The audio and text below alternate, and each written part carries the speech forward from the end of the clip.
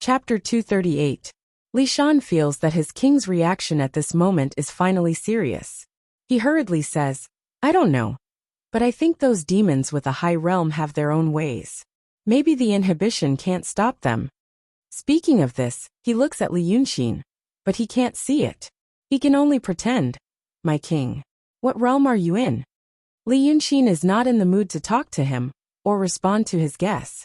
10th young master, Li Shan rarely leaves Dongting. So he only hears the name of Wei River Dragon King's 9th young master. Li Yunxin also says that he is Wei River Dragon King.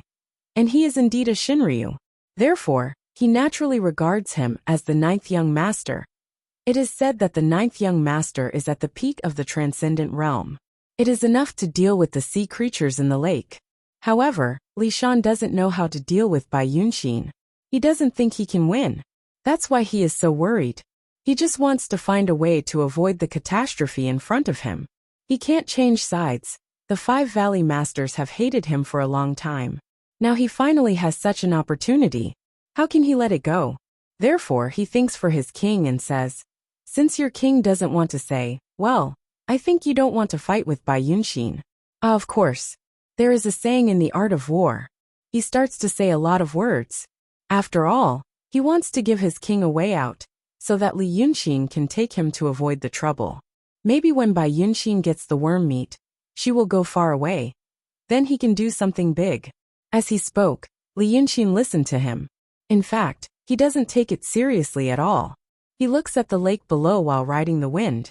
He is thinking about one thing. Is it a coincidence that Bai Yunxin comes at this moment?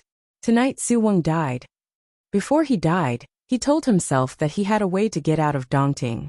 Then Bai Yunxin broke in. What Li Shan said about those with higher realms will have their own ways was complete bullshit. Bai Yunxin was in the true state, and so was he. He even knew the Taoist magic of the school of painting. Speaking only of technique and not strength, he was much better than that scary little beauty. He had racked his brains, but could not come up with an easy way to escape. This meant that there must be a key point that he did not understand, and it had little to do with his realm and strength. Besides, there was a precedent. When the Lord Dongting activated the seal, even Kuan Wuzi, who was at the mystical realm, could not enter. Then the Lord Dongting ran away. This meant that both Lord Dongting and Bai Yunxin had a solution. The method that Su Weng told him about to get out of this predicament might be related to Bai Yunxin.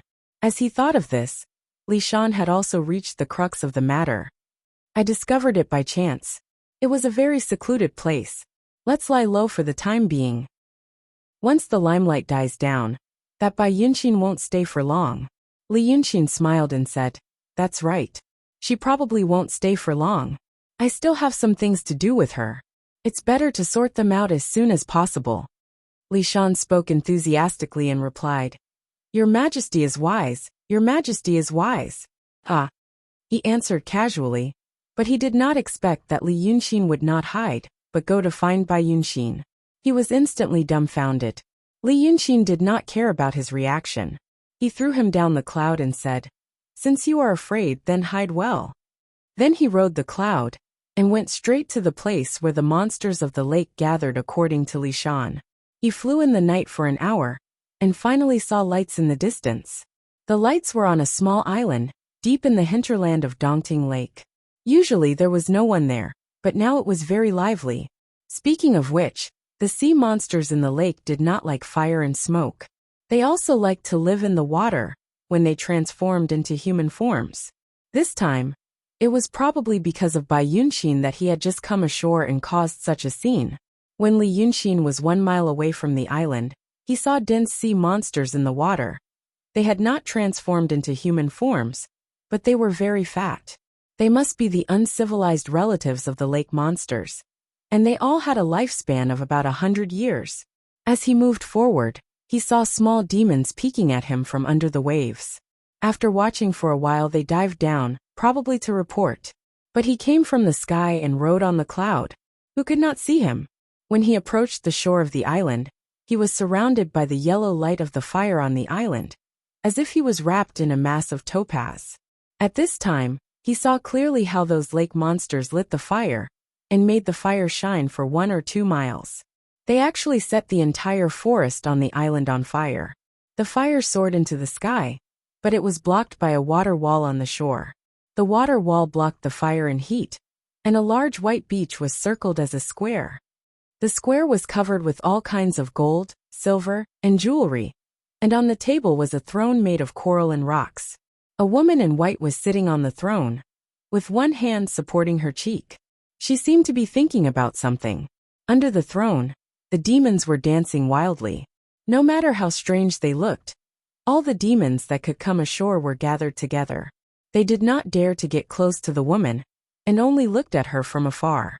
Some of them were praising, some were begging, some were whispering to each other, and some were fighting over small things. There were at least a few hundred of them, like a pot of boiling turbid water. When Li Yunxin got closer on her cloud, the fiendish demons all raised their heads. Most of them did not know who Li Yunxin was, but they should have heard about him. A big demon came to the lake. Because they had the support of Bai Yunxin, under the instigation of the Lake Valley Master and the Stream Master, they made a ruckus at him. Some of them bared their teeth like wild beasts, and some of them said some dirty things. But they did not understand human language, and their words did not make any sense. Li Yunxin did not care if they wanted to provoke him, so that he could find trouble with Bai Yunxin. He could not remember the last time he used this kind of simple and primitive plot. He just landed on the platform in front of the throne, stared at the woman, and let out a long breath. It was indeed Bai Yunxin, because when he landed, he saw that there was a black donkey behind the throne. The first time Li Yunxin saw her, she was riding this donkey. He did not know that it was a divine creature, but it was really just an ordinary donkey. Bai Yunxin had a young maid beside her. Li Yunxin remembered the scene where this maid ate the head of a Kinzo cultivator outside the Mrs. Sanhua temple.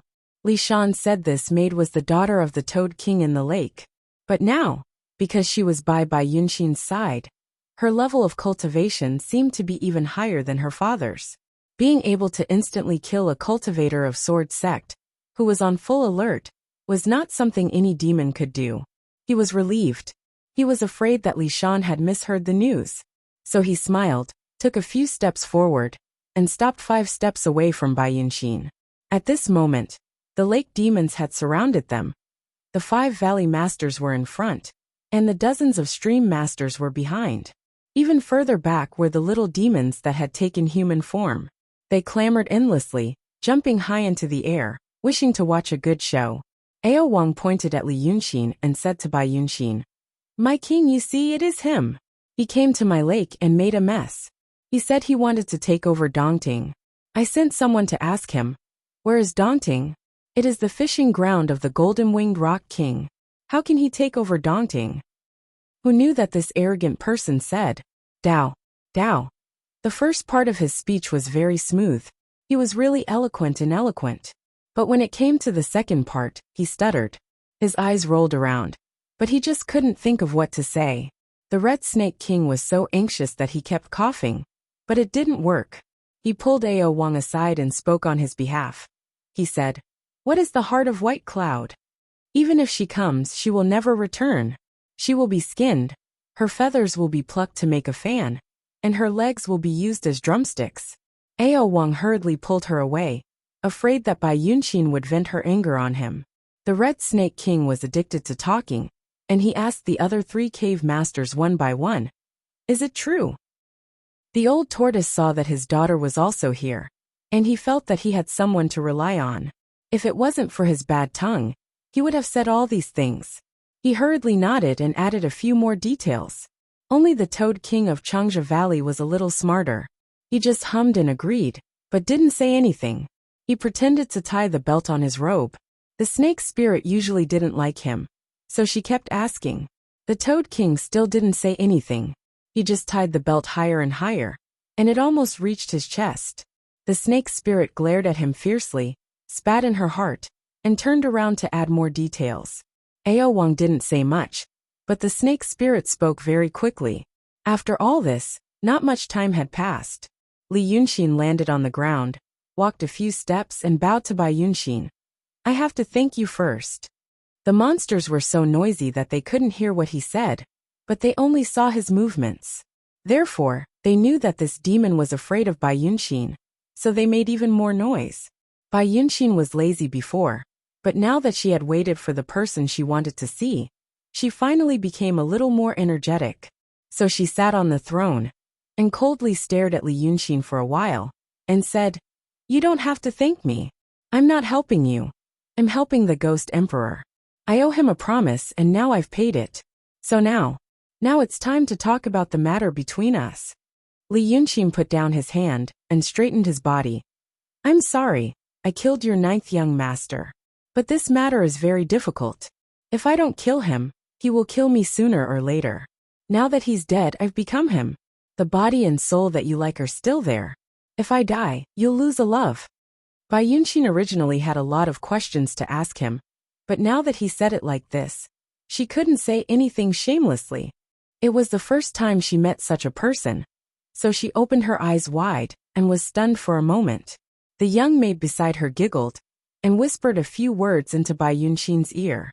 They looked like a pair of master and servant in the mortal world. But when Li and Bai were talking, the monsters couldn't hear it clearly, but they felt that it wasn't something good. So they were even more proud. Now that they saw the maid's action, they were stunned.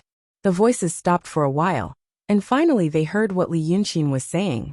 They saw him casually walk to Bai Yunxin's side, pick up a few trinkets on her throne, take a look, and then throw them away.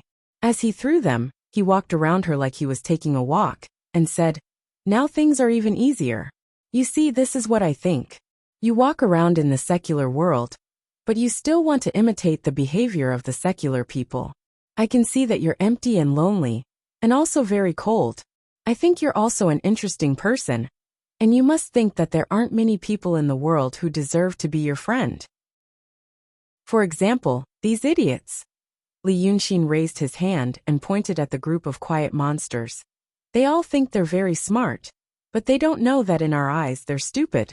To find me, you let them gather here, and you put up with their noise for so long. I feel sorry for you." After saying these words, he walked to Bai Yunxin's side and said softly, "Why do you hurt yourself like this?" Listen to the shameless things that the snake spirit had said, and she herself was so proud of herself. "Let's not talk about these things, and talk about us. Now I'm in the true state." Hearing his words, and seeing that Bai Yunxin didn't get angry, and didn't do anything, the monsters slowly felt that something was wrong. Now hearing Li Yunxin say that he was in the true state, they all knew what it meant, and they were all stunned. At this moment, even the stupid monsters understood that Li Yunxin seemed to have been in contact with Bai Yunxin in the past. But who would know about this? "I'm in the true state, and so are you. At this time, I'm not afraid of you, and I think it's not bad to be friends with you." Li Yunxin looked at her, but Bai Yunxin's face was wooden. Maybe she was too lazy to make an expression, or she knew what expression to make. Li Yunxin thought it was the latter. "In the past, the 9th young master wanted to be friends with me, but in fact, he only wanted to treat me as a plaything. He didn't realize it, and it's very sad. This is the limitation of class. Now I'm not a plaything anymore, and I can finally talk to you like this." Li Yunxin said this but paused a little. There were a few words that he wanted to blurt out, just like what he had said to Ling Kongzi and Red Madam before. However, there was a sudden stuffy feeling in his heart, and he forcibly suppressed the words in his throat. Seeing her miss didn't say anything, the maid hurriedly said it for her. She looked at Li Yunxin with the terrible naive and pure expression that only monsters had, and said with a smile, "So, you've done all these things just to be worthy of my miss, and to be friends with her?" In the past, Li Yunxin would probably answer her calmly, and then say a lot of sweet words to coax her. He could even try to use the environment here to do some good things. The fire behind the water wall was bright and dim, and it was the most suitable to use words to confuse the mind. However, he continued to be stunned for 2 breaths, and then sighed with a smile. "Not really. It's just the situation. I used to be a human, and I didn't dare to make friends with monsters." Hearing his words, the maid pouted. But Li Yunxin felt the stuffy feeling in his chest was gone. He felt much better. "Now I'm still a monster. Bai Yunxin stood up from the throne, took 2 steps, and turned to look at Li Yunxin. So am I. Li Yunxin smiled and spread out his hands. I have the body of a monster and the brain of a human. You can't find a better friend than me. Besides, the world is going to be in chaos, and one more friend means one more way. Bai Yunxin didn't say anything, and looked at him with her head tilted like a bird, as if she was making a decision. Li Yunxin made the decision for her. He smiled affectionately. There's nothing to be shy about. You liked me the first time we met, and then you helped me when you learned that I killed the 9th young master. You still kept your promise, but it doesn't mean that you can't kill me by helping him. You're not angry with me anymore. And the current situation is perfect for you. You're just a little upset, but you're really like a lady in a boudoir. I think it's interesting. Moreover, you helped me gather all these demons together. First, you can say that you're trying to scare me, and second, you're trying to be nice to me. You're just a little girl's little thoughts. You're really cute. As he said this, he took 2 steps forward and waved his hand casually. The powerful demonic power of the true state great demon pierced into the crowd. The first one was the Red Snake King, who turned into a cloud of blood mist in the blink of an eye. Then the group of little demons behind her, who didn't know what happened, were scattered all over the ground. With just one sentence, Li Yunxin plowed a path of blood among the demons. And he didn't even look at them. He just smiled gently at Bai Yunxin and shook his head. She said a lot of bad things about you just now. I don't like it.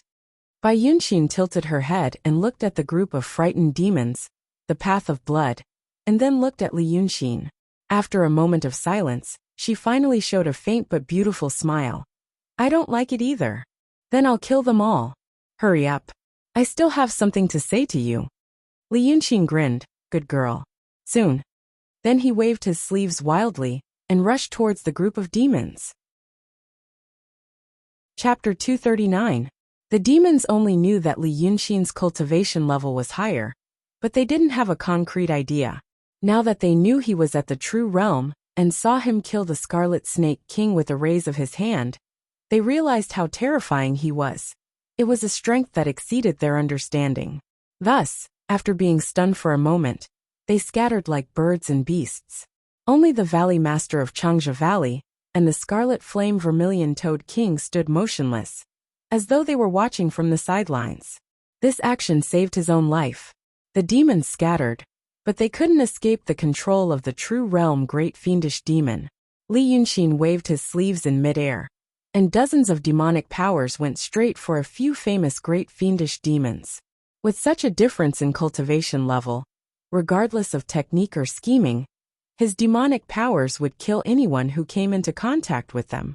His demonic power killed anyone who came into contact with it. In just 2 breaths of time, those valley masters and stream masters were all killed by him. Those little demons were also thrown into the water like dumplings. After a while they disappeared. 15 minutes ago, the island was still bright and bustling. It was still bright now, but these 2 words had to be said separately.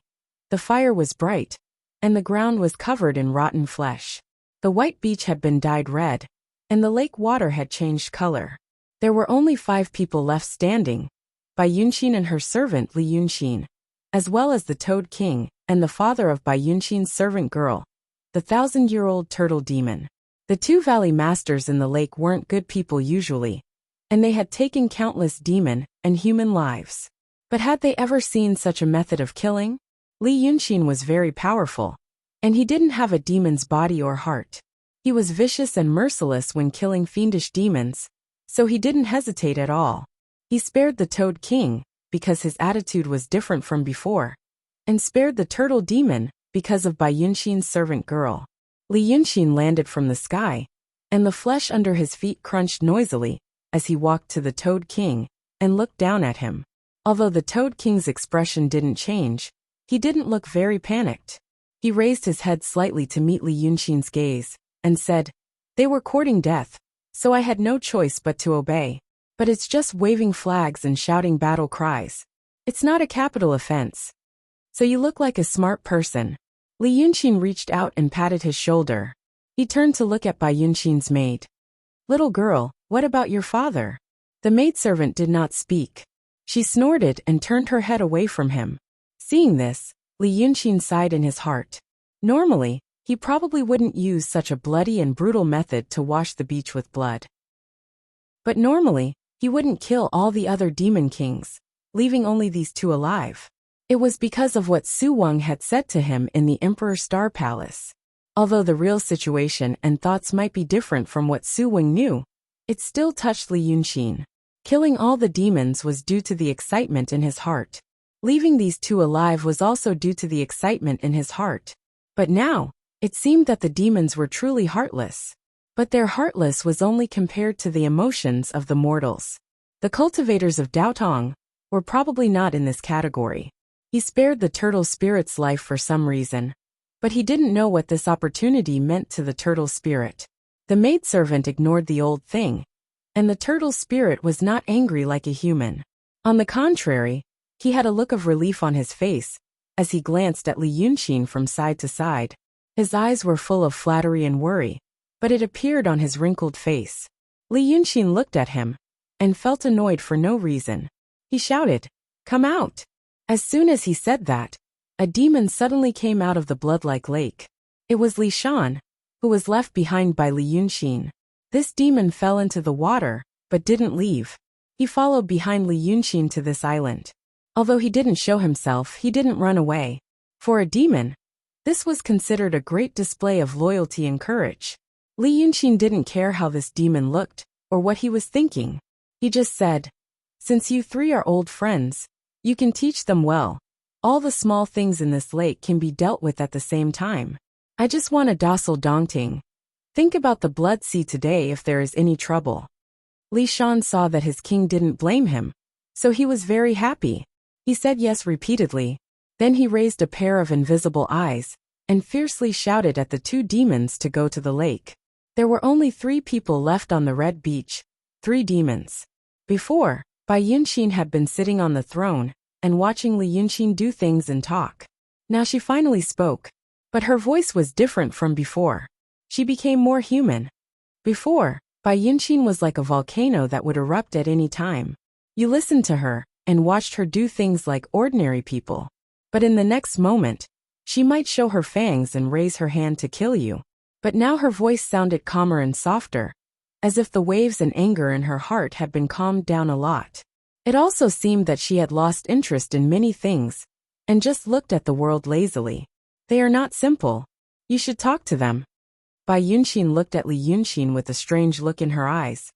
I knew you were not simple, but I didn't expect you to be so complicated. It's just boring. Li Yunqin thought about her words for a while. You mean they may have something to do with the dragon soul in this lake? Besides, he couldn't think of anything else that could make Bai Yunqin, a demon in the real realm, feel not simple. Yes, but you don't have to worry about it. You won't have to worry about it soon. She paused and tilted her head to look at Li Yunqin. Li Yunqin realized that this temperamental true state demon seemed to be hiding something in his heart, so she waited quietly. It was probably related to the sentence, "You are also boring." The little maid stood beside Bai Yunqin and didn't say anything under the firelight. The little black donkey stood behind the throne for a while and felt bored. It lowered its head and sniffed the sand. But there was no grass. It smelled some flesh and blood that splashed on it. It licked it with its tongue and slowly ate it. Then Bai Yunqin sighed. Why do you want to be a demon? Isn't it good to be alive? Li Yunqin thought for a while. What happened? Bai Yunqin stood up. Her real body was probably a crane. It was known for its slender elegance. Therefore, her human body was also longer. She wore a white dress and walked slowly on the bloody beach. She put her hands behind her and lowered her head. She looked like an ordinary girl walking in the night wind. She walked a few steps and turned to look at Li Yunqin. I'm the adopted daughter of King Rock. Do you know that? Li Yunqin walked slowly to her and walked side by side with her on the beach. I know. Daotong is going to war with demons. Bai Yunqin looked at Li Yunqin slightly.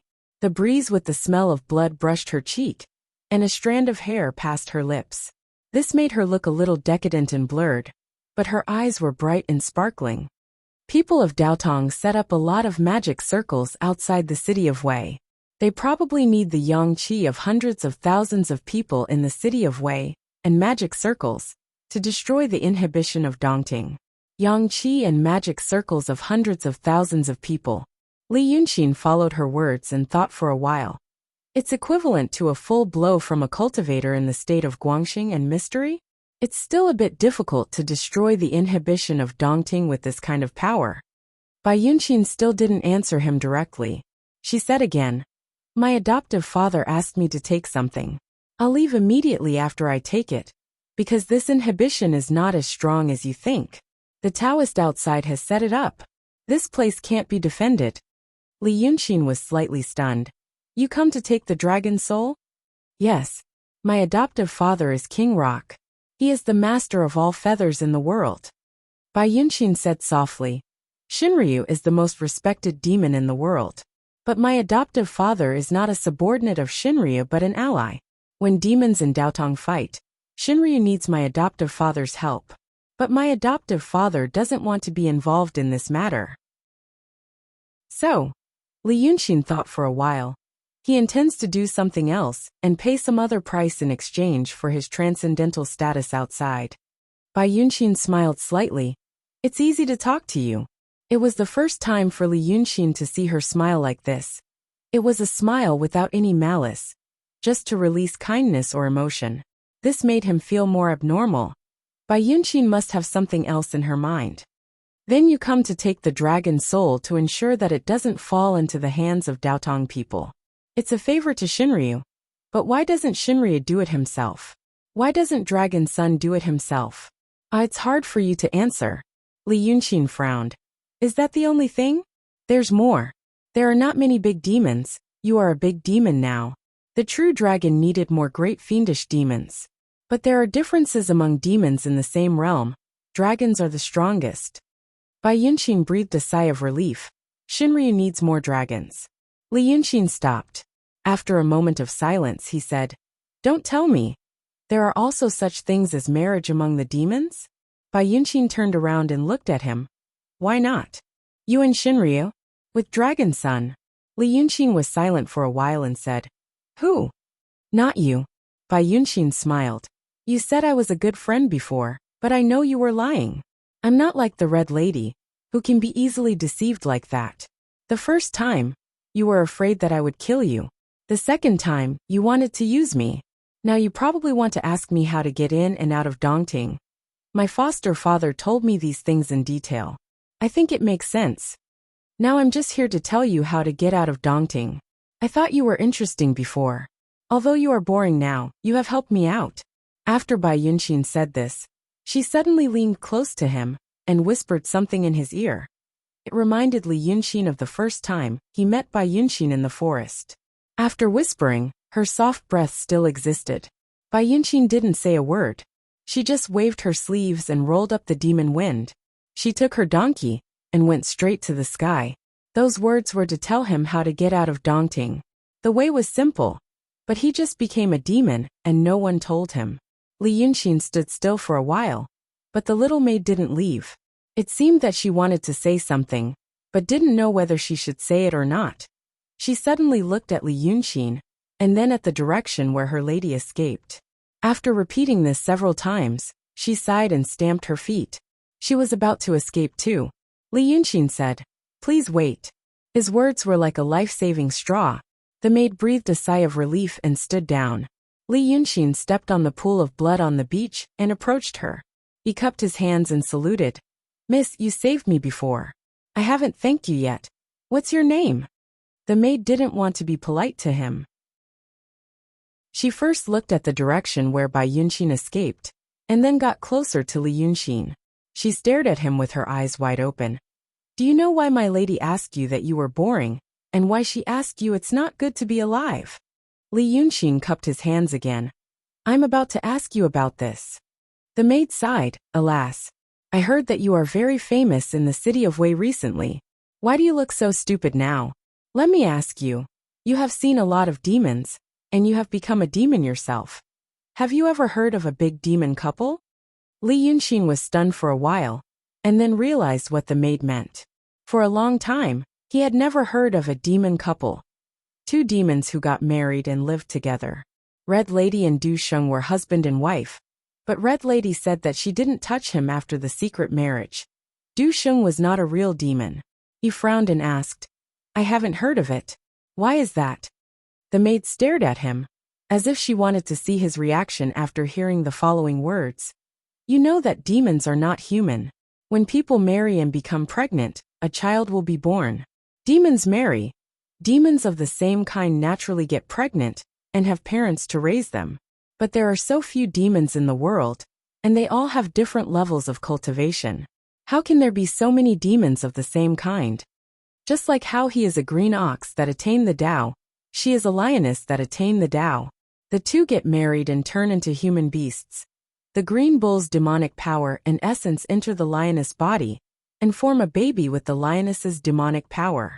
But the baby is neither a green bull nor a lioness. We only know that it is a demon fetus. Who knows where it comes from? Such a thing must collide with the demonic power of the lioness. The bigger the demon fetus grows, the weaker its mother will be. The day it's born will be the day of its mother's death. Are you listening or not? The maid couldn't help but be anxious when she said this, because she looked at Li Yunxin as she spoke, but found that his expression was calm, and she couldn't see any emotional fluctuation. After a while, she saw Li Yunxin take a step back and said softly, Oh, so that's it. This kind of thing. No wonder your miss is too shy to talk about it. Seeing him like this, the maid was disappointed in her heart. Hearing him say this, he added 3 more points. In the end, he revealed his true nature as a demon and became angry. She suddenly raised her eyebrows. Li Yunxin, you're really something. She didn't know what to say after saying this. After a long time, she said, Do you think my miss wants to say it but doesn't want to say it? Bah, she doesn't want to say it. I thought you were a human and had a conscience, so I told you. Li Yunxin laughed. Conscience? How can a demon have a conscience? After saying this, the maid was finally completely disappointed. She seemed to want to kill Li Yunxin according to her temper, but she knew she was no match for him. She wanted to scold him, but she felt that she would be a joke if she got angry at this kind of person. Her heart was mixed with emotions, and she actually cried. 2 big tears fell into the pool of blood. She stomped her feet and followed her miss. Only Li Yunxin was left in the same place. Against the sky full of fire, he gradually frowned. Chapter 240. He thinks quietly for a moment and doesn't say anything. He just stands up again and goes straight to Mount June. He lands in the middle of the mountain at the square of the nave and goes straight to the west. The east side of the square is a cliff, and the west side is a green forest. There are rockery pavilions in the middle, and few people go there. He walks into the forest and doesn't rush to do business. Instead, he takes out some paper and a magic brush from his folding fan. Both Daotong and the School of Painting need these 2 things. However, it doesn't mean that they can't use their skills without them. Usually, some small skills only need hand gestures and incantations. When they fight, they usually burn the written and painted magic figures. When they really need to use paper and brush, it is during the preparation before the war, and when they set up the magic circle. Li Yunxin has the body of a demon dragon, and is extremely powerful. Usually, he can solve many problems with only brute force. Therefore, these days, he doesn't even realize that the skills of the School of Painting are slowly becoming useless. Now he takes out these things again, spreads the paper in the air, and holds the magic brush to paint. Only then does he realize that his breath is a little bit blocked when he writes. His thoughts are not as smooth as before. Thinking about it carefully, he almost hasn't had a good rest these days. His parents taught him the art of cultivation.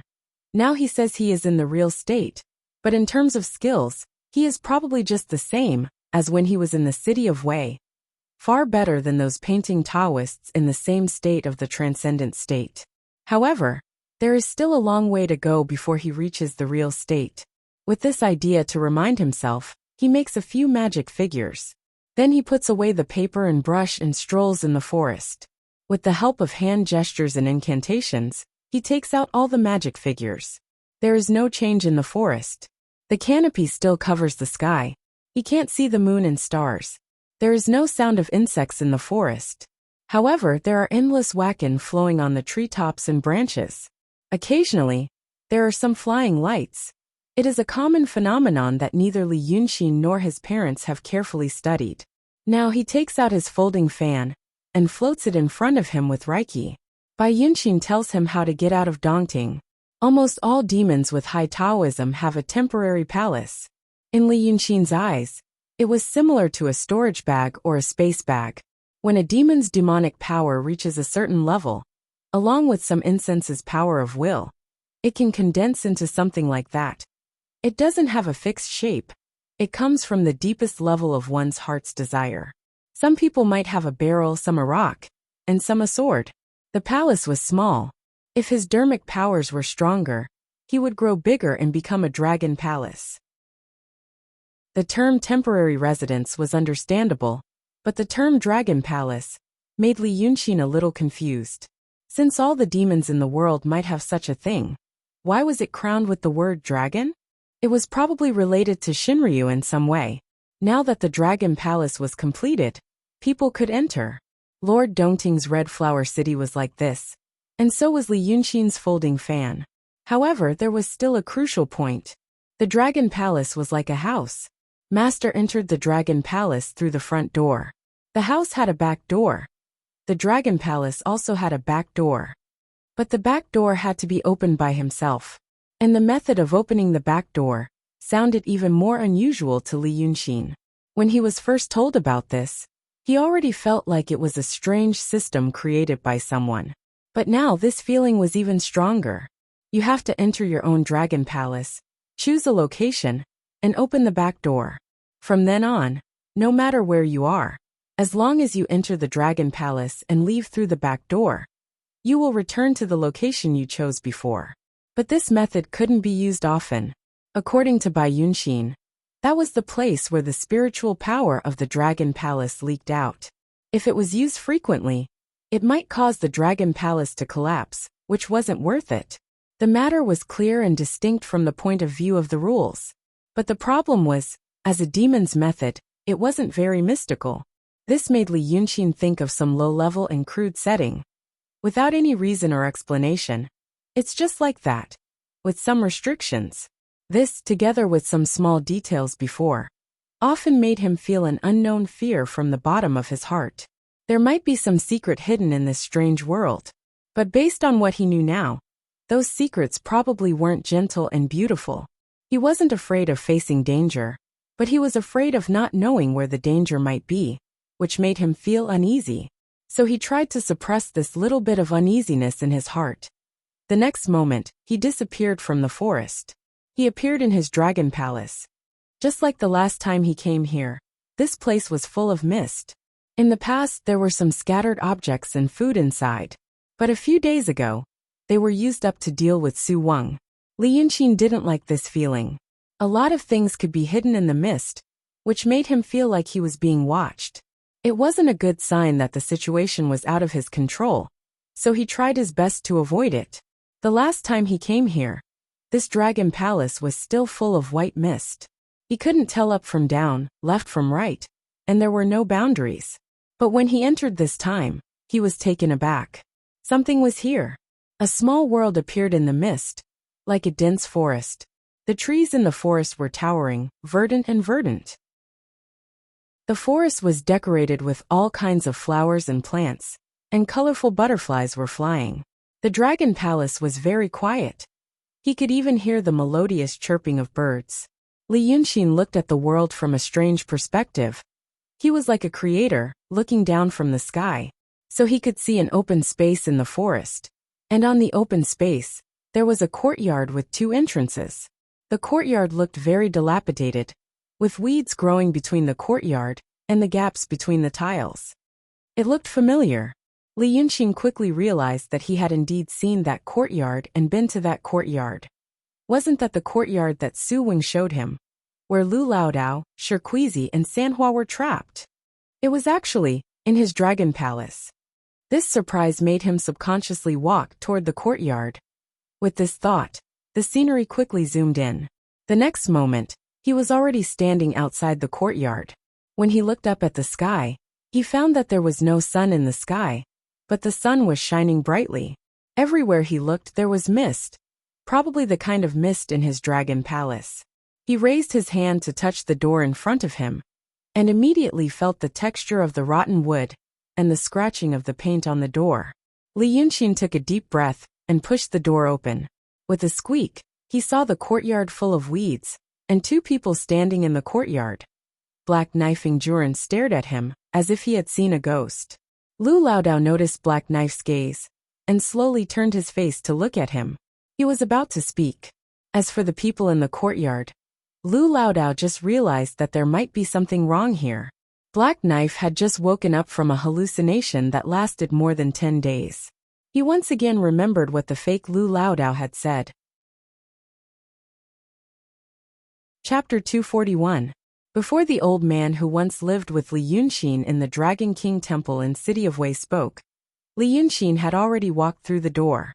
Just like when he was in City of Wei, he pushed open the door and came back from the street at dusk. He did certain things and met certain people. Lu Laodao did not know what he was planning, but he did not ask. He only told him how much sesame oil money was spent today, and which old woman came to ask if he had a sweetheart. A smile appeared on his face as he walked into the courtyard. He stared at old Taoist Lu, and looked at him carefully and seriously. He let out a long breath. Good. It's me now and you're you. I'm here to take you out. He and Lu Laodao had not been apart for more than a month, but he felt that a lot of time had passed. However, neither of them liked to express their emotions, so they were calmer when they met each other, as if they had already expected this situation. But there were always people who were not calm enough. Juren, the Black Knife, rushed forward and stared at Li Yunxin. I've brought him here. But we lost some more. He immediately felt sorry. He first looked behind Li Yunxin, and then looked around at the people in the courtyard. Do you know something strange happened? You're a person who knows Taoism. Can you tell me what's going on? Juren's behavior was abrupt and abnormal. The expression on his face did not look like that of an ordinary person either. It was more like something went wrong in his practice, or something was wrong with his brain. Li Yunxin slightly frowned and looked at Lu Laodao. Lu Laodao went forward and comforted Juren with a few words, then briefly told Li Yunxin what had just happened.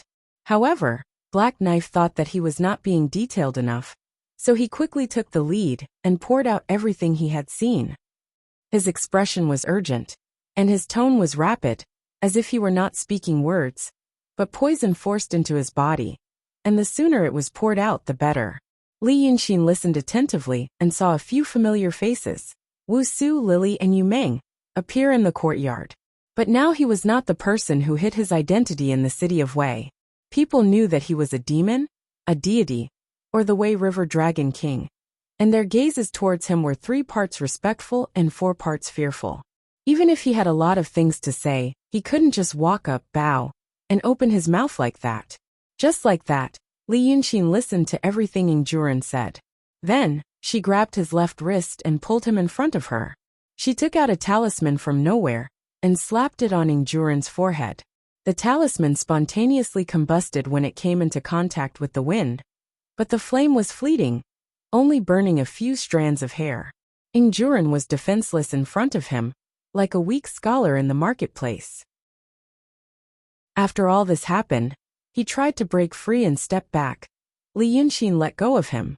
Then he said, "Someone planted something in your spiritual consciousness, so that you could pass it to me. Now I've helped you remove it, otherwise you would go crazy. Think again the appearance of the old man. Is it like this?" He raised his hand and drew in the air, and a lifelike figure appeared in the air. Juren had no time to be amazed by this magical ability. He just stared at it and said, "Yes." Li Yunxin was silent for a while, then nodded slightly, "Su Wang." After a while he said, "What a great ability." Su Wang sent these people into his dragon palace, and even opened a back door for his dragon palace. Lu Laodao, Sanhua, and even Juren came in through the back door. This kind of thing was like opening the door at night, and coming home to find that the house was full of beautiful gifts. And at the same time, the back door was opened. The gifts were not lost, and there was even a surprise. But for a normal person, there was only surprise without joy. In Li Yunxin's eyes, this kind of thing was like a demonstration. After all, a demon's temporary imperial residence, the Dragon Palace, was the most secretive place. Logically, no one should be able to break in. Lu Laodao realized that something was wrong, so he came closer and asked in a low voice, "What's wrong?" Li Yunxin thought again, then said, "The door was broken into." At this moment, he had already walked into the courtyard, and the door was open behind him. The people in the courtyard didn't know what he meant by, "The door was broken into," but after hearing Ying Ju Rant's words, they all thought that Black Saber's cultivation had gone awry, and he had fallen into qi deviation, or was hallucinating. But now, seeing Li Yunxin's attitude, they knew that what Black Knife said might be true. For a moment, they were a little anxious, not knowing what other unimaginable things would happen in this unimaginable world. But there was no more unimaginable things. After saying this, Li Yunxin turned around and walked out through the door again. Then he stood outside the door and waved at them, saying softly, "Come out." The people did not know why or where he was going. But Lu Laodao was the first to step out of the door. When they were in the courtyard, the sky was bright. Although they did not know where the sunlight came from, it was at least a sunny day. But now, as soon as they stepped out of this dilapidated courtyard, it was pitch black in front of them. Lu Laodao subconsciously grabbed Brother Xian's sleeve, and it took him a while to adapt to the darkness. After a while, he found that the world was not completely dark. He was in a forest, and there were light spots like fireflies flowing on the leaves. He felt the moist wind, and there was a slight fishy smell in the wind. Li Yunxin smiled and said, "It's Mount June. There's a restriction formation blocking it, so it's safe." When he said this, Madame Gong slowly walked out, but Li Yunxin still said to Lu Laodao, "There's another person on Mount June, Red Lady. Maybe Bai Yunxin will also come. Red Lady, you've heard me talk about her. In a moment, you go down the stairs to the front hall at the corner of the mountain. But there's nothing in there. You guys think of a way. Don't eat the fish, and do whatever you want." He was telling them something. Hearing this, Lu Laodao was a little flustered, but he didn't let go of his sleeve. "Brother Xian, what about you?" When they walked out and looked back, they could no longer see the courtyard and the world. There was nothing in the forest. In fact, they walked out of Li Yunxin's folding fan. At this moment, Li Yunxin also looked at the folding fan in his hand, and then looked up at the west side of the forest. The west side was close to the square in front of the Ziwei Palace. He saw someone standing in the forest. That should be Red Lady. The princess in the lake didn't seem to care too much about the arrival of these people. But of course, she didn't welcome them either. He and Red Lady looked at each other for a while in the dark forest, and then he turned to Lu Laodao and said, "I'll go out and have a look. I'll be back soon." He said this a little loudly, so the person in the west should have heard him. So that person slowly walked away. Then, Li Yunxin waved the folding fan in his hand. He disappeared into thin air. Chapter 242. He only says go out and have a look. Others probably think he is going to the lake or outside Mount June. But when he shows up again, he is already in another forest. More than 10 days ago, Ingjuren and Yu Meng were thrown into the fog here and entered his dragon palace. The rat and the rabbit only think it is an inhibition, so they wander outside. They don't know that if they also went in, they can reunite now. Someone opened the back door of his dragon palace here. That person is Su Wang. What a great ability. Li Yunxin sighs again in such a deep night. Since a long time ago, Bai Yanjun has expressed something similar to him. Some people are helping him. But that kind of help was not entirely out of unwarranted kindness. They are more like giving a person or some people some conditions and convenience to see how far they can go. Su Wang also shows the same idea. But they are all different. Li Yunxin doesn't know what kind of connection can bring them together, let alone what their purpose is. All he can do is to make use of those things to survive and strengthen himself as much as possible, hoping from a possible chess piece to a decision maker who can see the whole situation. A few days ago, he was trapped in Dongting and didn't know how to solve the dangerous situation in front of him.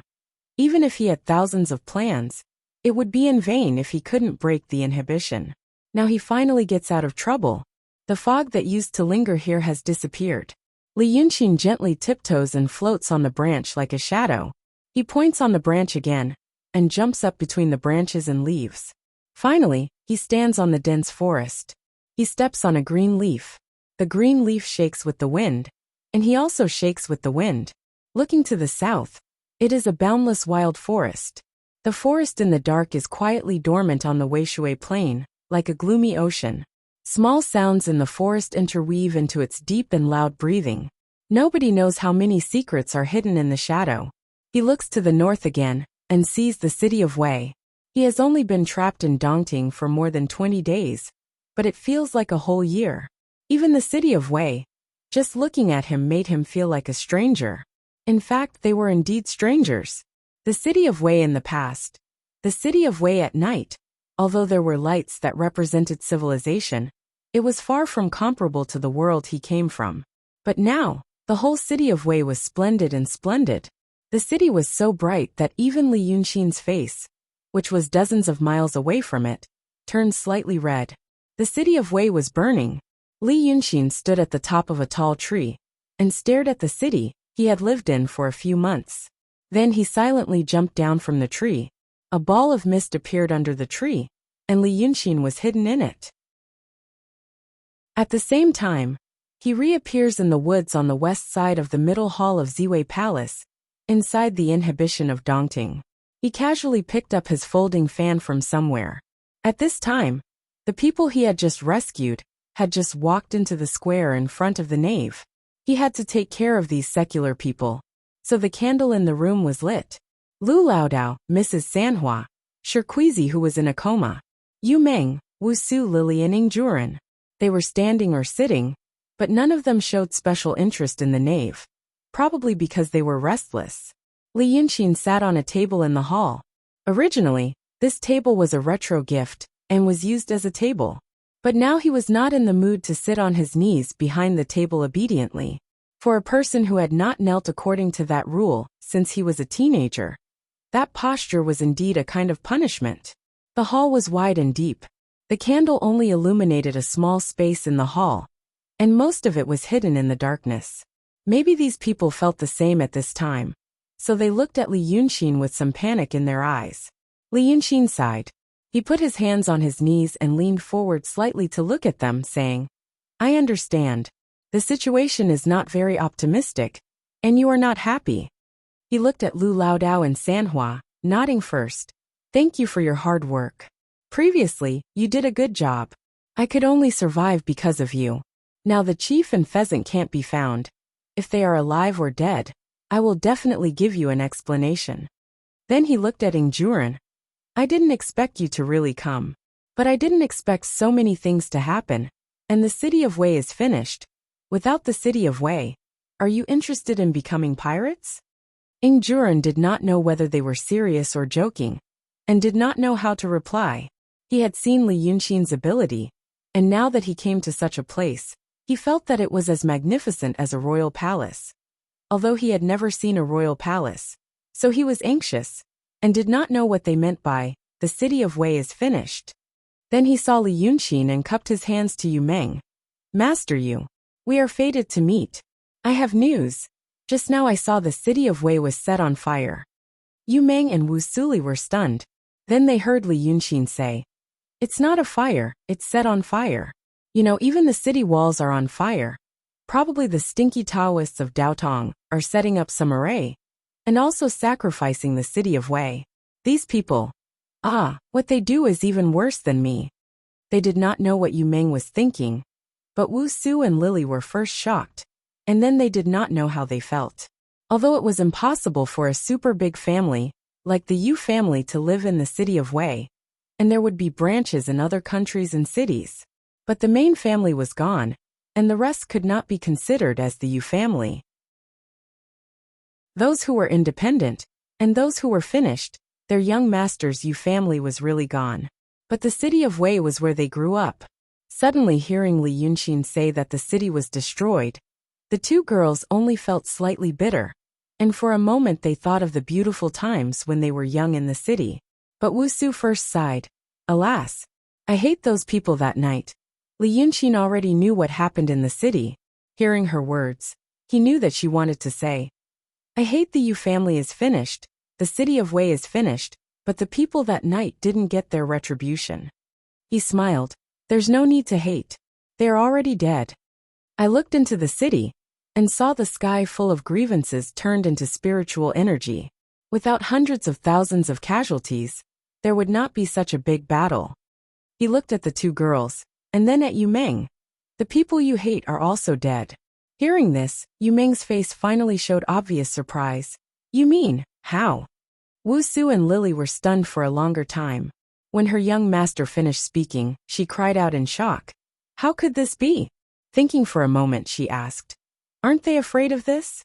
Li Yunqin did not answer this question, but stood up and paced a few steps. Then he asked, Master Yu, now that things have come to this, what are your plans? Yu Meng had always been in low spirits, and seemed to have no interest in anything. When she first met Li Yunqin, she was a completely different person. Hearing Li Yunqin's question, she slowly raised her head, looked at him for a while, and said, I just want to know, that day when I saved you by the roadside, and then brought you into the city, did you deliberately harm my family? Li Yunqin thought for a moment. I didn't mean to harm your family. Wuxia and Lily frowned, and wanted to ask further. But Li Yunqin continued. For example, your family does business and sells cloth. You want to go to the city of Hun to monopolize the market, so you want to take over a few big shops, and then lower the prices, so that the small shops either go bankrupt or invest. In the end, you might even be kind enough to help those bankrupt merchants. At least you didn't force them to a dead end. For those small merchants, you didn't mean to harm them. He looked at Yu Meng. You should know, if you think about how they will live when you do things, what they will eat and wear in the future, you won't succeed. Hearing this, Wuxia and Lily frowned even more. They wanted to question him again, but he continued to speak. He even smiled. But that's not what I want to say. In this case, the Yu family is me. You want to monopolize the market. That's what I want to do in the city of Wei. But your family can't compete with those small shops. As for you, you are the smaller peddlers and pawns who relied on those small shops to survive after they went bankrupt. Chapter 243. Then your family had that kind of thing happen. You all started to feel that it was unbelievable. At that time, did you ever think of going to the capital to find some noblemen to help you? Li Yunqin looked at Yu Meng and shook his head. I don't think so. Because they knew the noblemen in the capital probably couldn't help. They were immortals. But you still didn't expect that they didn't even care about the people in the city of Weicheng. Just like what you want to ask, how could they not care? How could they do that? But these questions are very unreasonable. Li Yunqin was silent for a while. There is no justice in the world now. To you, justice is in the court. But the court is supported by people from Daotong and Kinzhou. Now the immortals don't care about justice. What can the court do? So you see, something happened in the city of Weicheng. The magistrate of the Zhao family ran away. The court didn't send anyone to help. Because they knew it was Daotong and Kinzhou's business, they didn't dare to interfere. Now that the city is destroyed, they also don't dare to interfere. Because Daotong and Kinzhou want to protect the people. And now, so many people of the world were being sacrificed. This must be for the sake of protecting the people of the world. This kind of thing. Li Yunqin shook his head slightly. The more people die, the more righteous it is. Because in your hearts, the authority of the emperor will not do evil. And in the hearts of the emperors, the highest authority of Daotong will not do evil. Whether they are willing or not. Once evil is committed, the perpetrator will be the victim. Do you understand what I'm saying? Wuxia and Lily didn't quite understand the meaning of Li Yunqin's words, and didn't know what to say. Ing Juren felt he understood a little, but the truth and logic was so scary that he felt hopeless, and didn't know what to say. Only Yu Meng seemed to understand. He looked at Li Yunqin and pondered for a long time before asking. In that case, if we help you in the future, we will be doing something of the greatest importance. His words made Li Yunqin smile. It was a smile that came from the bottom of his heart. a smile that came when he saw a smart person. It's the biggest thing. Li Yunxin let out a sigh of relief. It's the biggest thing in the world of immortals. I'm considered an immortal now. Now they were going against Dao Dong. In this world, you will not find a more brilliant, more powerful opponent. There is no justice or justice in this world for your family's matters. If you work for me in the future, you will be going against the justice and justice of the world. If you don't have it, you can try to rob it like this. If I can't get it, there's nothing. Only if we can snatch it will we have an explanation. But what is more important is that this is more frightening than anything else. Because all your grievances, sufferings, injustices, and bullying, you can't find anything to rely on. You don't even have anything to rely on. Because you are going against the laws of this world. Yu Meng listened to Li Yunxin in a daze. After listening, he pondered for a while, as if he was making a serious decision. Then he said, "People like us are at our wits' end. My father was killed by Dao Dong. In the future, we will be in danger wherever we go. We won't be able to live a peaceful life anymore." Then he looked at Ingjuran. "This Black Blade hero, I guess you didn't live a happy life in the past. As the saying goes, seeking wealth comes from taking risks. If I want to follow you, I won't be surprised. But you are such a powerful person. It's not impossible for you to live a happy life by hiding your identity. Why do you want to do such a dangerous thing?" Ingjuran snorted in a low voice and raised his eyebrows. But he didn't refute Yu Meng's words. No one in the world could refute the evaluation of the Yu family of living a happy life. Unexpectedly, Li Yunxin suddenly laughed out loud. His laughter almost made the table tremble. He laughed for a while and then said, "Live a happy life? What kind of happy life are you talking about?" Li Yunxin seemed to be talking about a very funny thing. Traveling around the world with beautiful women is your happy life. But in my opinion, the most educated and reasonable women here don't even have the common sense of a primary school student. There are some interesting demons, but do you expect them to hide their identity like me? Scenery? The scenery in the world is not strange or magnificent in my eyes. Knowledge? It's still the same. Maybe something that a primary school student said casually is enough for you to take hundreds or thousands of years of science and technology seriously. Not to mention movies, TV games, sports, popular songs, the sky and the universe. In fact, I have always wondered, those people who went to ancient times to get married and have children, wouldn't the feeling of falling behind in their hearts drive them crazy? How can I put myself in their shoes and feel at ease? Now I finally know. I can't put myself in their shoes and feel at ease. So in this world, in this boring world, for me, what else is there that is really unknown and new? Li Yunxin spread his hands. Cultivation. Gods, demons, wild and unconstrained. These are the only reasons why I don't go crazy in this world. If I really hide my identity and live a happy life in your way, I might as well die. Yu Meng didn't really understand what he said, but Lu Laodao understood most of it. Lao Dao had been listening to Brother Xian talking to them. He was still listening now, but he felt he understood him better. The world he used to live in. Our world? Yu Meng frowned. What does that mean? Those words just now seemed to pour out Li Yunxin's passion. At this moment, he became uninterested again. So he just smiled. It's like you have lived at home for more than 10 years. And now you suddenly have to go to the countryside to spend the rest of your life. Would you like that? Yu Meng thought for a while. If I can get my revenge. Do you know the life in the countryside? Li Yunxin laughed. It's the life in the countryside, not the life of a country gentleman. You only light the oil lamp during festivals. You work at sunrise and rest at sunset. You don't have 3 meals a day. And you only have 1 set of clothes every year. No one talks about martial arts and literature with you. And no one talks about history and romance with you. You just have to spend the rest of your life alone in a mud house. Would you like that? Brother Xian, look at this place. Is it really like this? Lu Laodao couldn't help but sigh in his heart. He never thought that the prosperous world in his heart was such a terrible and destitute life in Li Yunxin's eyes. Yu Meng was stunned at first, then he frowned. Is the world really like this in your eyes? If you really think it's so unbearable, maybe only the reincarnation of a deva would have such a thought. He wasn't being sarcastic, but he could only find such an appropriate analogy. Unexpectedly, Li Yunxin smiled. Just take it as it is. Everyone was stunned by his attitude. If it was an ordinary secular person who said this, everyone would think it was a joke and was pretending to be profound. But for a person like Li Yunxin to say this, no one knew if it was true or not. Li Yunxin finished speaking and sat down again, waiting for Yu Meng's reply.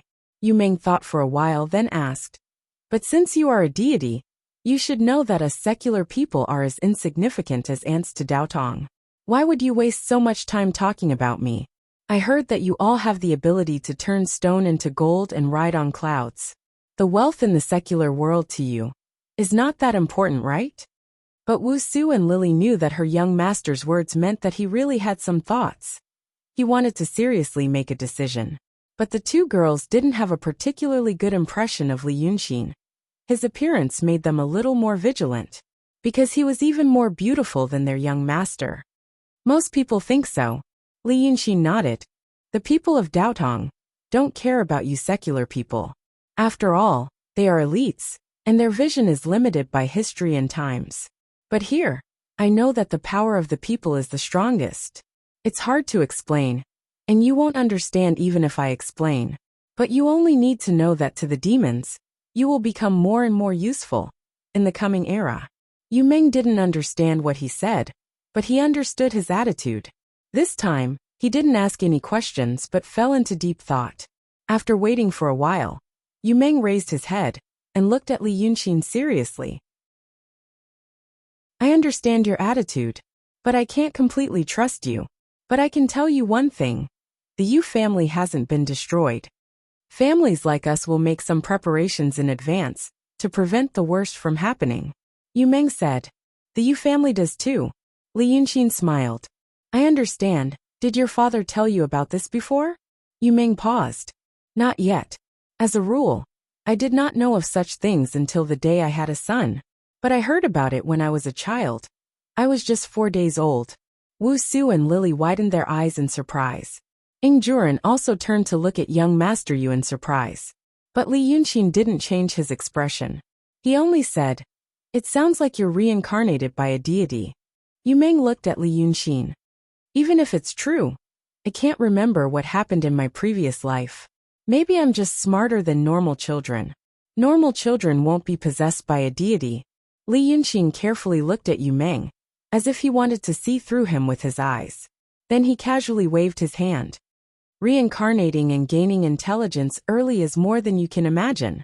It's just that you don't know. Let's not talk about these things, then what? Then I want to leave this place and use all the manpower and resources." Yu Meng said in a deep voice. "It might take a long time, but it's also a good time to walk around and think about whether I should help you or not." "Okay." Li Yunxin agreed without hesitation. Then he thought for a while. "Just a casual question. You're different from before. Is it because you were pretending before? Or because you suddenly gained intelligence recently?" "One thing," Yu Meng said stiffly. Li Yunxin smiled. "Then please, I want to talk to my people about something private." Chapter 244. Yu Meng was stunned for a moment. The Yu family seldom talked with people in such a direct way, not to mention driving people out immediately after the discussion. But he didn't expect that Li Yunxin was more wicked than he thought.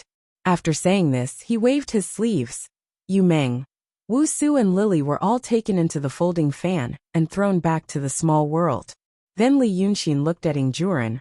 "What's your plan from now on?" Ingjuren was still in a daze because of the scene just now. Now hearing his question, he hurriedly said, "Well, a gentleman's word." "Okay. Then you are one of us." Li Yunxin waved his hand casually. "Then let's talk business. Come in." The last sentence was said without any rhyme or reason. But as soon as he said that, they heard a sound. A woman in red leisurely walked in. Her clothes fluttered in the void even though there was no wind. She looked like a water god. It was Hong Nyangzi. They hadn't seen her before, but Li Yunxin had seen her a lot. After all, it was the old residence of the Lord Dongting. He didn't mind Hong Nyangzi eavesdropping. Maybe this was the task that the Lord Dongting left for her. Who could guess the thoughts of a fiendish demon? This is Hong Nyangzi. Her father is the Lord Dongting. She is on the same boat with us. Li Yunxin paused and his face became serious. When I told you about the situation outside the city of Wei, I made it easy. But the fact is, we have to be ready in 15 days at most. Dongting should be finished. Among these people, Lu Laodao knew Li Yunxin's speaking habits best. He was used to understating serious things. And once he really started to worry about something, it meant that it was indeed a big thing. So he took a deep breath and listened to Li Yunxin carefully. The sect master of the Langyi cave is also in the city of Wei. It is said that the sect master Kuan Wuzi is someone who has a say in front of the two sages. Now the city of Wei was massacred in front of his eyes. The hundreds of thousands of people in the city were all dead. This shows that this is Dao Dong's attitude. Li Yunxin spoke very quickly, as if he was cherishing every minute and second. City of Wei is a big city, not a remote place. The massacre here shows that Dao Dong cares about the things in Dongting very much. I took a look at the tactical matrix outside the city of Wei for a while, together with the mirror-like small magic circle outside the city you mentioned before. According to the operation of Reiki, it should be very powerful, and can break the inhibition of Dongting with one blow. I previously speculated that Dao Dong wanted to use the dragon soul to declare war on the fiendish demons. It seemed that he had really made up his mind. I must have been marked there. After the inhibition is broken, I will probably be the first sacrifice. Li Yunxin thought for a while. We definitely can't sit still and wait for death. We have to run.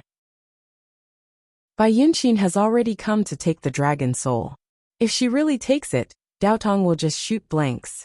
But even if we can escape from Dongting, we may not be able to escape the pursuit. There may be a long distance and a long time between the city of Wei and the place we may find. So you guys brainstorm and tell me what to do. He said brainstorm, but in fact, he only looked at Lu Laodao. Ing Juren may be a talented general, but he doesn't know these strange things.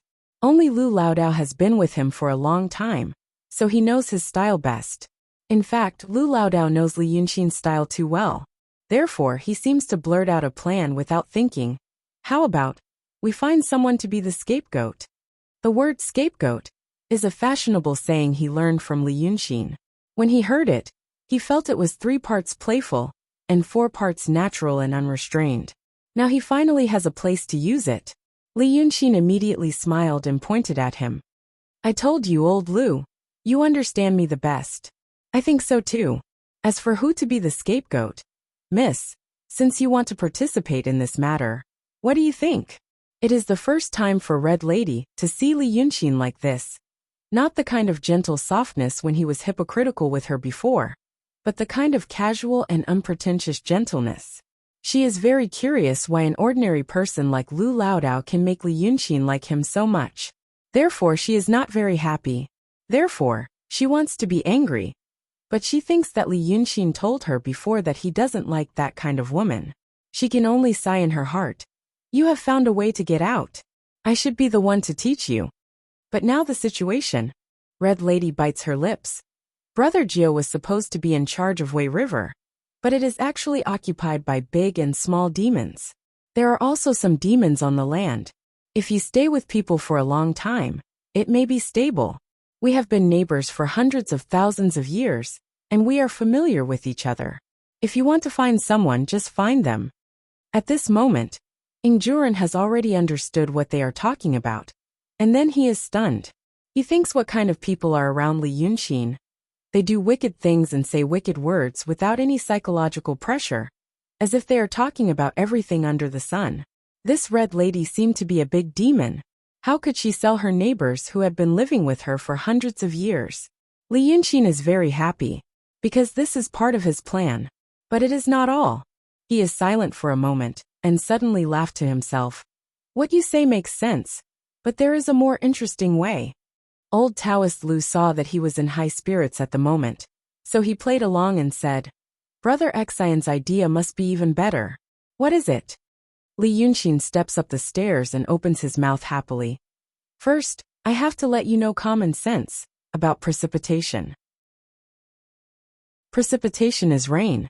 The land we live in is very, very big. Some countries are next to the sea, but more countries are inland. Our Qing kingdom is inland, so precipitation is mainly the water vapor condenses into clouds in the sky, and then falls down. But far from the sea, there is less water vapor, so there will be a drought. Do you understand this principle? Ingjuren also understands this principle. He thinks for a moment and says, yes. Usually, the closer the water tank is, the warmer the house is. But this kind of thing like rain is not Dragon King. That is the problem I want to talk about. Li Yunxin says with a smile, and even stands up again to walk a few steps, as if he likes his new idea very much. Logically speaking, with so many places inland, there should be a drought a long time ago. But look around the city of Wei, there used to be paddy fields. This is because there are many large rivers. Another reason is the Dragon King, of all the water systems in the world. The sky will make some rain by itself, and the rest is replenished by the Dragon King from different places. A little demon disguised as the so-called Dragon King may enjoy 3 animals, and only rain once a month. But there are so many Dragon Kings in the world, big and small, and the rainfall is very significant. Because of them, there is no drought. Originally, Sanhua was sitting quietly and playing with her hair, not saying a word. Hearing Li Yunxin say 3 animals, she suddenly raises her head and looks around, but found nothing, so she continues to stare blankly. Li Yunxin glances at her, and continues to talk. But now Daotong is courting death, starting a war with the demons. They have already killed all the demons near the city of Wei, right? In the future, they will also want to kill all the demons in the world. Then the problem is, if all the little demons are dead, where can they find so many monsters to make Dragon King? Without these replenishing rainfall, will the world be in a drought? If the world is in a drought, will people have no way to live? Will people agree? When he said this, the few of them suddenly came to a realization. They think this is very reasonable, but why didn't they think of it before? Li Yunxin shows off considerately. It's not your fault that you can't think of it.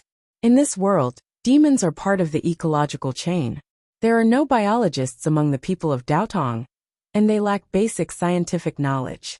Naturally, they can't think of the effect of removing a group of people from the ecological chain. If there's anyone else who's smarter, it's only 100 years ago that they've realized this.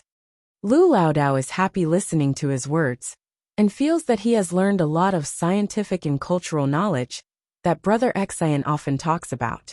Because of this happiness, his mind is more active, and he has a flash of inspiration. Brother Xian means. Li Yunxin smiles. Tell me about it. Let's tell the world about this.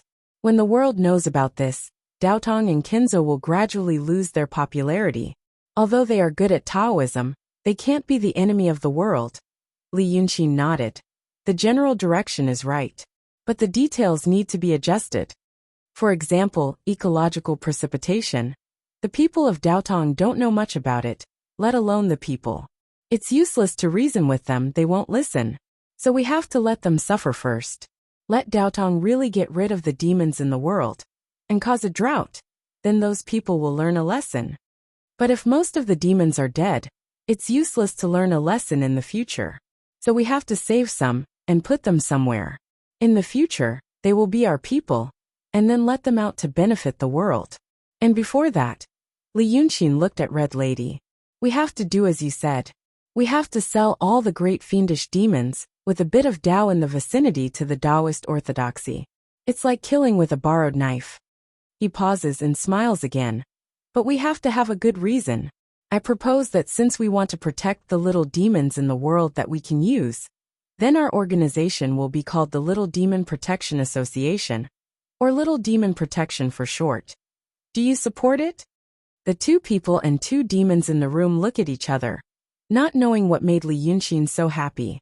But in the end, they feel that what he said makes sense, and this strange name is also appropriate. Of course they support it. Speaking up to this point, Li Yunxin claps his hands. That's good. Then the meeting is adjourned. The specific details will be decided later. If there's anything else, I'll talk to you. Heroing. Ingjuren responds. Li Yunxin smiles, waves his hand, and puts him into the folding fan. Then he nods at Red Lady again. Go and rest. Red Lady feels that his behavior tonight is a little strange, but she doesn't know what is strange. But this kind of strange attitude is better than his usual cold attitude, so she shows a beautiful smile, wants to say something, but finally walks out. Sanhua doesn't seem to like to listen to these things that she can't understand. After hearing Li Yunxin's words, she jumps out of the window early, and no one knows where she went to play. Only Li Yunxin, Lu Laodao, and the unconscious Sherqueezy are left in the hall.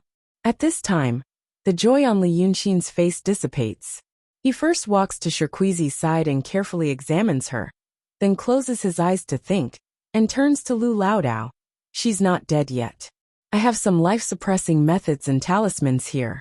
Although she won't wake up after using them, her condition won't worsen. If you are willing, I can give it a try. Maybe we can find a way in the future. She is a mortal without any foundation. If her cultivation is more profound, it will be easier. Lu Laodao nods silently. Li Yunxin solemnly and seriously drew in the void, using a beam of golden light to subdue the woman. Then he stands up, looks at Lu Laodao and sighs. I'm really sorry. It's all because of me.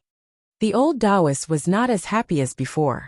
A few words are on the tip of his tongue, but he can't say them. In the end, he only says, sigh. It's nothing. The two of them are silent for a while. Lu Laodao then looks at Li Yunxin. Has anything happened recently? Of course, there are a lot of things happening recently, but Li Yunxin knows what he is talking about. The old Taoist heard him talk about the study of the mind. Although it was only a short month, he already had some understanding. He feels that Li Yunxin's mood is a little strange, not the brother Xian of the past. Li Yunxin is slightly startled, then smiles gently. You have sharp eyes. There are some things, but it's my own internal cause. It has nothing to do with others. It's probably enough for me to fight in my heart. At most, I hypnotize myself. These words are said lightly, but Lu Laodao knows that things may not be so simple. However, he also knows that brother Xian doesn't want to talk about this topic anymore, so he doesn't say it. It's something else. There were a lot of people just now, I can't say. Li Yunxin stretches out his hand and takes out a talisman. Immediately an invisible force envelopes the two of them. He waits for a while and then says, the young master of the Yu family, I don't think he is an ordinary person, so it's good that he is leaving. I am not in the mood to solve the mystery now. Our side. Sanhua. He looks at Lu Laodao. You know how I met her. That night in Mrs. Sanhua Temple. I know that an expert once made a real body for her. The technique also looks like someone from the painting school. But she said she can't remember anything. Her cultivation is higher than the sheriff's pheasant. But look at the sheriff's way of talking. If you don't look closely, you just think she is an ordinary woman. Sanhua is very different. Now I found a body for her. But she still talks the same incoherent. I don't think this is what she used to look like. Li Yunxin pauses. And that night in the alley, she killed 2 Taoist priests of the same realm. She is not an unorthodox person. She should have been fighting a lot in the past. And she may even have more experience than you and me. But when I ask her again, she still says she can't remember. Lu Laodao is surprised.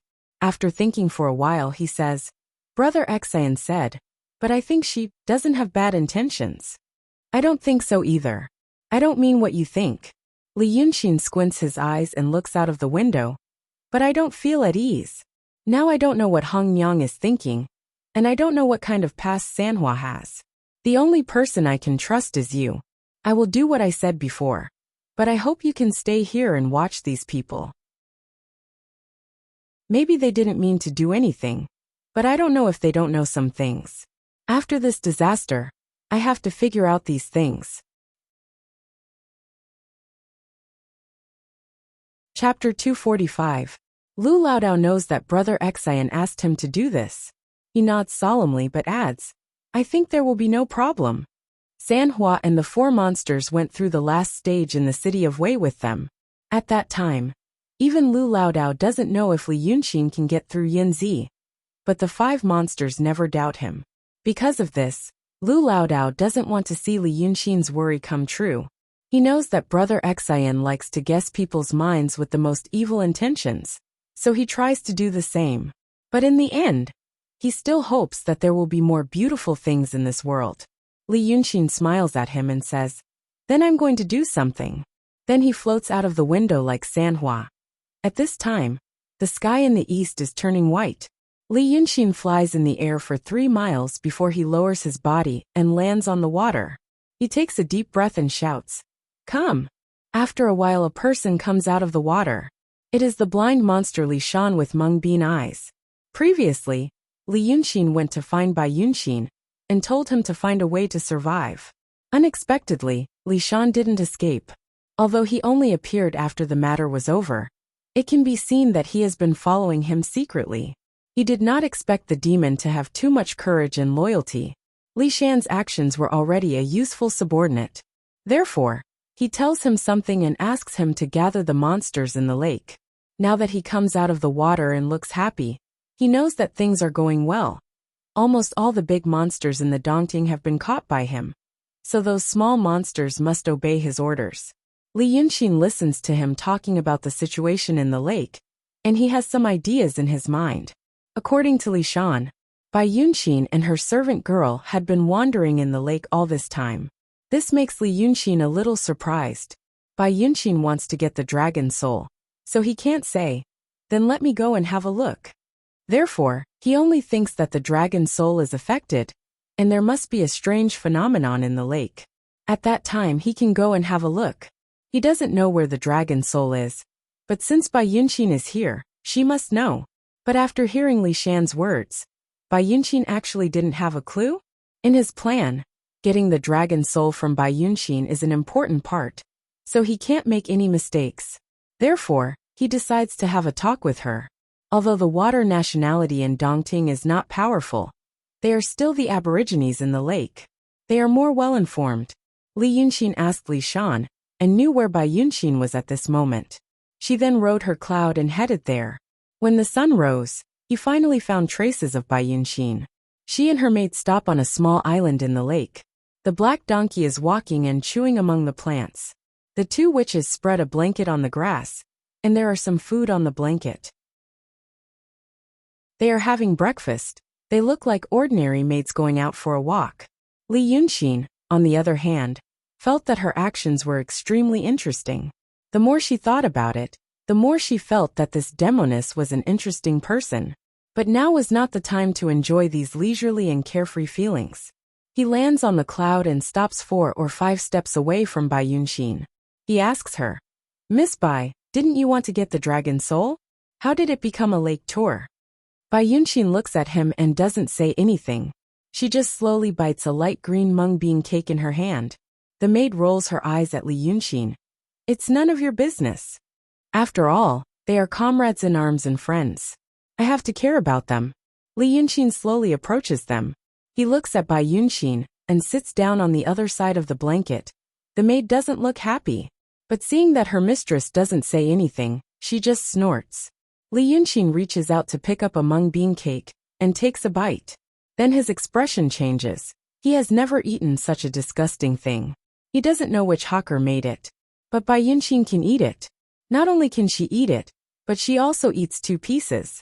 Then she stops and uses a white handkerchief to wipe her hands. She asks the maid, "Where did you buy this?" The maid thinks for a while. "It should be in Ping City. Miss, do you remember? That day was the sacrifice festival. We went to the evening market and saw a girl selling this. You said you haven't tried it before, so you bought a lot." Bai Yunxin thinks for a while. "Oh, this is disgusting. Next time we go back, find that girl for me." Then she looks at Li Yunxin. "What are you doing? Do you want the dragon soul too?" Li Yunxin smiles. "I don't want the dragon soul, but I need your cooperation for something. Also, I have some questions I want to ask you. I've been hiding them for a long time." Bai Yunxin frowns and thinks for a while. "What do you want to ask?" "About the ghost emperor." Li Yunxin says, "That Emperor Zhaowu of the Yi dynasty. He was a mortal when he was alive. How did you owe him a favor? I can't figure it out. It's very uncomfortable to keep it in my heart." The maid suddenly covers her mouth and laughs softly. She originally looked at Li Yunxin with a slightly anxious gaze, but now it's gloating. Bai Yunxin's expression was calm. You want to know about this? Li Yunxin looks at the sky. Anyway, I have nothing to do for now. Why don't we chat and deepen our friendship? Once this knot in my heart is solved, I can tell you something else. It's not good that I don't know anything about you, and then find out that you're involved with Daotong. Bai Yunxin straightens and looks at Li Yunxin. This matter. It's interesting. Speaking of this, she smiles. After smiling for a while, her expression calms down. Li Yunxin feels that she's trying to remember something, so he waits for a while. Then he hears Bai Yunxin say calmly, "It should be hundreds of years ago. The last emperor of the Yi dynasty, Lu Xingyang, was a beautiful man when he was young. In such a world, being an emperor is a first-class position. Because of the existence of Daotong and Kenzo, Daotong wants the world to be peaceful and stable, and the population to grow. Thus, they don't want to see the change of dynasties. Due to this reason, there were practically no successful peasant uprisings in the past thousands of years of history. Rebellions that had just begun to take shape would be wiped out by the soldiers.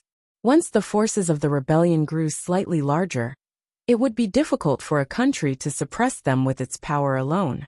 Either the orthodoxies or the sword sects would take action, or the neighboring countries would help. The peace between countries is also like this. Wantonly attacking without permission is to become the enemy of the Xianmen in the world. Thus, the emperors know that their throne is secure forever. They know that the neighboring countries won't easily start a war. They also know that if they make the people in their country have no way to live and starve for thousands of miles, they will be replaced. Under such circumstances, both the emperor and the people are relatively safe. Thus, the last emperor of the Yi dynasty, Lu Xingyang, doesn't know what kind of fate he will face when he is young. Instead, he felt that he would be like his ancestors, living a peaceful and luxurious life.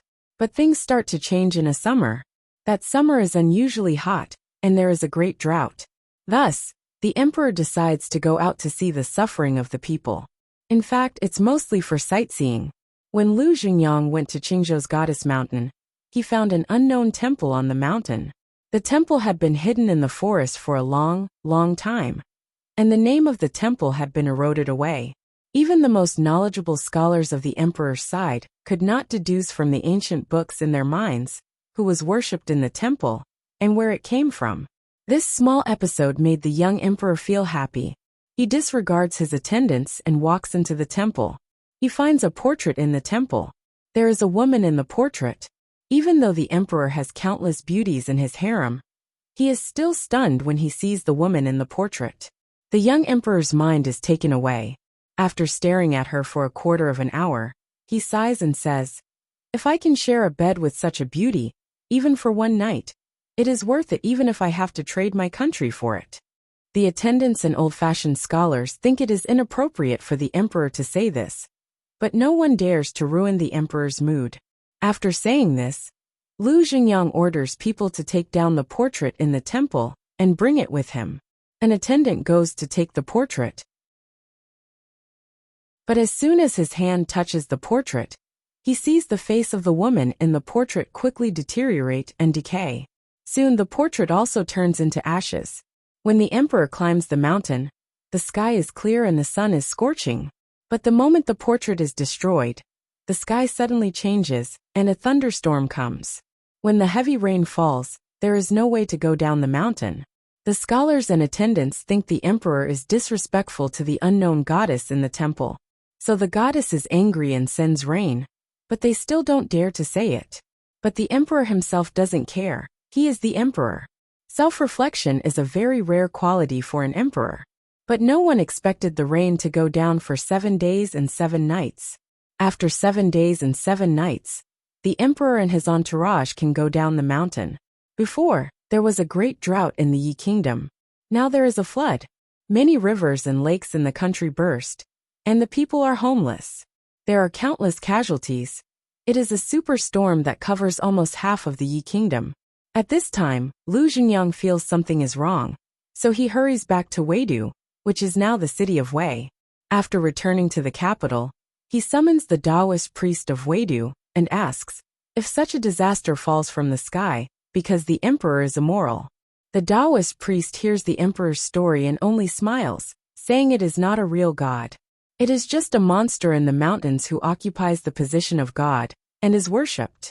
7 days and 7 nights of heavy rain is not something those monsters can do. The priest tells the emperor not to worry. Although the Taoist priest of Daotong says so, the emperor is still worried. So he worshipped Black Bai Yanjun. The royal sacrifice is naturally generous.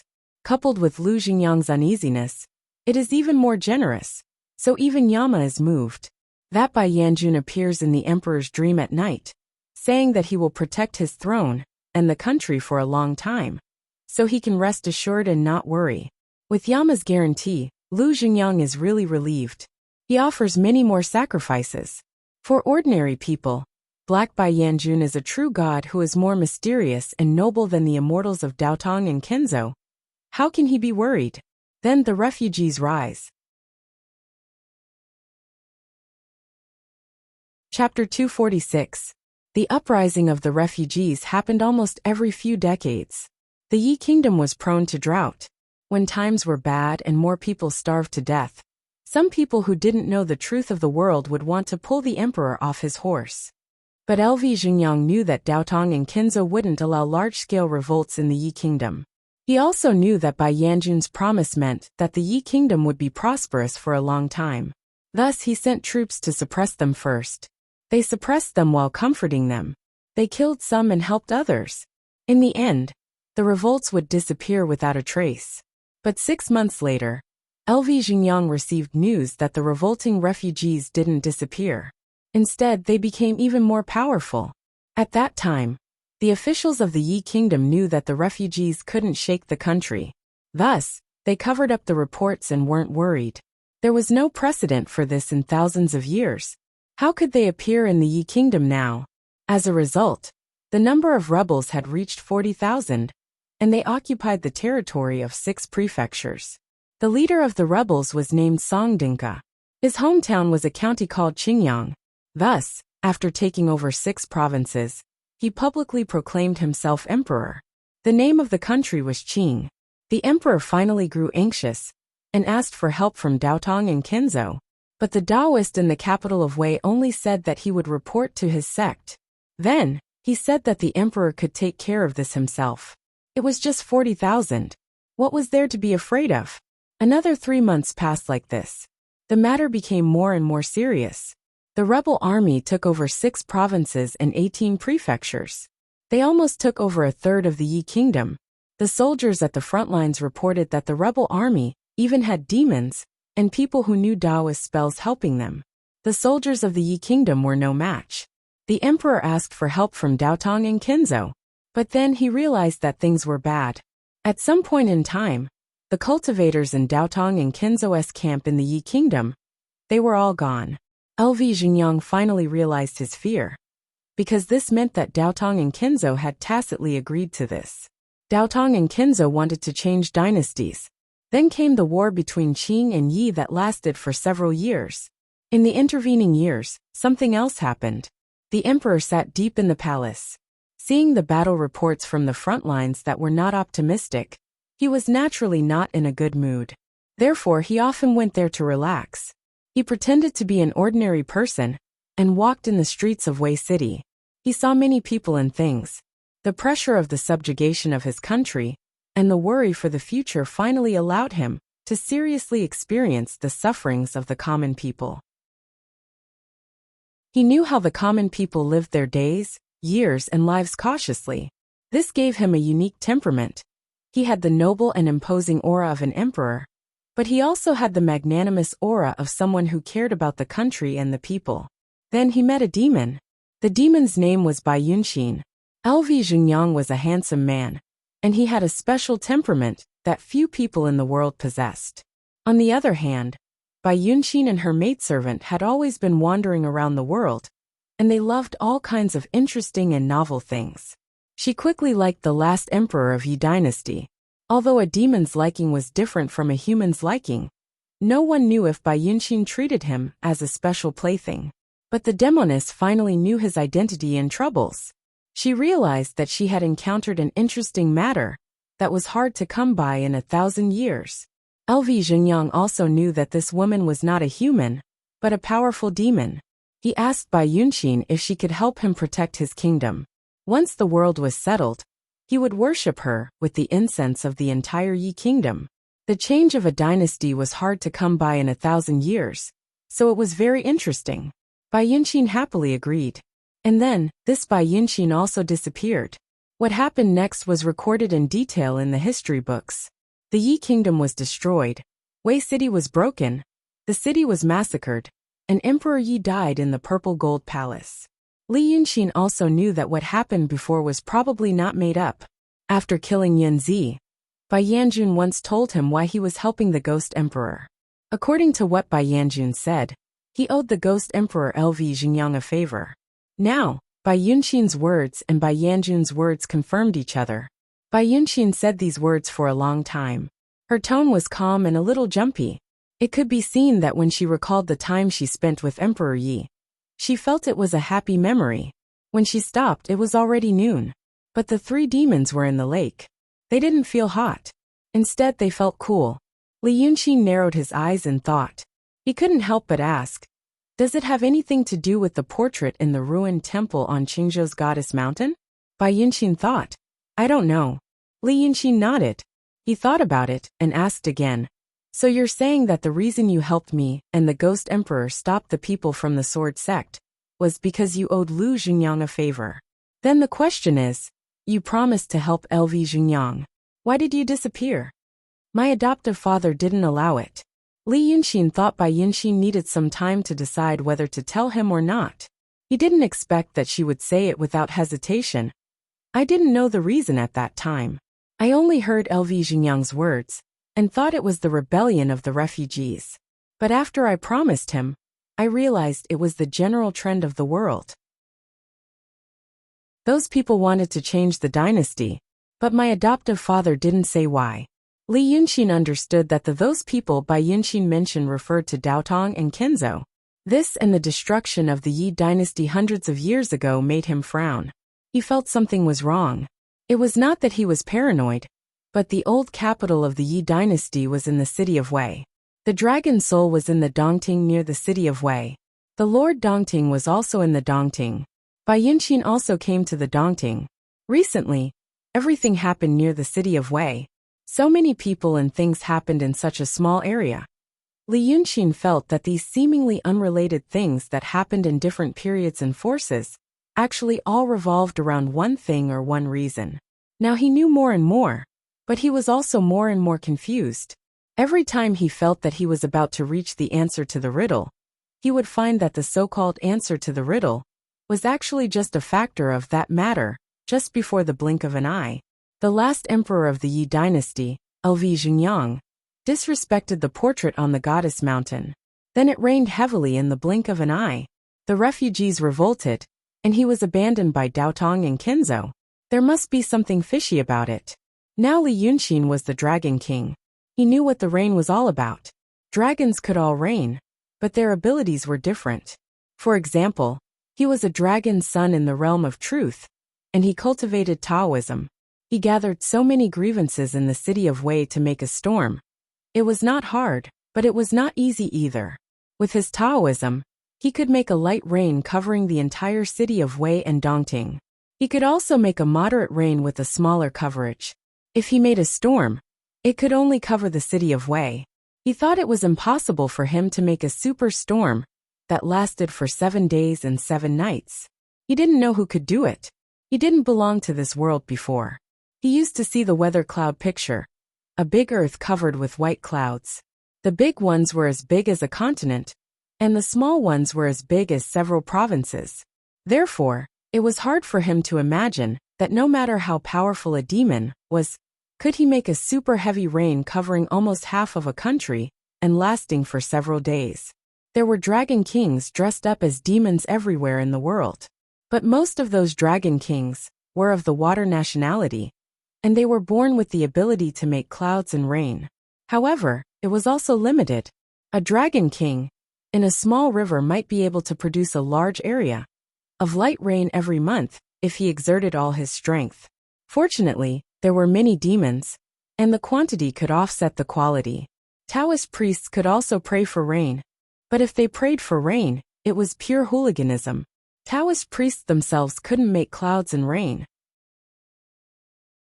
In Li Yunxin's view, this was easy to understand. Rain clouds that were usually very low, when you looked up, you would feel that they were on the roof of your house, and you could touch them by raising your hand. In fact, they were 1 or 2 kilometers high. Those Taoist priests of wills and emptiness realm, who lived in Jiang who couldn't even fly, let alone affect the condensation of water vapor in such a high sky, especially on a super large scale. But they couldn't, but the local water nationality demons could. It was easy to distinguish when demons made rain. The clouds were thin and low, and most of them were 100 or 200 meters high. It wouldn't last long, and the rain wouldn't be very heavy. Therefore, Taoist priests burned magic figures, and called those water nationality demons, who were born with the ability to make rain. Since this kind of demon could become the dragon king of an area, it meant that he was content with his lot. They wanted incense for cultivation and human worship. Taoist priests represented Daotong, and they practiced the divine mind method. They had an advantage in fighting, and they had a huge force behind them. Here they wanted to call for wind and rain. If the demon really didn't cooperate, they would use magic figures and flying swords to kill it.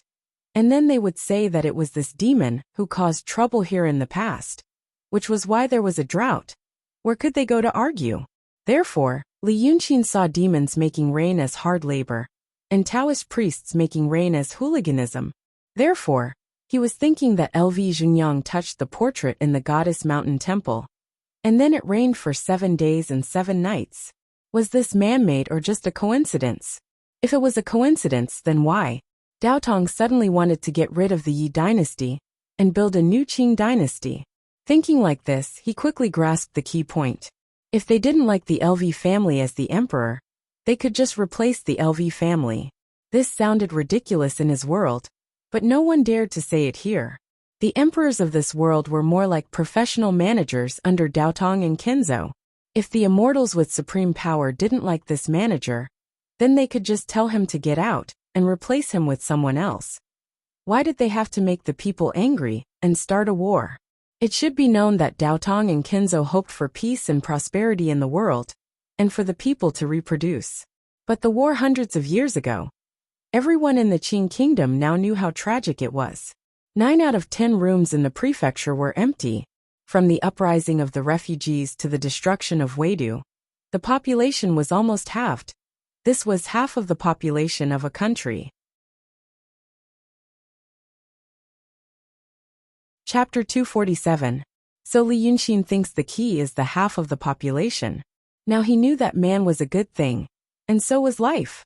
Daotong and Kenzo can get fresh blood from people. They can also kill. So many people had died, so much resentment, they couldn't just let it dissipate in vain. If Daotong and Kenzo kill people for the resentment, they will be evil cults. Now they kill people in the city of Wei.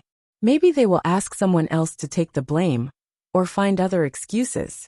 But it is hard to find an excuse to kill people in the Yi kingdom. In that case, changing dynasties would be a very, very good method. They didn't kill people. The problem is, why do they need so many dead people? The more he thinks, the more frightened he is. Now he knows the past and also the past of Bai Yunxin and Liu Zhunyang. It shows that Bai Yunxin is clean and has nothing to do with Daotong and Kenzo. He is a little relieved and stands up. Since it is like this, I have to discuss something with you. People of Daotong may want to destroy Dongting, the dragon soul in me. I need your help. When Bai Yunxin was speaking, the servant girl had been silent. Now she finally spoke. She pouts and rolls her eyes at Li Yunxin. Why should I help you? This little maid was most likely very favored. But Li Yunxin is not in the mood to argue with her. He just looks at Bai Yunxin. Seeing her think for a while, he lowers his eyes. How? I don't know what will happen in the lake if the dragon soul is taken away, but I'm afraid that people of Daotong will notice the strange phenomenon and take action in advance. Li Yunxin says, I hope you can take away the dragon soul when my plan succeeds. Hearing his words, the little maid stares at him. She looks at him for a while and says, "Well, you are a demon now. Humph, you were a human before. You are so evil. My miss left late. If she got hurt, who could she go to?" Bai Yunxin only looked at him without saying a word. The maidservant helped her say the question that she found difficult to ask.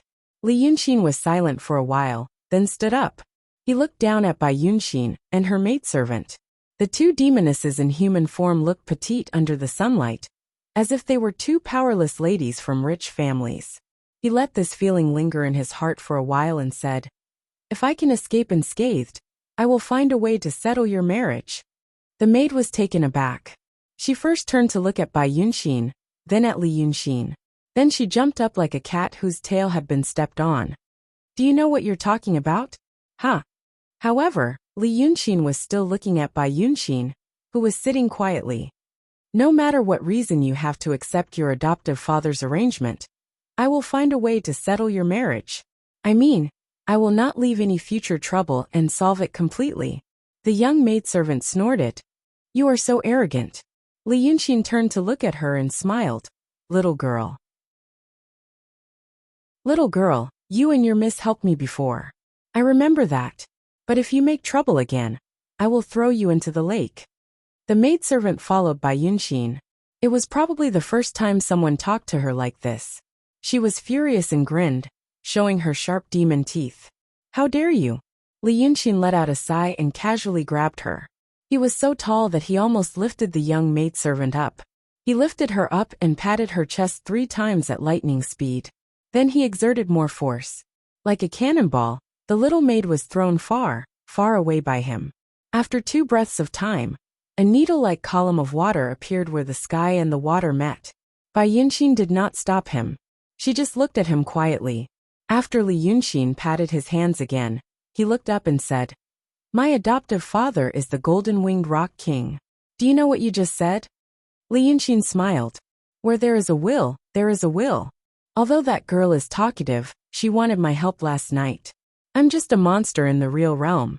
Compared to the rock king, I'm probably as weak as an ant. But now that she's hinting at me in such an earnest way, it means that I can help her with this, right? I thought about it for a whole night.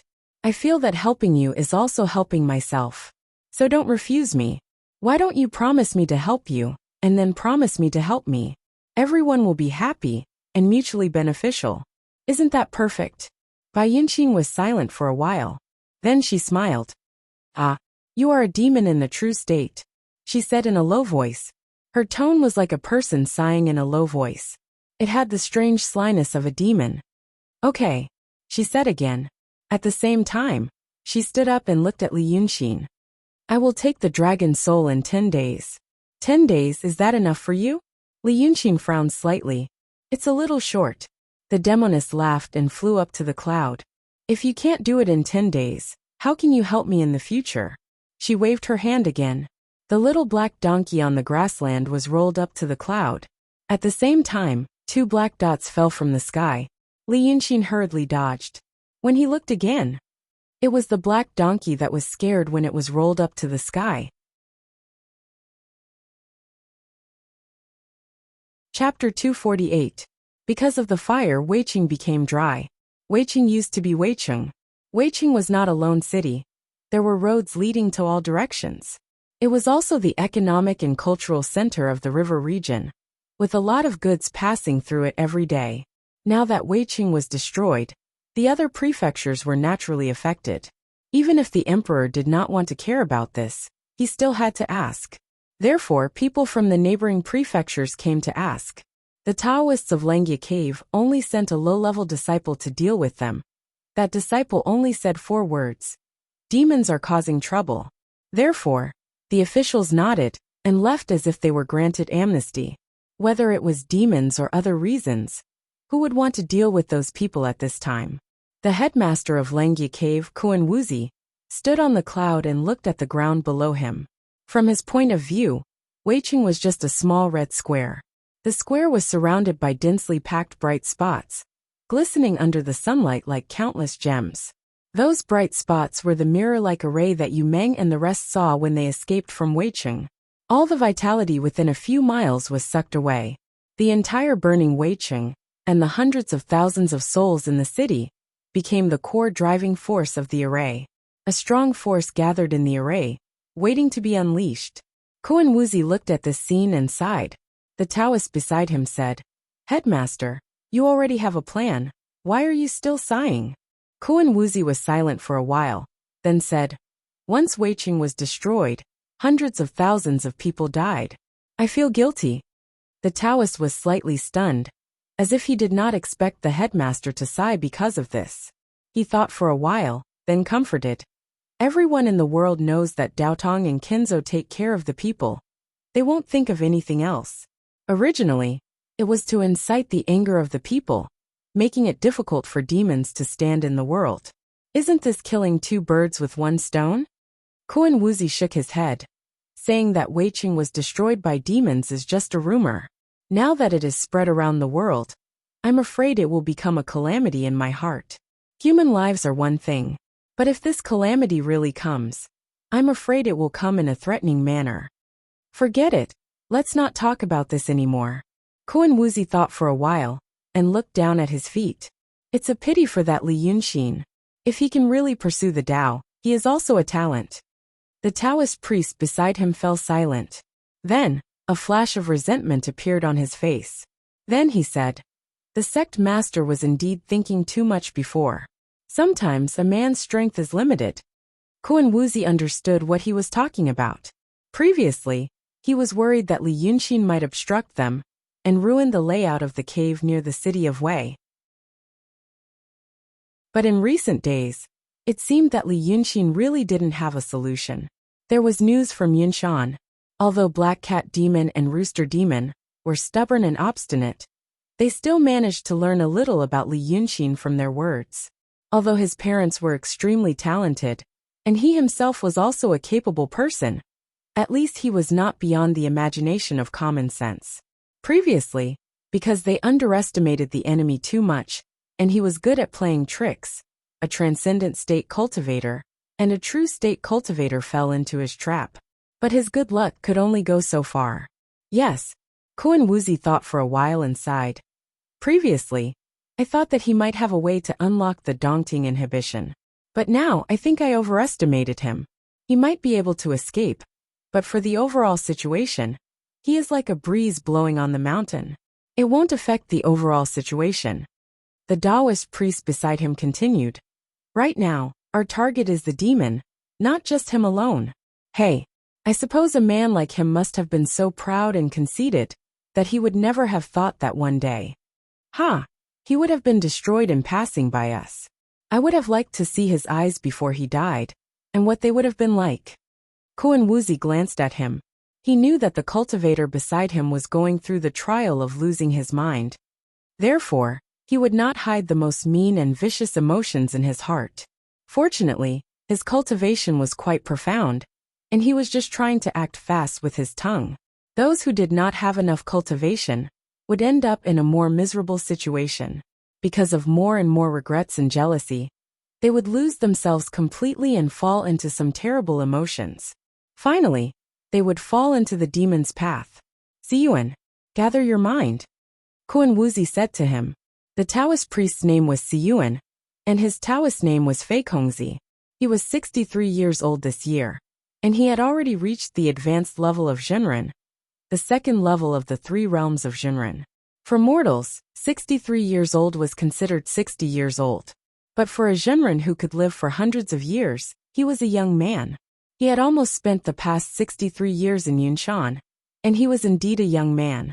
Fei Kongzi was not worried about the headmaster's worries. He smiled, but there was obvious hatred in his smile, which was rare among cultivators. I can't gather my mind during the trial of losing my mind, headmaster. This trial is probably the last chance for me to experience the pleasure of the mortals before I enter the Xian state. Therefore, I don't want to gather my mind. My junior martial sister Ling Kongzi was harmed by Li Yunxin, and she lost her body. Even though she is not willing to become my Dao companion, my feelings for the mortals are real. After I pass the trial of losing my mind, it will be hard for me to be moved again. I might as well take this chance to indulge myself. Once I succeed, I will find Li Yunxin and let him have a taste of what I am experiencing now. Kun Wuzi looked at his expression and said, "Your junior sister and your martial uncle Yu Yunzi probably thought the same way in the past. That Li Yunxin is, after all, a genius. You have to be careful." Fei Kongzi tilted his head and smiled. He looked very much like a mortal, but his smile didn't last long, because he and Kun Wuzi saw a strange phenomenon in the distance. They stood on clouds and looked down at all living beings from high up in the sky. There were no clouds in the distance, and the sun was high up in the sky. The sky was blue like the ocean. In such a background, a ripple suddenly appeared in the void. The transparent ripple was especially eye-catching in the eyes of cultivators. Kun Wuzi and Fei Kongzi frowned at the same time and shouted, "Who is it?" Profound realm cultivators were supposed to be calm and indifferent, and their expressions wouldn't change even if Mount Tai collapsed in front of them. But the problem was, even profound realm cultivators hadn't seen such an escape technique. A cultivator naturally couldn't be proficient in all the techniques in the world. But just like what Li Yunxin said in the past, many things had the same principles, and you would always know why it was like this. And now, the reason why profound realm cultivator Kun Wuzi lost his composure and shouted was because he couldn't see through the opponent's technique. The person quickly revealed himself. Or rather, it was just a wandering soul. A wandering soul without a body should be a Yin god, or a ghost cultivator. But Kun Wuzi didn't feel the resentment that was unique to ghost cultivators from this wandering soul. Sect Master Kun Wuzi, this semi-transparent wandering soul bowed in the air. This place was already 1,000 meters in the sky, and the wind was very strong. But this wandering soul seemed to be outside of heaven and earth, and didn't move at all. "My name is Lin Liangji. Greetings, Sect Master Kun Wuzi." The wandering soul said his name, and then moved forward slightly. The two of them were 100 meters apart. But the amazing eyesight of cultivators allowed them to see the appearance of the other party clearly. Kun Wuzi frowned slightly. He stared at him carefully for a while. This wandering soul was semi-transparent, but his original appearance could be seen. He was a middle-aged man of average height, and didn't have a beard. There was nothing special about his face, and there were no obvious wounds on his body. His expression was indifferent, and there was even a trace of a smile, as if he was a fellow Taoist who greeted him on the cloud mountain. The Langya Heavens Sect Master said in a deep voice, "Who are you?" Did a fellow Taoist turn into a ghost cultivator? It was very rare for a Taoist to die and turn into a ghost cultivator, because Daotong and Kenzo didn't want the heavenly heart technique to be spread out, and demons could also learn the great Tao. Lin Liangji laughed. "It's not what you think. Although I also cultivate the heavenly heart technique, I don't belong to Daotong or Kenzo. Sect Master Kun Wuzi doesn't know me, but I know you. This time I came to ask you some questions, and I hope you can answer them." Kun Wuzi realized that Lin Liangji's tone was light, but the meaning behind it was very tough.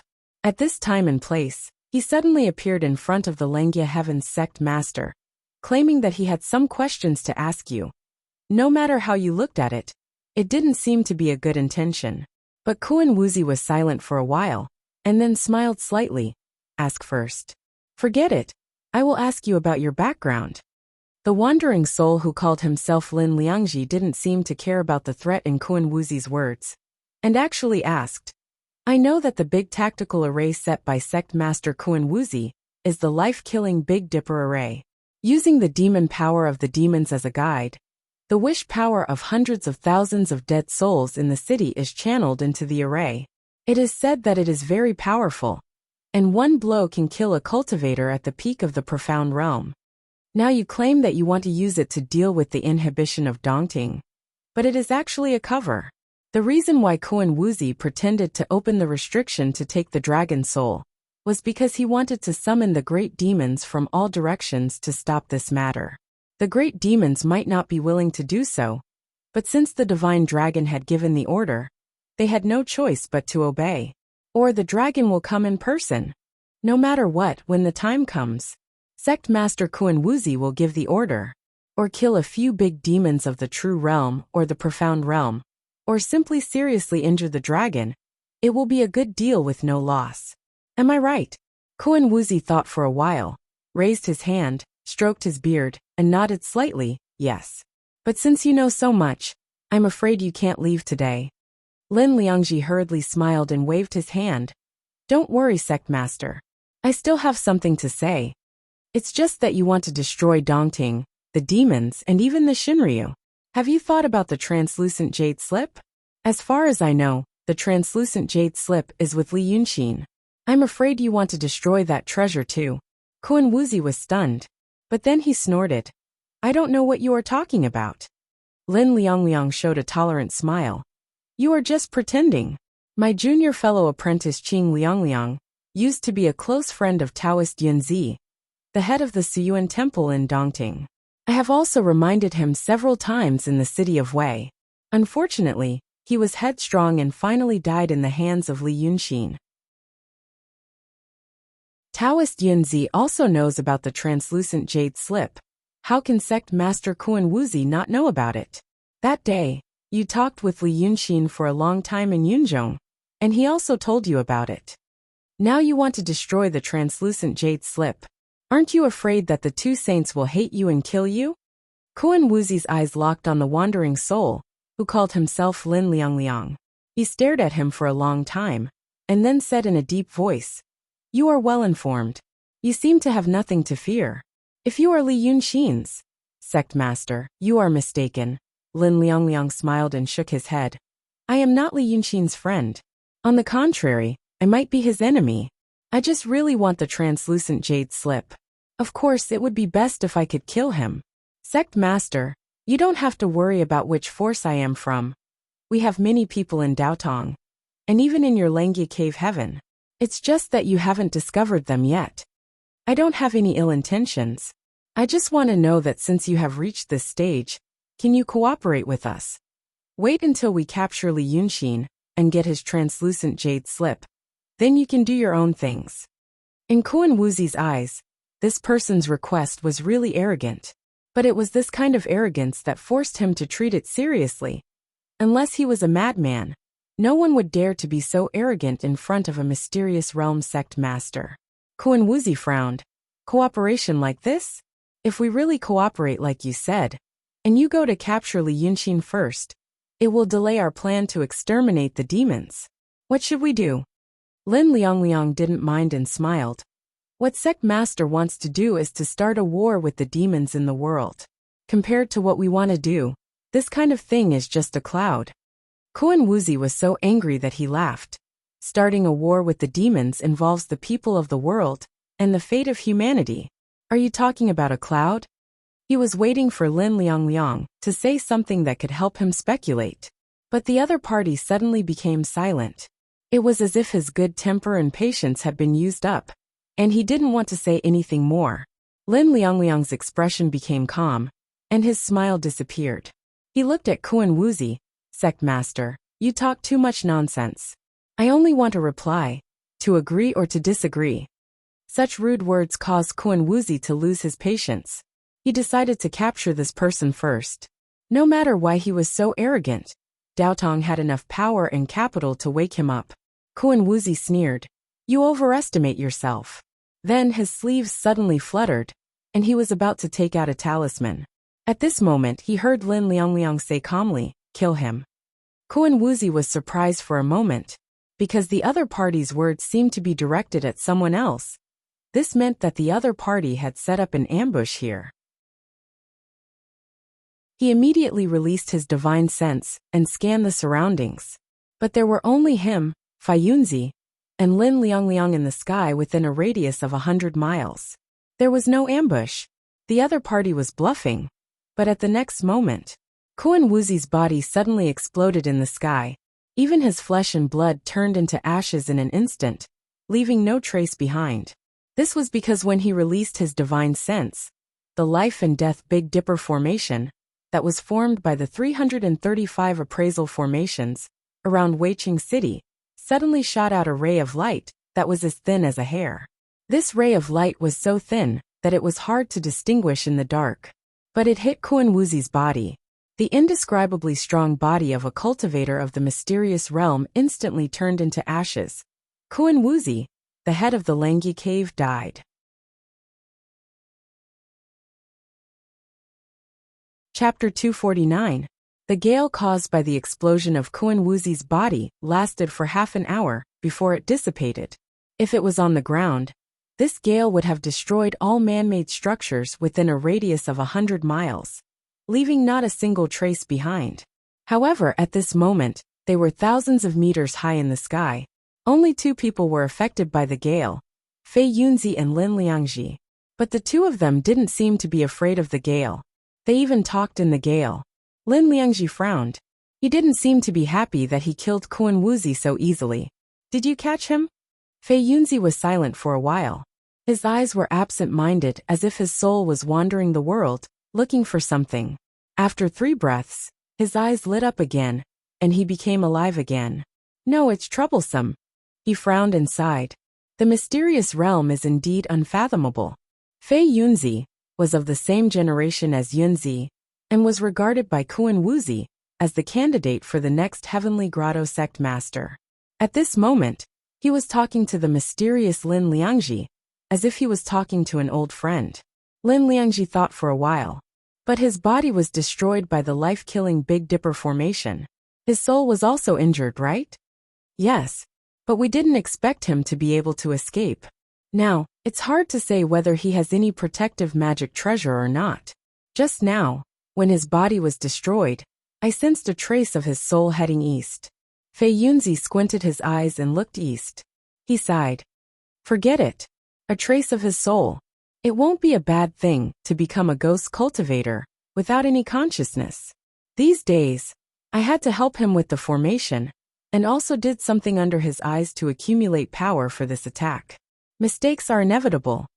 Lin Liangji accepted his explanation. The 2 of them didn't speak anymore. They stayed in the air for a long time, until the gale in the sky gradually dissipated. Lin Liangji floated forward and stood a few meters away from Fei Yunzi. Then, he solemnly cupped his hands and bowed to Fei Yunzi.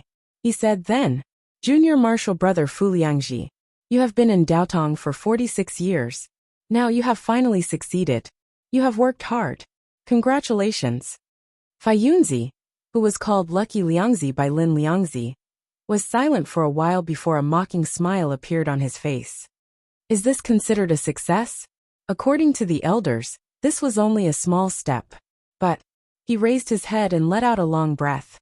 You've worked hard indeed. Next step. I still want Junior Marshal Brother to continue lurking in Daotong, Lin Liangji said. But not as a Fei Yunzi, but as a Kun Wuxi. Fei Yunzi was slightly startled. Kun Wuxi? He is in the profound realm. He frowned. I possessed Fei Yunzi, and helped him cultivate from the emptiness realm to the true realm. Now that I'm the son of Kun Wu, I can say that I'm restraining my power, and I can avoid revealing any flaws during the battle. But this physical body, don't you know that the physical body of someone who has mastered the mystical realm is already very difficult to destroy? Just now, the life and death grand formations attack had consumed the yang qi of 100,000 people. How can I disguise myself as the son of Kun Wu with this body? Lin Liangji smiled and tossed something out. This thing looked very small, as big as a fingernail. But when it was in front of Fei Yunzi, it had become as big as a person. And this was indeed a person. It was the son of Kun Wu. In other words, it was a person who looked exactly the same as the son of Kun Wu. One of the elders offered his body. Lin Liangji said with a tone of admiration, awe and emotion. In terms of strength, it's even stronger than the body of Kun Wuxi. You can use this body, disguise as the son of Kun Wu, and continue to stay at the Dongting. When we catch Li Yunxin, we will act according to Kun Wuxi's plan. Kill as many demons as they come. It's best. Lin Liangji laughed. Ask Daotong Kenzo and demons to kill them all. Fei Yunzi stared at the body in front of him for a long time, and then sighed helplessly. After this breath, the body of Fei Yunzi suddenly lost its vitality and fell from the sky. Lin Liangji raised his hand and smashed it in the air. Kuan Wuxia came back to life. He coughed a few times, moved his hands and feet, and sighed again. Alas! When will it end? After thinking for a while he said, Fu Liangji. It's been a long time since someone called me that. I almost forgot my own name. Now when I think about our Taoist name again, I always feel weird. Lin Liangji frowned and looked at him, saying warily, The elders have their own reasons. Junior brother, your words. I don't like it. Don't let the people and things in Daotong blind your heart. Now that the world's catastrophe is coming, junior brother, don't stand on the wrong side. Fei Yunzi was stunned. Catastrophe? Didn't the elders say they're still? Lin Liangji didn't want to talk about this topic anymore. He smiled coldly and said, Do your job. Our time is coming soon. Li Shan was walking in the lake. According to Li Yunxin, his real body was an electric eel, not an ordinary eel. But he didn't care about it. Demons rarely cared about their origin. According to Li Yunxin, he wanted to gather the demons in the lake, and then do a big thing. This big thing was a part of Wei River Dragon King's plan. He wanted to unify the demons, and then be used by Dragon King. He chose to go to his former cave Shipwreck Valley. Although most of the experienced demons there had been killed by Li Yunxin, there were still some small monsters who had just matured. He gathered these small monsters, and asked them to pass his orders to the lake. It would be much easier than doing it himself. After all, the big demons in the lake had been plowed clean. His reputation as the 10th young master was even more well-known than that of Wei River Dragon King in Dongting. He first ordered an eel monster with a serious tail called Baju. Its personal ability was not bad, and it could transform into a human shape. It was supposed to be a monster general, but it was just too lazy to pay attention to it. He didn't expect that it was still alive. Now it could be used. He first told Baju what he was going to do, and gave it a lot of tokens. Then, he ordered some useful little demons to carry out his orders, and go to various places in the lake. He only came back when he met some monsters who made trouble. Otherwise, Dongting was so huge and wide that he couldn't do it alone in a month. Baju left after getting the order. It disappeared at the bottom of the dark lake in the blink of an eye. Li Shan waited at ease. He waited until 2 days later. All the demons in the lake that could be counted had gathered together. Lord Dongting had been operating in the lake for thousands of years, and the lake was rarely disturbed by Taoists and swordsmen. Because of the dragon soul and Lord Dongting in the lake, the monster energy was naturally strong. Therefore, there were a lot of water monsters in Dongting. Not counting those killed by Li Yunxin that night, there were 300 demons who could transform into a human shape gathering in front of Li Shan now. It was a terrifying number for the world of Dongting. Li Shan used to want to see this result the most. Let the demons in Dongting surrender to him. Now half of this wish had been fulfilled, because the other half belonged to the Wei River Dragon King.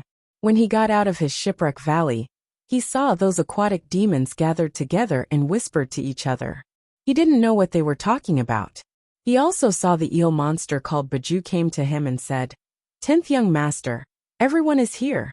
Just wait for 10th young master's instruction on what to do next. This Baju was eloquent.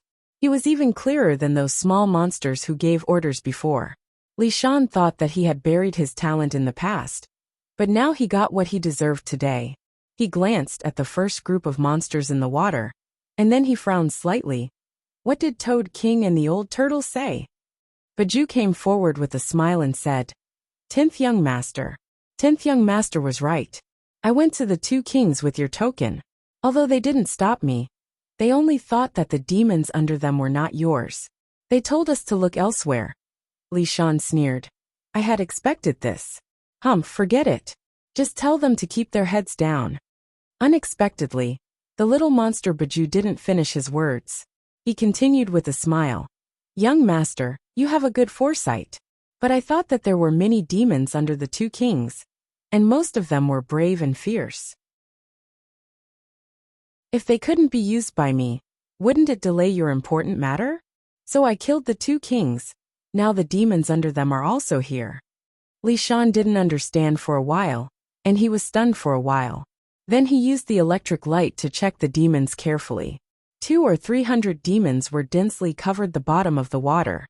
It was very difficult to find a few people. However, Li Shan had also dealt with Toad King and Turtle King. He knew that the demons under them were all wearing hard armor. So he found them soon. Sure enough, the demons under them were also there.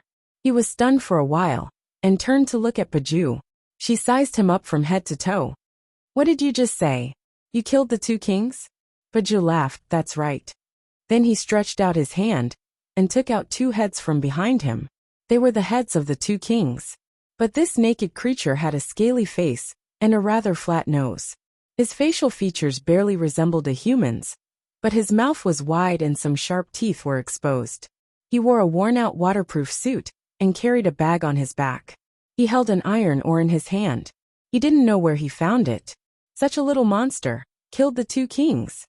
Even if he, the 10th young master, personally took action, he couldn't guarantee that he could kill the 2 kings within 2 days without any injuries. Li Shan was a demon, so he wasn't as smart as a human. But no matter how slow-witted he was still a big demon. At this moment he realized that something was wrong. Then small electric lights appeared around him. Who are you? He couldn't have such a guy under him. With such tyrannical strength, it was enough for him to become a demon king. But Biju was still laughing. 10th young master, what are you talking about? I have been following you for more than 200 years, but now I don't know you?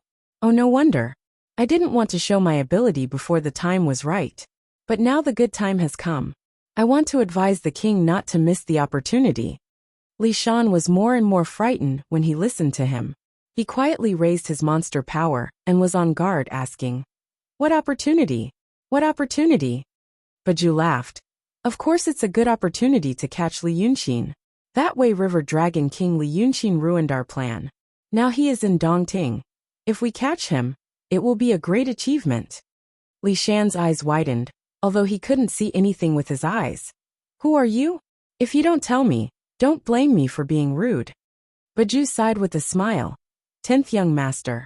200 years ago, you received our benefits and practiced the way of the will of heaven, so that you can have today's achievement. Now you don't know us? I will let you know that we are members of the Freemasonry Association. I have raised you for 200 years. Now you should know how to repay our kindness, right? When Li Shan heard this, he was really stunned. The secret of 200 years ago. How did this little monster know? What he said was actually true. He was shocked for a moment and stood still. He just asked subconsciously, how to repay our kindness? Biju laughed. 10th young master, you can repay it yourself. Li Shan didn't figure out what the eel monster meant. The eel monster had already swung the mixed iron ore in his hand. Li Shan was blind. He only relied on the electric light on his body to perceive things. Normally, this moment should be more timely than watching. But who could expect, Li Shan, a monster in the transcendent state, couldn't keep up with the speed of this little monster. With a bang, Li Shan's head exploded. There was a loud bang at the bottom of the lake. Before the demons could figure out what was going on, the whole shipwreck valley turned red. After a long time, a demon suddenly appeared on the surface of the lake. It was Li Shan's appearance. This Li Shan stopped in midair for a moment, then shouted toward the water. Listen to me. My demon general Biju didn't listen to my orders. I have killed him on the spot. If you don't obey, you will be like Biju. Another wave surged in the water. 200 to 300 monsters, some on top of the waves, some under the water, all responded. Li Shan laughed out loud 3 times, and led the demons to the direction of Mount June. The monsters moved majestically, as if they weren't afraid of the evil dragon in the lake. They left a wide and long trail on the water, as if a huge ship had passed by. Originally, the birds were frightened, and the aquatic animals fled. But another person came out of the water. As soon as this person came out of the water, she immediately spat and subconsciously wanted to comb her fur. But she was in human form, so she couldn't lick herself even if she turned around. Only then did he toss and turn on the water for a while, before he found a solitary reef protruding out of the water to land on. First, she shook her head to get rid of the water on her body, then stared at the direction of the monsters for a while. Then, An indescribable expression appeared on Sanhua's face. Even if Li Yunxin was here, he probably couldn't figure out what she was thinking. She first looked into the distance, then slowly moved her eyes to the sky. Little trouble, she whispered to herself. No one knew who she was talking about. Humph, a little trouble. Ah, they are all the same.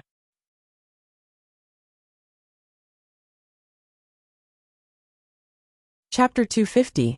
The Li Shan, transformed by the eel monster Nakaho, is also a brave and ruthless character. He leads a group of monsters to Mount June. When he arrives at the water, his face changes and he shouts, my king, I've brought them all. Just now when Nakaho killed Li Shan, it was at the bottom of 100 meters deep. At that depth, it's dark and there are many aquatic plants in Shipwreck Valley, so people can't see clearly. These aquatic creatures were born with poor eyesight. Therefore, no one knew that this 10th young Master Li Shan was a fake. They only thought that the 10th young Master Li Shan had killed him because she was angry that Bariscio had done something unpleasant to her.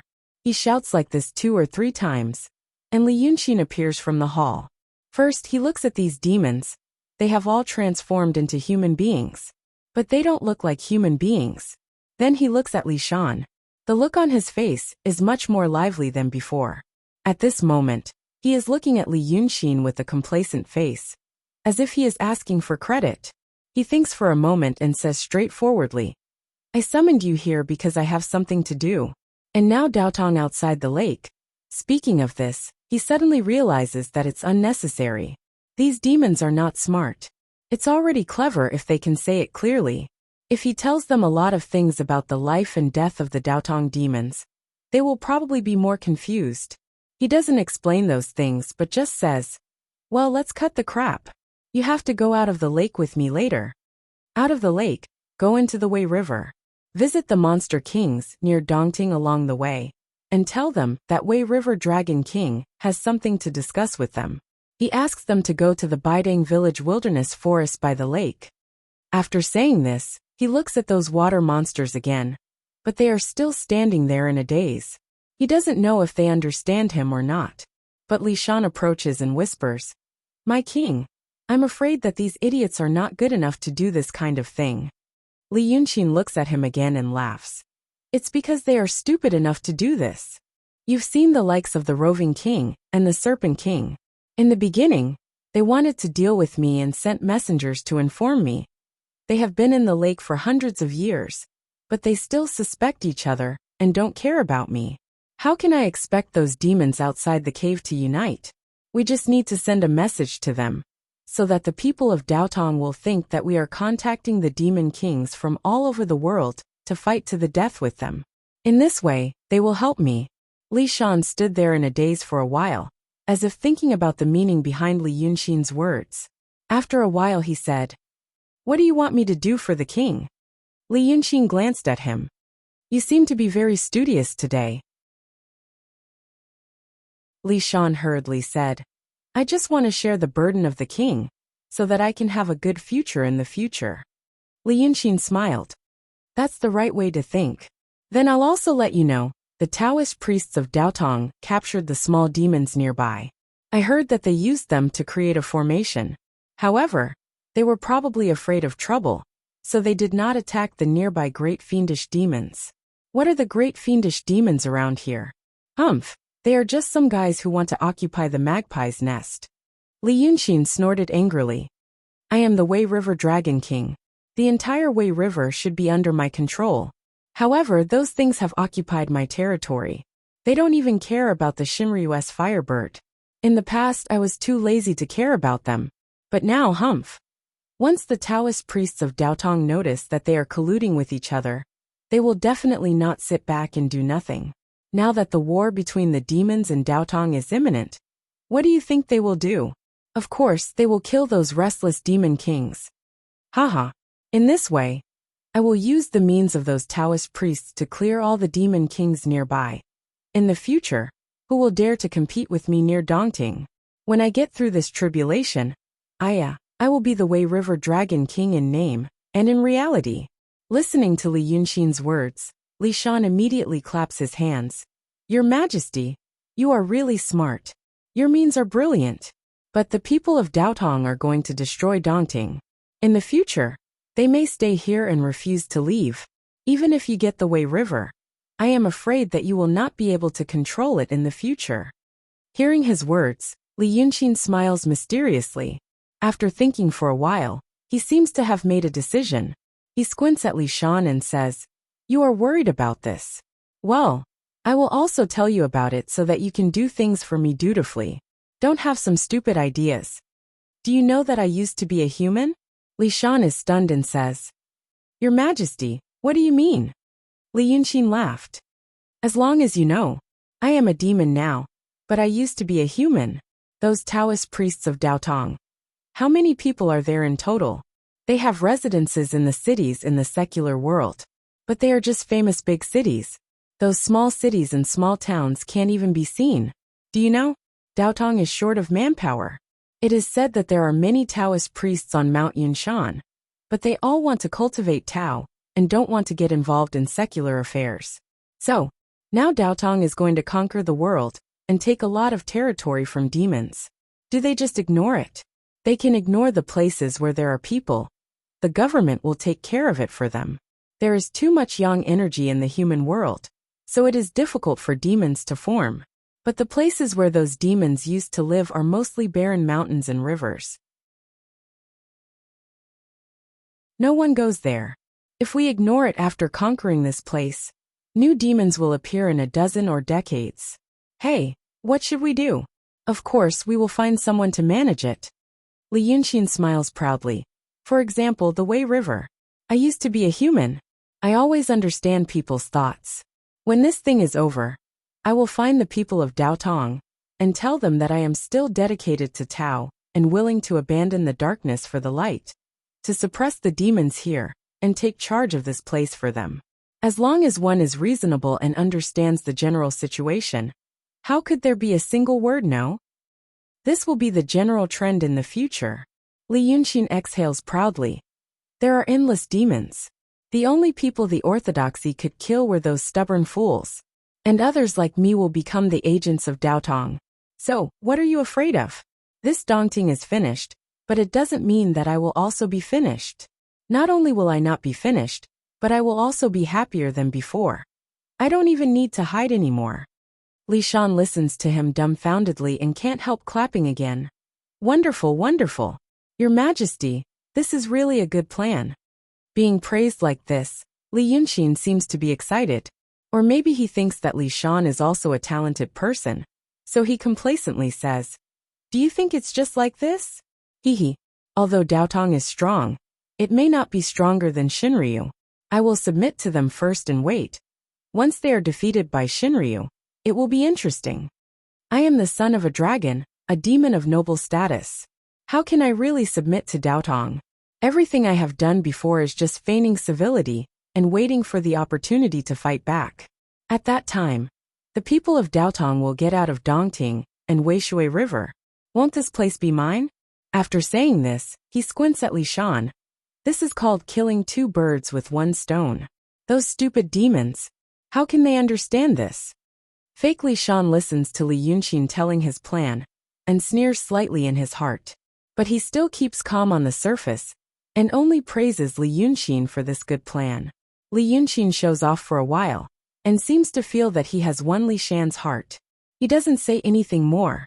First, he tells Li Shan to convey his meaning to the monsters, and then he uses his holy spell to take them out of the inhibition of Dongting.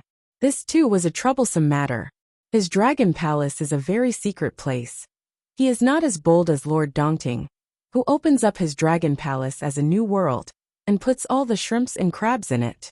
Therefore, he has to use his holy spell to block the senses of those demons first. Then he takes them into the dragon palace and sends them out of the inhibition. Just like that, more than 4 hours passed. Demons in Dongting rarely go out of Dongting before, because they are all water monsters. This means that although they are in human form, they are still the happiest in the water. Moreover, some demons have natural holy spells, and they can only use the wind and waves. Now that they had come to the wilderness forest on land, Many ignorant fiendish demons were complaining incessantly. Thanks to Li Shan running back and forth, they don't scatter. Fortunately, Dongting is next to Weishui River. It is a big lake formed by the Weishui Bay. These demons walk through the forest soon and come to the bank of Weishui River. They jump into the water hurriedly. During this period, some demons get excited and want to be distracted in the forest. Li Shan doesn't need to be ordered by Li Yunxin. He immediately kills them.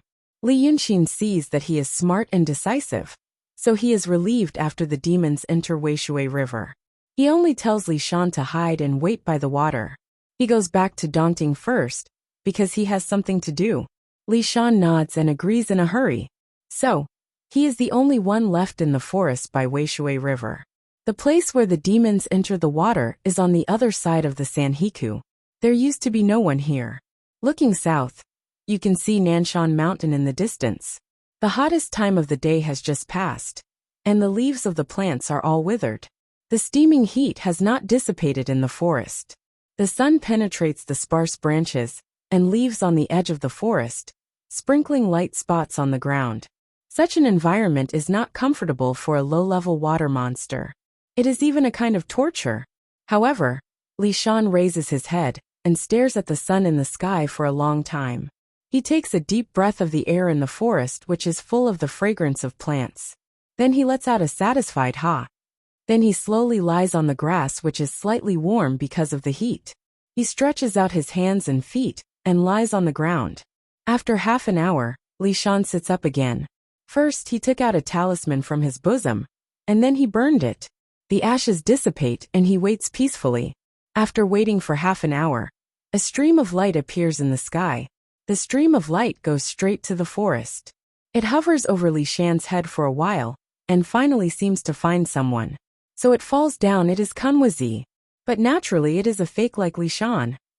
It is Fa Yunzi, who is called Fu Liangzi by Lin Liangzi, pretending to be Kunwazi. In the eyes of people who don't know, this scene is naturally very strange. The master of Langya Cave of Daotong is standing on the grass. He looks down at a strange lake monster. And the lake monster is also sitting and looking up at him. The two of them look at each other for a while. Li Shan suddenly laughed and said, "You are doing very well. When we separated decades ago, you and I were both in the transcendent state.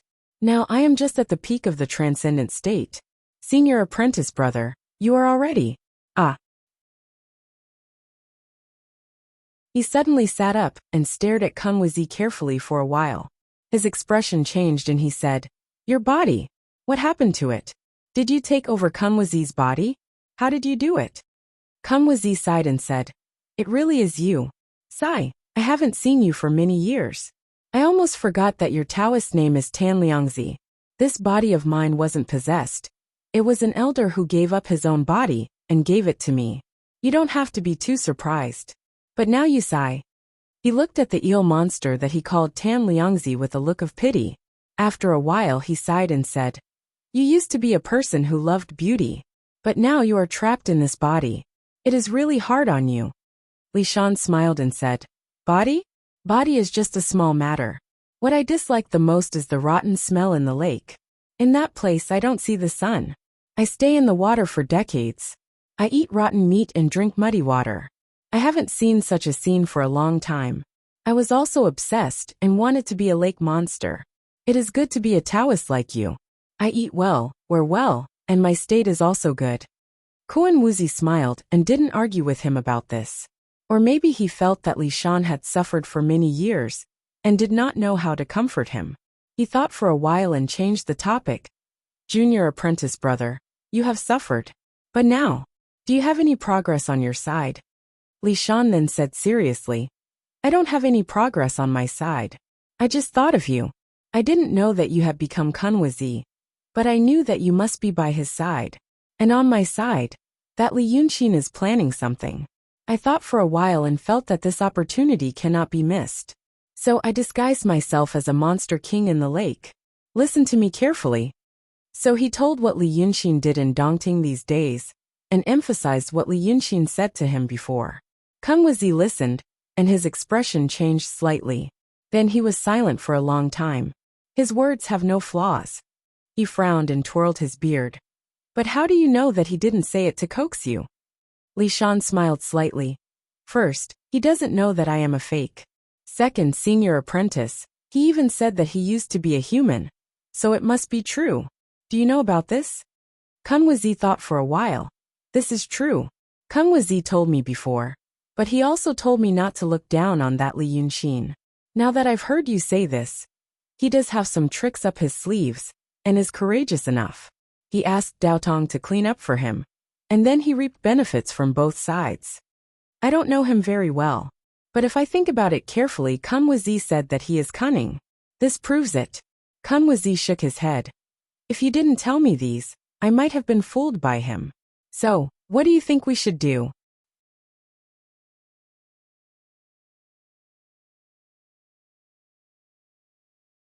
Chapter 251. Li Shan thought for a while and smiled. Li Yunxin wants to use Dao Tong and the demons for his own benefit. So why don't we go with the flow? The Elder Guild wants to kill him, so why don't we capture him? Senior brother, do you remember the order you gave us? It said that Li Yunxin is a dangerous person, and we have to kill him on the spot. However, there is one thing that I don't understand, and I think you don't understand either. Kun Wuzi frowned. What is it? Li Shan didn't answer him immediately. Instead, he picked up a red flower on a tree branch and sniffed it. This action could be done by a beauty or a genius, but now Li Shan did it. One must know that Li Shan's face was originally quite comical. Now he looked even more comical. However, Kun Wuzi's expression changed slightly, which turned into one of pity. He silently watched as Li Shan sniffed the flower and crushed it into red mud in his hand. He then continued. Why did the Elder Council give the order to kill Li Yunxin? In the past, Li Yunxin had the clear jade scroll on him, and we didn't hesitate to use one of our connections in Dao Tong to kill his parents just to get that scroll. But now we don't even want the scroll, and just want to kill him quickly. Senior brother, you should know what kind of existence the elders of the Elders Council are. People like them. Why would they be afraid of a small Li Yunxin? What did he do in Weicheng? Kun Wuzi frowned because of his words. After thinking for a while, he raised his head and said, Senior brother Lin Liangji told me before. He killed someone in Weicheng. That person was a son-in-law of the Yu family. He made the black medicine. As for the black medicine, senior brother Lin Liangji didn't have any evidence. He just guessed that Li Yunxin passed it to him. Now that I think about it, it should be one of Li Yunxin's hidden chess pieces. He suspected our existence and placed it on the table. In the end, we fell into his trap. If there is a reason, it should be because of this. Kun Wuzi thought about it carefully and frowned. But for something like the black medicine, I really don't know why the elders would place such importance on it. Similarly, the pill cauldron sect of the prime clear lineage also has a similar dermic formulation. It's called gunpowder. It's made into pellets and supplemented with spiritual qi to injure people. In reality, its power isn't that great. Li Shan nodded. I'm also puzzled. However, there was still a difference between the two of them. Senior martial brother, think about it. Dao Tong's heavenly heart technique is a secret technique that cannot be passed down. It had been a few thousand years, but who had ever heard of a rogue Taoist learning that technique? The methods of the pill cauldron sect of the prime clear lineage should have been passed down in the pill cauldron sect for generations, like an ancestral memorial tablet, not daring to change it easily. However, when Li Yunxin taught the black medicine technique to the Yu clan's son-in-law, it might have spread among the common people. Li Shan looked at Kun Wuzi. This is probably the difference. But even though this was the difference, I still didn't understand the deeper meaning behind it. The elders possessed remarkable abilities, so why would they be afraid of this? So, I wanted to capture Li Yunxin alive and interrogate him about the crux of the matter. Kun Wuzi was slightly stunned. Then he frowned and shouted at him in a deep voice. Junior martial brother, are you crazy? Do you want to disobey the elder's decree? Li Shan was silent for a while. Then a smile appeared on his face. It's like this, senior martial brother. I want to disobey the elder's decree. But who knows? Now senior martial brother, you know. But if you don't say it, we'll capture Li Yunxin, Interrogate him about the things we want to know, then kill him. The elders won't know. Could it be that senior martial brother won't keep the secret for me? Kuan Wuzi was stunned by his question again. After a long time, he said in a low voice, "This isn't my problem. Junior martial brother, why are you doing this? You know how the elders look when they're angry." Li Shan maintained the smile on his face and stared at Kuan Wuzi for a while. Then his smile slowly disappeared. He clasped his hands behind his back and paced a few steps on the grass in the forest. Then he turned around and said, "Why? Senior martial brother, have you been living well for the past few decades and forgotten about the past?" Kuan Wuzi was stunned and didn't speak. Li Shan walked towards him expressionlessly. Finally, he stood face to face with Kuan Wuzi. Their chests were pressed together. They were so close that they could feel each other's breath coming out of their noses and mouths. Kuan Wuzi was in a stalemate with him for a while. He turned his face slightly, intending to avoid it. However, Li Shan raised his hands and held onto Kuan Wuzi's face, not letting him turn his head. If others were to see this scene, it would be hard to describe. A Taoist in his 50s was cupped by a funny-looking water monster. They really didn't know how to describe it. Kuan Wuzi frowned. However, he seemed to feel that such an expression wasn't appropriate, and relaxed his brows. However, he still didn't know how to face Li Shan. He could only say, "Junior martial brother, what are you doing? What are you doing? Someone found out." How would anyone find out here? Li Shan stared at Kuan Wuzi's face expressionlessly. Even this won't happen. After saying that, he used the wide and big mouth on his face to kiss Kuan Wuzi's mouth. At this moment, Kuan Wuzi finally couldn't take it anymore. He pushed Li Shan away and said anxiously and angrily, "Junior martial brother." His body was even stronger than the body of a cultivator who had reached the peak of the mystical realm. It was also newly obtained, and he couldn't control it as he wished. Thus, he used 20% of his strength in a moment of desperation. This eel demon was only at the peak of the transcendent realm. How could he withstand such strength? He was immediately pushed a dozen steps away and crashed into a huge tree behind him. The tree that needed 3 people to wrap their arms around shook from the impact, and a large amount of leaves fell down. Li Shan spat out a mouthful of blood. He had actually been seriously injured by Kuan Wuzi. Only then did Kuan Wuzi realize that something was wrong. He screamed and quickly rushed over to check on Li Shan's injuries. However, he heard Li Shan scream, "Don't come over." The leader of the Langya Heavenly Cave obediently stopped 3 to 4 steps away from Li Shan and didn't move forward anymore. However, looking at him now, he didn't even have the demeanor of a leader. He stood there with his hands and feet trembling like a student who had done something wrong. He only knew how to say with a trembling voice, "Junior martial brother. Junior martial brother. I didn't mean it." Li Shan spat out another mouthful of blood. He actually leaned against the tree and sat down. He sneered, "Now do you know why?" Then he screamed again, "Look at what I look like now. Do you still remember what I looked like in the past? Do you still remember whether I was a man or a woman?" When these 3 sentences came out, Kuan Wuzi's face became even paler. "I wanted to kiss you just now, and you also felt disgusted." Li Shan laughed crazily. "Didn't you like this the most in the past?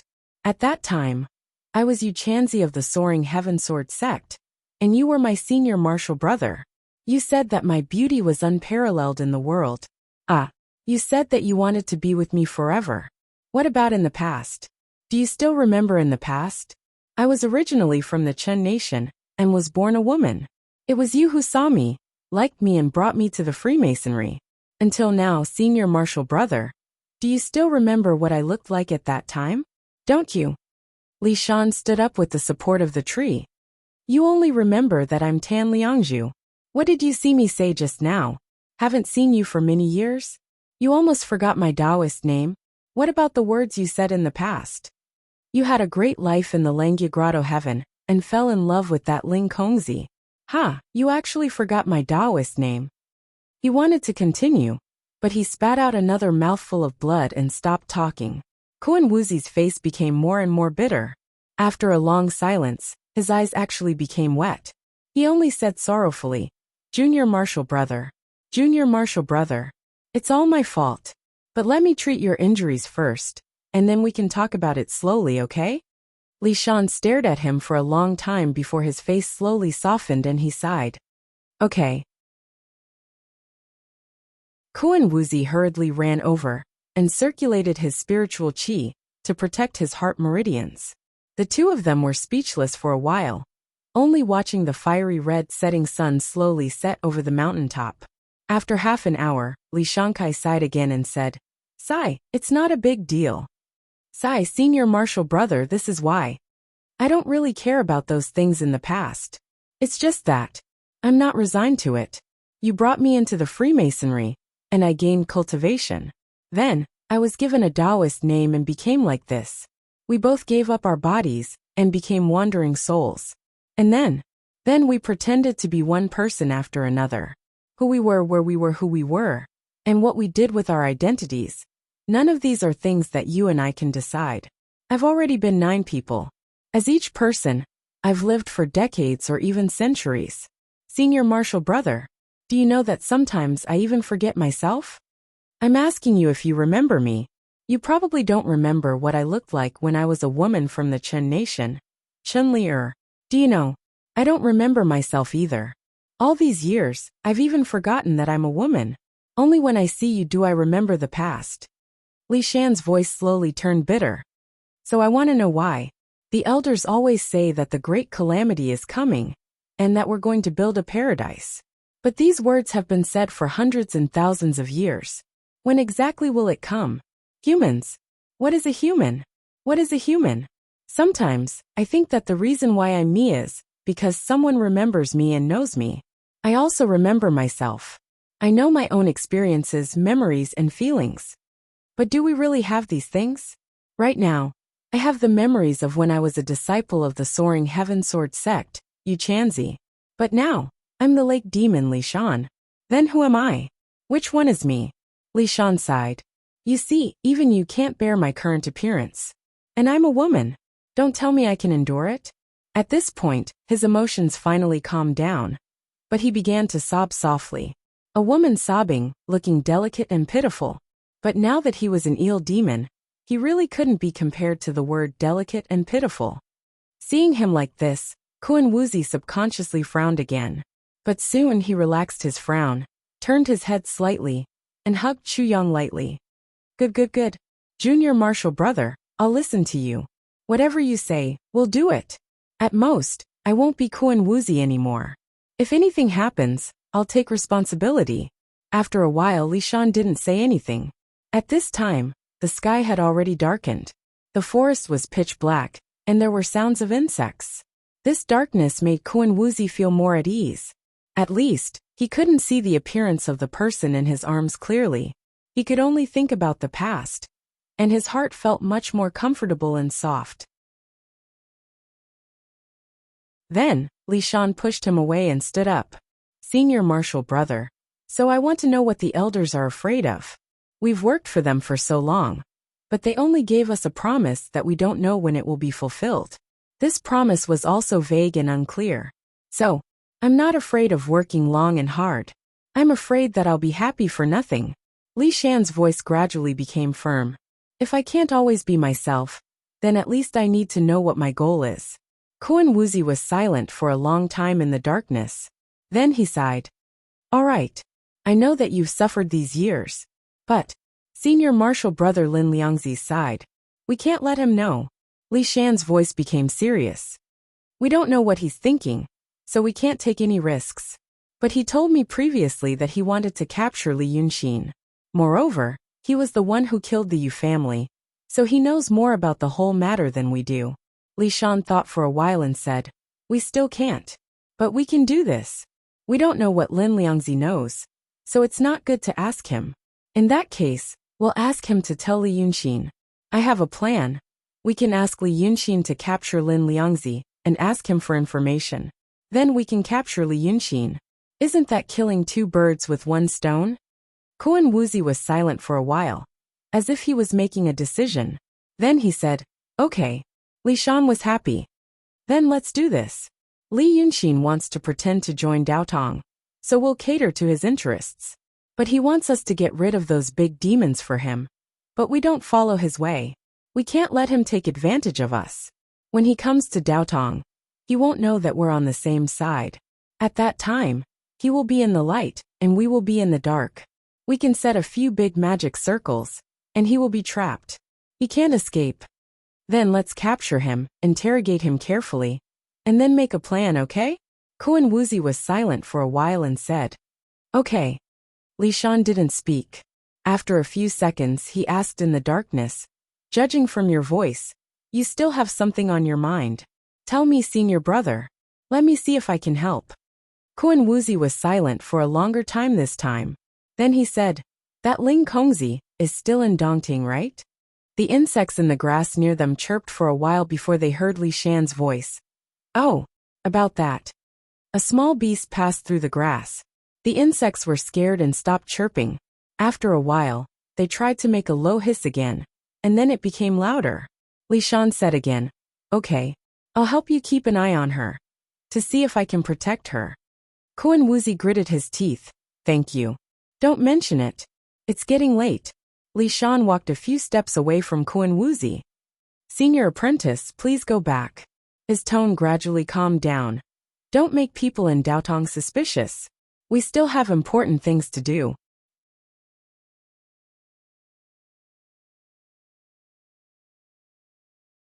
Chapter 252. What happens in the next 2 days is within Li Shan's expectation. Just like the demons in Dongting don't care about the Ao King, the demons around Dongting also don't care about the wishes of Wei River Dragon King. Many demons have occupied Weishui River for hundreds of years. During these hundreds of years, the 9th young master has never caused any trouble. Now he suddenly wants to make trouble as if he is a leader. Who cares about him? Demons are more concerned about their own affairs. Compared with T like the war between monsters and Taoists, the world's catastrophe, and destroying them one by one, they are more concerned about whether their territory will be targeted, whether their position is secure, where they can catch people to eat, and whether there are disciples of Daotong walking around nearby. They hope they can get out of here as soon as possible, so that they can continue to have fun.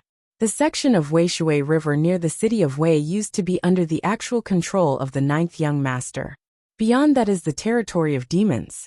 The area that the fiendish demons controlled was far larger than anyone could imagine.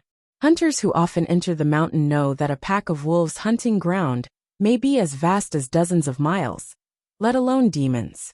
After all, this world is vast and sparsely populated. Most of the wilderness is actually under the name of a monster king. After all, demon kings only had jurisdiction over a certain territory in name. They would never be so arrogant as to run to a large human city in their territory and declare their ownership. But it also means one thing. Very few demons know that Wei River Dragon King is not the former Wei River Dragon King. That day, Li Yunqin made a magical scene over the city of Wei, which can be seen from dozens of miles away. But the problem is, the monster king closest to the city of Wei is also hundreds of miles away. This monster is a big demon with the highest personal ability, except for the Lord Dongting in the city of Wei River. No one knows what his real body is, but he calls himself Evil King. He has a rare magic weapon called True Eye in his hand. The old monster Evil King has been cultivating for more than 2,000 years. Before the divine dragon gave Weishui River to his 9th son Changwen, he had already occupied this place. This was the end of the wilderness forest outside the city of Wei, where the terrain suddenly rose.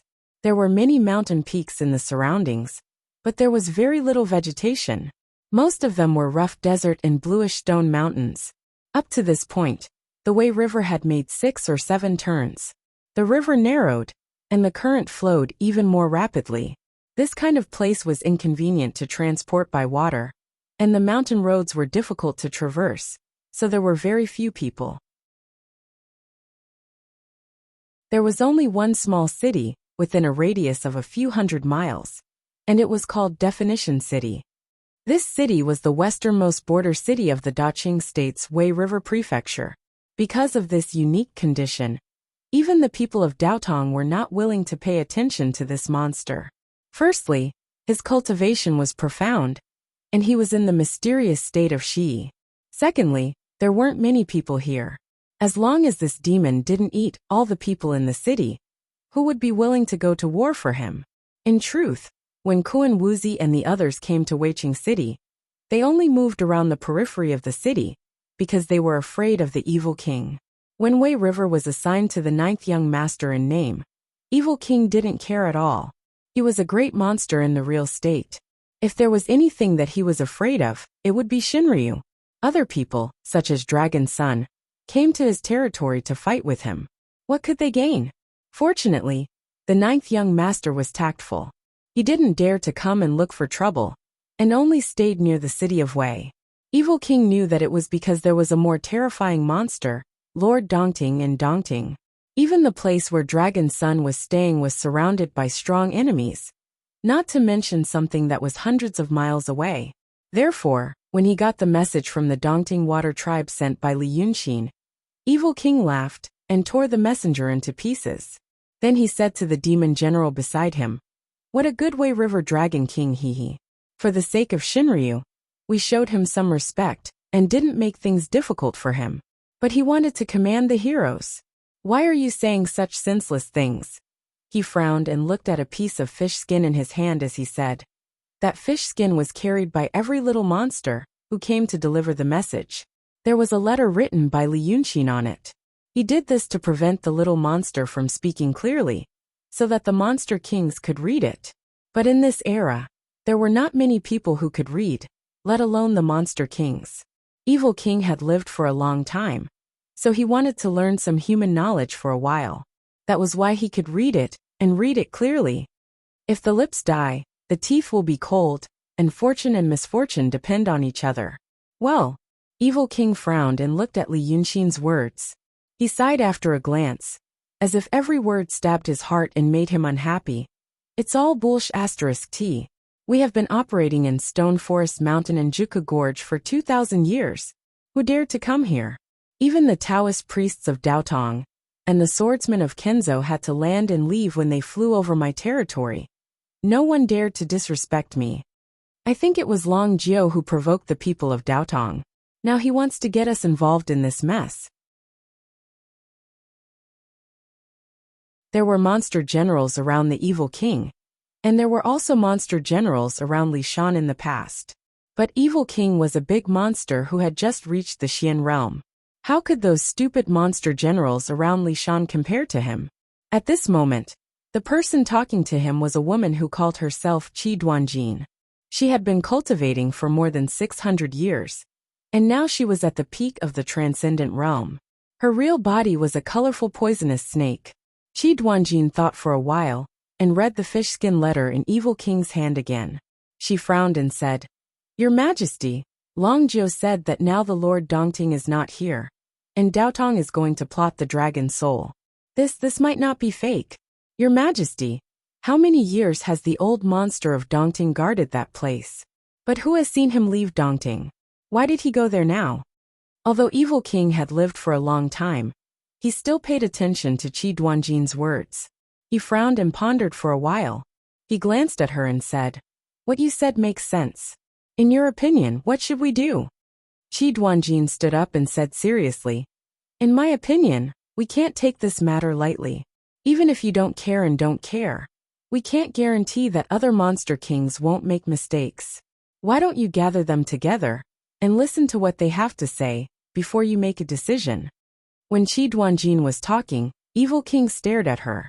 When she finished, Evil King clapped his hands and said, "Good. You've thought it through.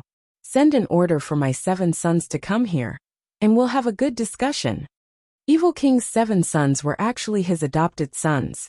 They used to be the 7 big monsters who lived near Stone Forest Mountain and Juka Gorge, where Evil King lived. But at that time, there were not 7 monster kings, but 7 monster generals who served a big monster together. Later, Evil King spent a lot of effort to kill that big monster. Then, he assigned his 7 sons to guard the territory near his own territory. As such, firstly, it could serve as a buffer between him and the other great fiendish demons. Secondly, The heretic king admired the demeanor of the true dragon conferring his 9 sons.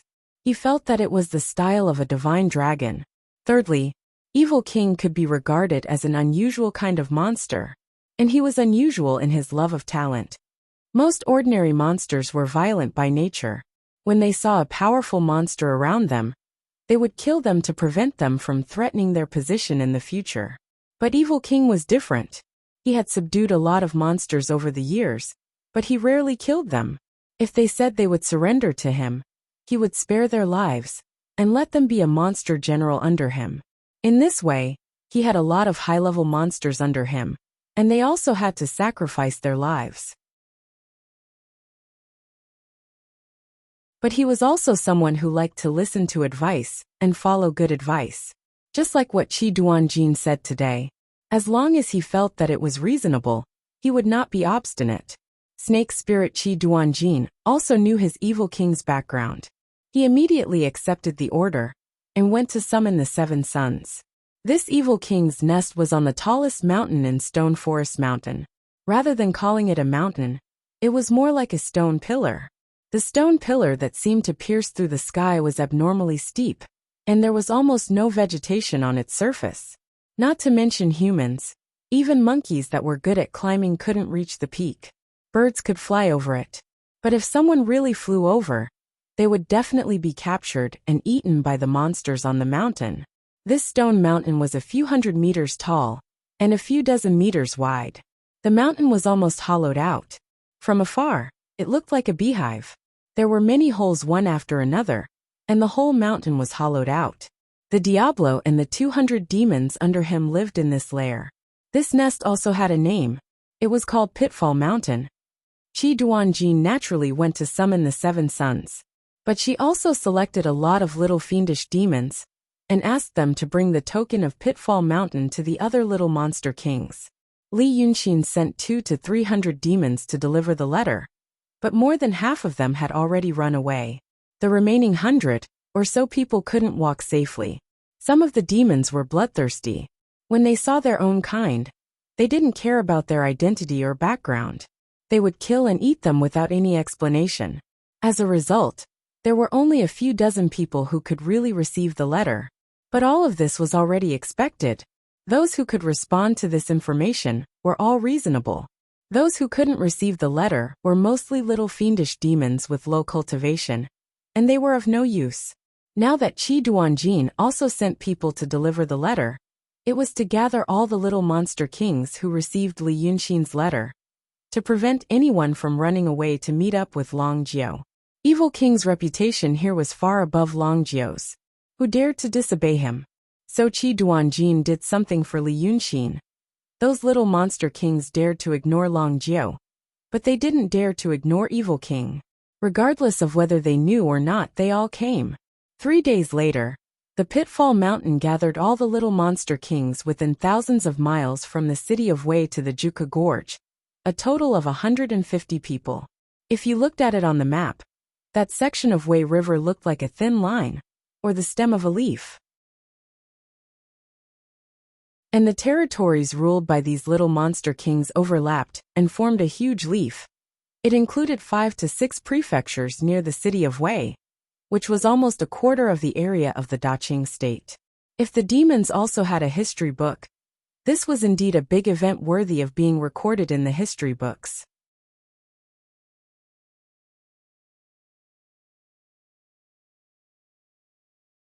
Chapter 253. In the past few days, Dongting is not peaceful either. However, the turbulence near the Pitting Mountain is not peaceful. In the Dongting, there are undercurrents. At first, the Taoists near the city of Wei are busy, but they are not busy dealing with the inhibition of Dongting. Instead, they are busy setting up checkpoints. The checkpoints set up by the Taoists are different from the checkpoints set up by the government in the secular world. The government checkpoints are set up on the road. Only those on the ground are allowed to pass. However, the Taoist checkpoints are set up in the sky. All the passage between the sky and the ground is prohibited.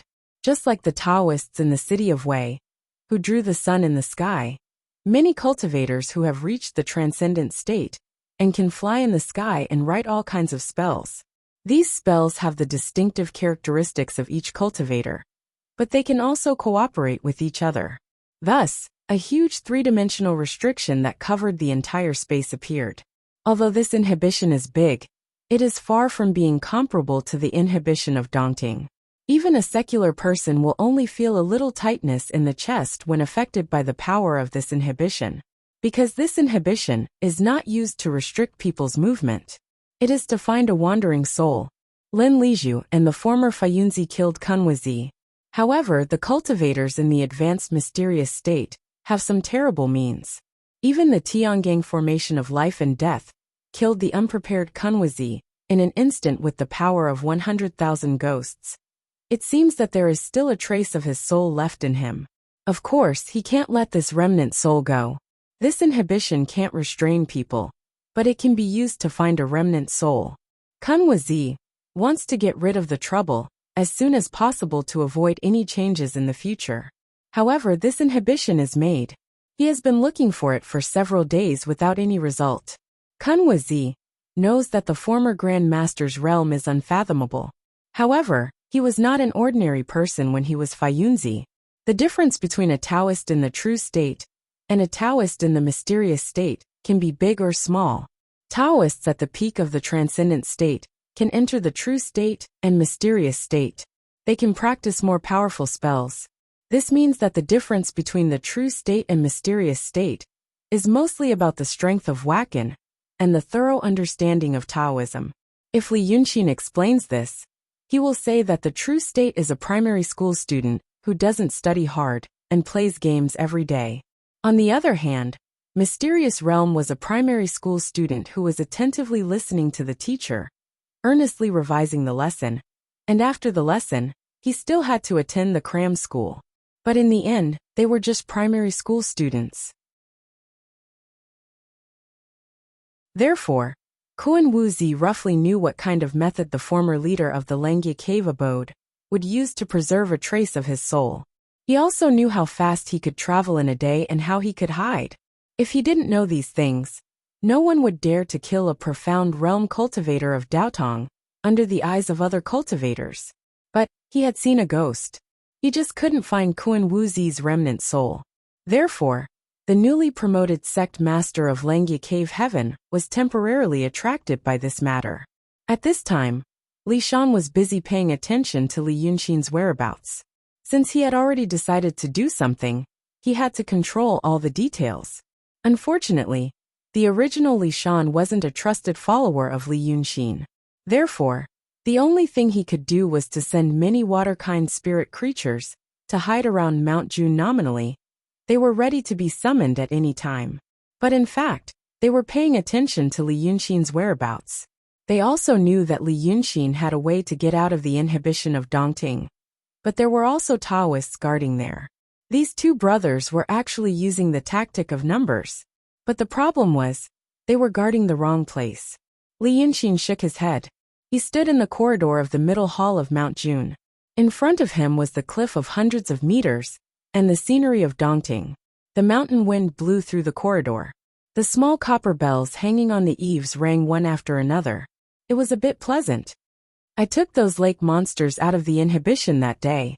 When I arrived in the forest, I didn't unlock their 5 senses. I took them out for more than 10 miles before I released them. Otherwise, it wouldn't take so much time to transport 200 or 300 people out. Li Yunqin stood in the corridor with his hands behind his back and looked at the scenery in the distance. He shook his head again. At that time, I thought there might be a problem. Sure enough, there was a problem. Now the people of Daotong are guarding the place where I woke up those demons. They thought I would come out from there. Do you think there is something wrong with some of us? This was said to Lu Laodao. Lu Laodao was also in the corridor. He moved a rattan chair on the back of a jade screen and leaned against it. However, this rattan chair only looked like it was made of rattan. In fact, it was not made of gold or wood. It was obviously a treasure. Laodao liked this chair. He took it with him everywhere these days. Hong Nyangzi sometimes laughed at him. He just smiled and said, "It's good to use the things of immortals." He didn't argue with the little girl, although this little girl might be older than his great-grandmother. At this time, Lu Laodao was enjoying the mountain breeze. His thoughts were a little more active. He knew that sometimes when Brother Xian asked him something, it didn't mean that he didn't have a clue. It was just that Brother Xian liked to talk about things with people he could trust. As he talked, he would clear his thoughts. As he talked, he would have an epiphany. So he squinted his eyes, thought for a moment and said, "Brother Xian, didn't you say it before? Look at our Mrs. Sanhua. She is a bit suspicious. That you family's Yu Meng is also a bit suspicious. Our family's Sanhua is not often seen these days. But I know she went to the lake to play. You see, she hides her worries, but she also likes to play. If I had to say, she has the temperament of a child. If I had to suspect something, I wouldn't suspect her. But that you family's young master, you also sent him out. If I had to say, he is also a suspect. And that Li Shan that you subdued. So I don't have a clue." Li Yunxin turned around. There was something in his hand. It was the jade slip of enlightenment. He tossed the jade slip in his hand and laughed at himself. "Actually, I'm afraid of hardship. And I don't like to study. When I was young, I didn't know anything in the mountain village. My parents taught me well, so I learned quickly. Until now. If I didn't get a demon body, I don't know when I could cultivate to the real state. They are all looking for this thing. If they really see it, they will be disappointed.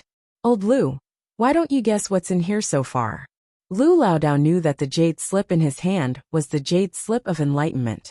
He also knew from him that the jade slip of enlightenment was a painting treasure, and a relic of the saint of painting. After all, he was a painter, and now he had become a Taoist painter.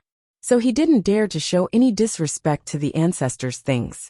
When Li Yunxin tossed the treasure in his hand, he couldn't help sitting up straight and staring at it. He was afraid that Brother Xian would accidentally break it. He thought for a while and swallowed. "I don't dare to guess, I don't dare to guess." Li Yunxin sighed. "So far, the parts one can see are all about cultivation. But it's better to give me a few secret manuals for me to cultivate. Guess what's the method of transforming the soul into the real body, in the truth-telling state? There's only one sentence, you really think it's real. Damn it, who are you fooling?" Lu Laodao's face changed. He thought, "Brother Xian, how dare you scold the ancestor?" But it was not good to say this to Li Yunxin. He could only apologize for Li Yunxin in his heart, afraid that lightning would strike him. Li Yunxin complained, but he still jumped on the railing along the corridor, sat with one leg up, and opened the jade slip of enlightenment. After opening it, he began to mumble and read. In Lu Laodao's eyes, he was talking nonsense. Sometimes it would smile strangely, as if it understood what was going on. Sometimes he didn't say anything, but just frowned. After frowning for a while, he began to scold people to himself, which made Laodao panic. When Li Yunxin was reading, Lu Laodao kept a lookout for him, not letting others see the jade slip. After a whole afternoon, Li Yunxin stood up and sighed. "Who are you fooling?" Laodao heard him mention the method of transforming the soul into the real body, and knew that he was practicing it. Hearing his unhappy tone, he knew that the progress was not good, so he tried to comfort him. "The method that Brother Xian talked about is not the method that Yunzi used in the city of Wei, right?" In the city of Wei, when Li Yunxin pretended to be Dragon Sun Hatred, Yunzi used his doppelganger to come out of the treasure mirror of arcane light, and talked with Li Yunxin in detail.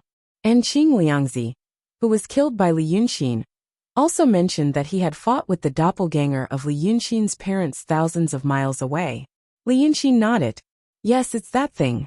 People in the real state can do it, they are already Zhenren.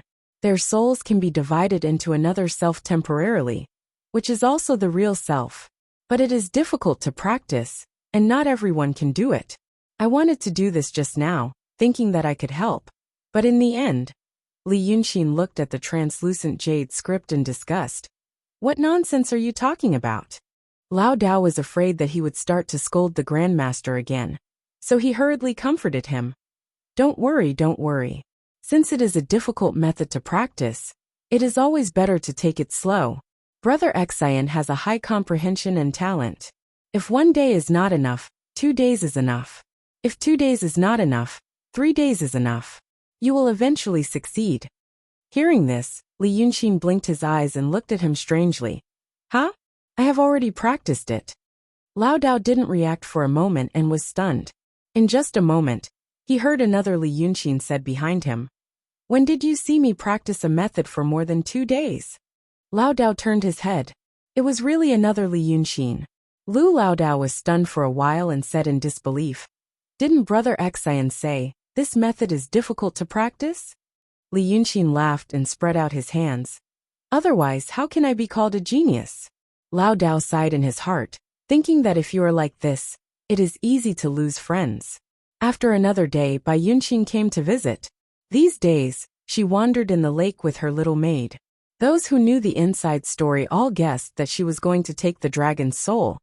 But they only thought that she hadn't found where the dragon's soul was.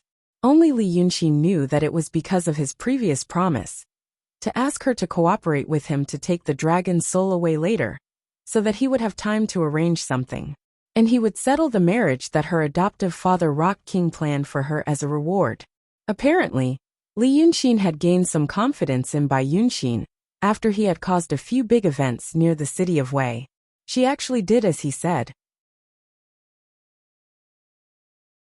Li Shan watched Bai Yunxin enter the middle hall of Ziwei Palace in Mount June. Then he talked with Li Yunxin for a whole night. On the second day, Li Yunxin and Bai Yunxin still didn't show up. Li Shan was a little anxious. He was afraid that Li Yunxin had gone somewhere else out of the inhibition of Dongting. But when he was anxious, he saw Red Lady coming out of the front hall of Ziwei Palace. Red Lady built a small wooden pavilion beside the white beach of Mount June to commemorate the time when she and Li Yunxin first met.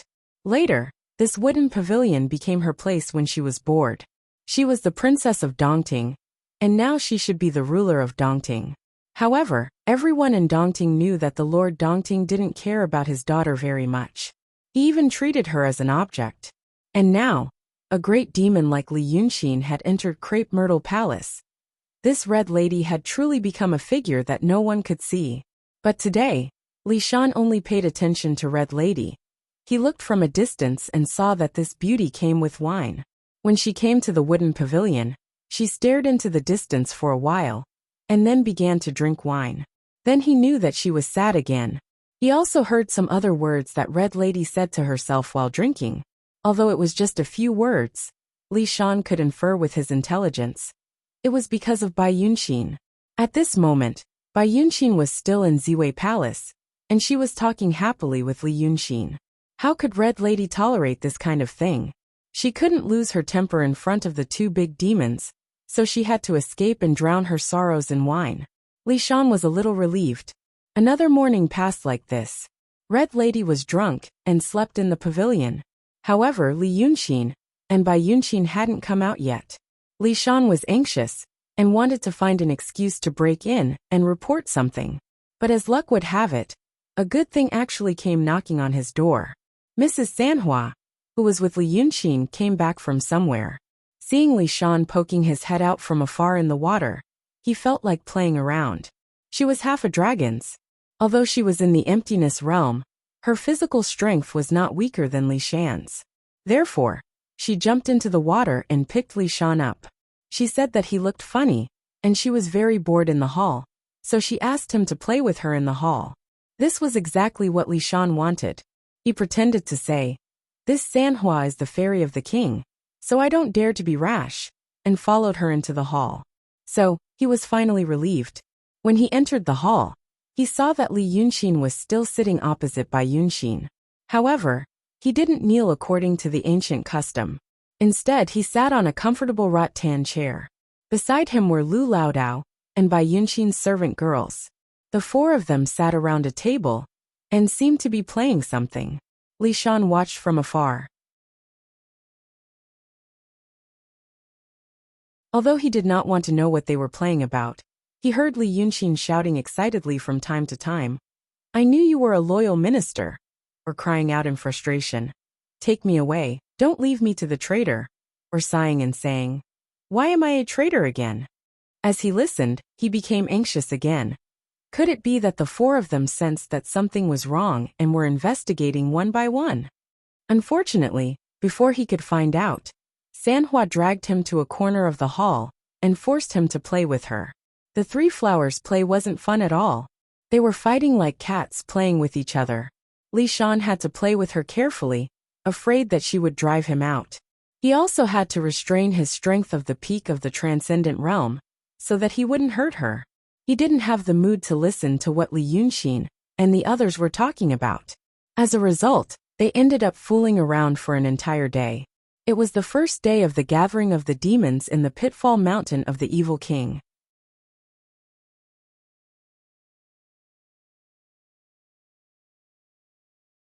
Chapter 254.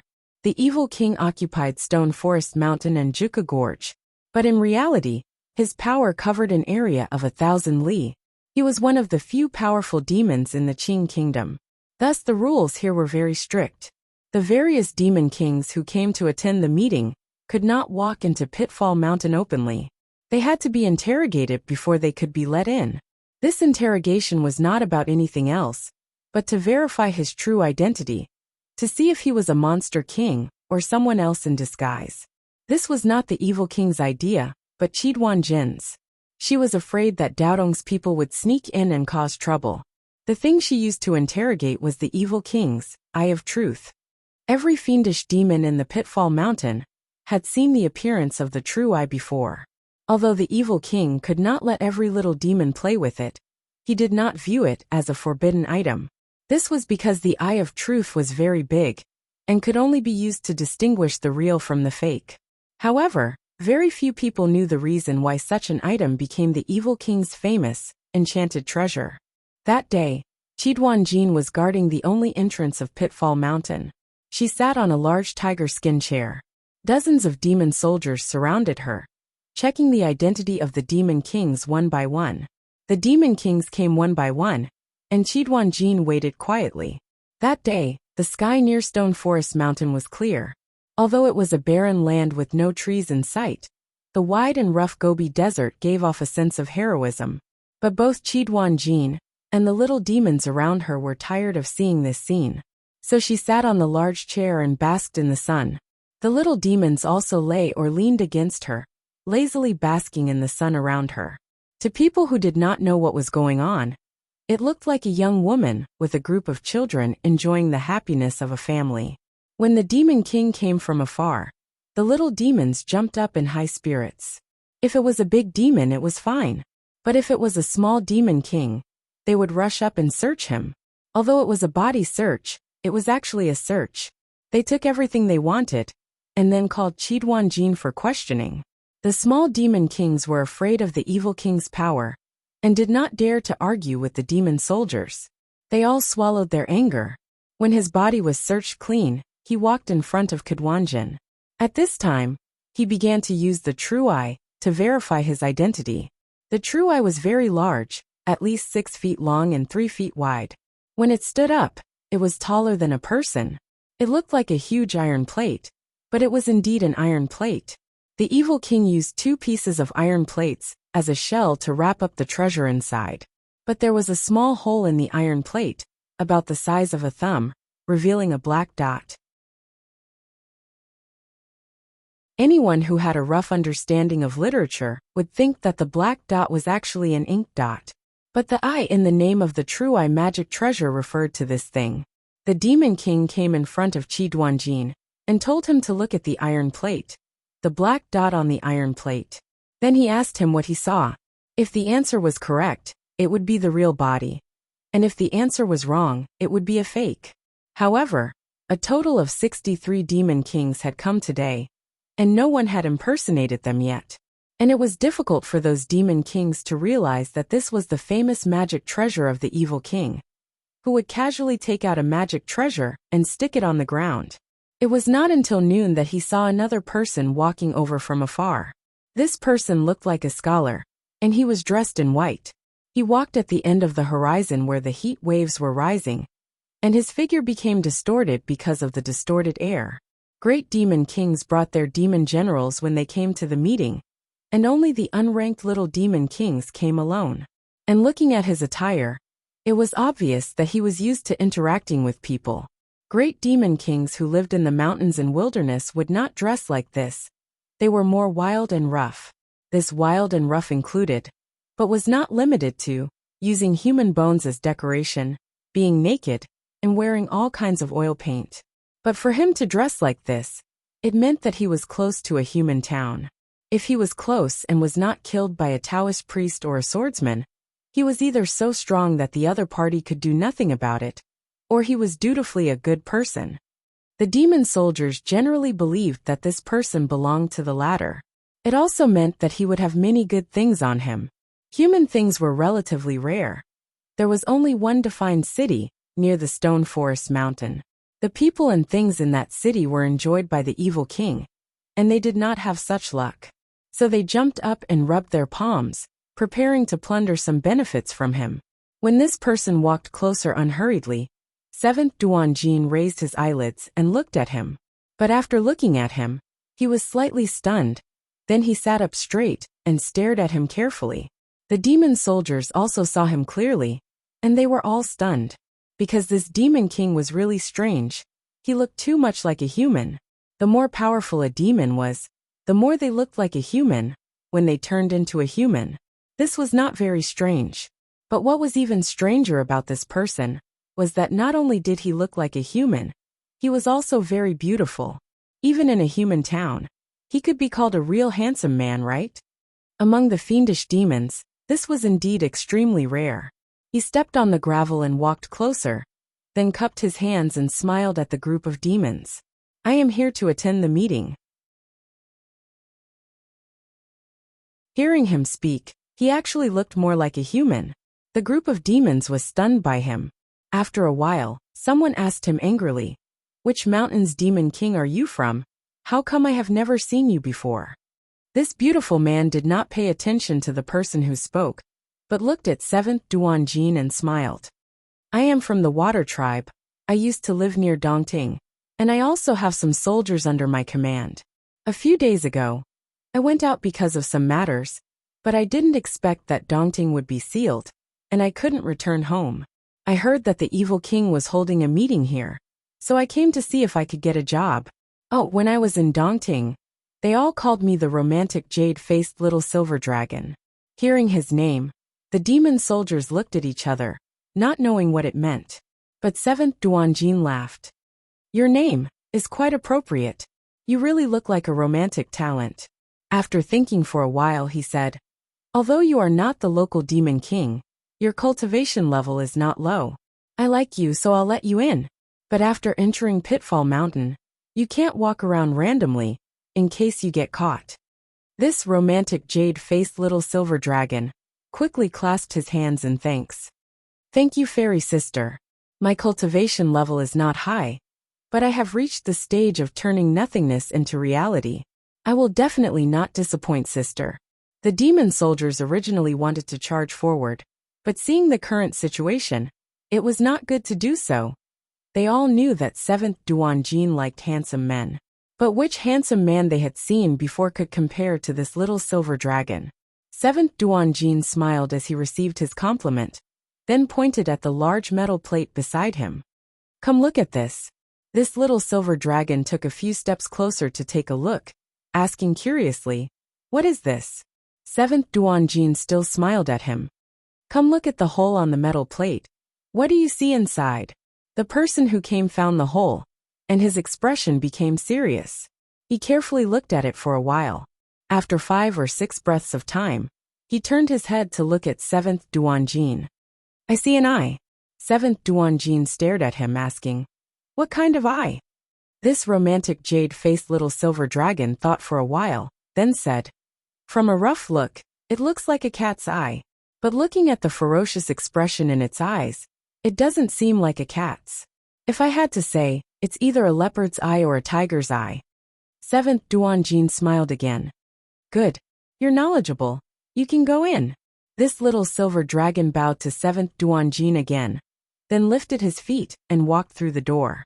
The door of the Pitfall Mountain was a stone door, opening at the foot of the mountain. Originally it should have been a cave, but the shape was not neat. Right now there were many human or animal skeletons and skeletons decorating the side of the cave, acting as a facade. After entering the door, he first walked through a deep and serene passage. Although it was wide, it was cold and damp, even dripping with water. This was a completely different scene from the dry and hot weather outside. After walking for about 15 minutes, he finally saw the light at the end and heard the sounds in the cave. It was as he had expected. It was a mess, and he could not hear anything clearly. Only demons with a higher cultivation could speak the human language. Many demons with low cultivation mostly communicated with each other through body language and primitive howls. But although some demon kings had high cultivation, they were together with a group of small demons. Who could they speak the human language to? Over time, they did not like to speak the human language. At this moment he heard such a clamor, and also a thick smell of blood. Li Yunxin. He frowned slightly. He had originally thought that the evil king was a great demon like the Lord Dongting, and should be more like a human. Who would have guessed that this would be the scene here? That smell of blood.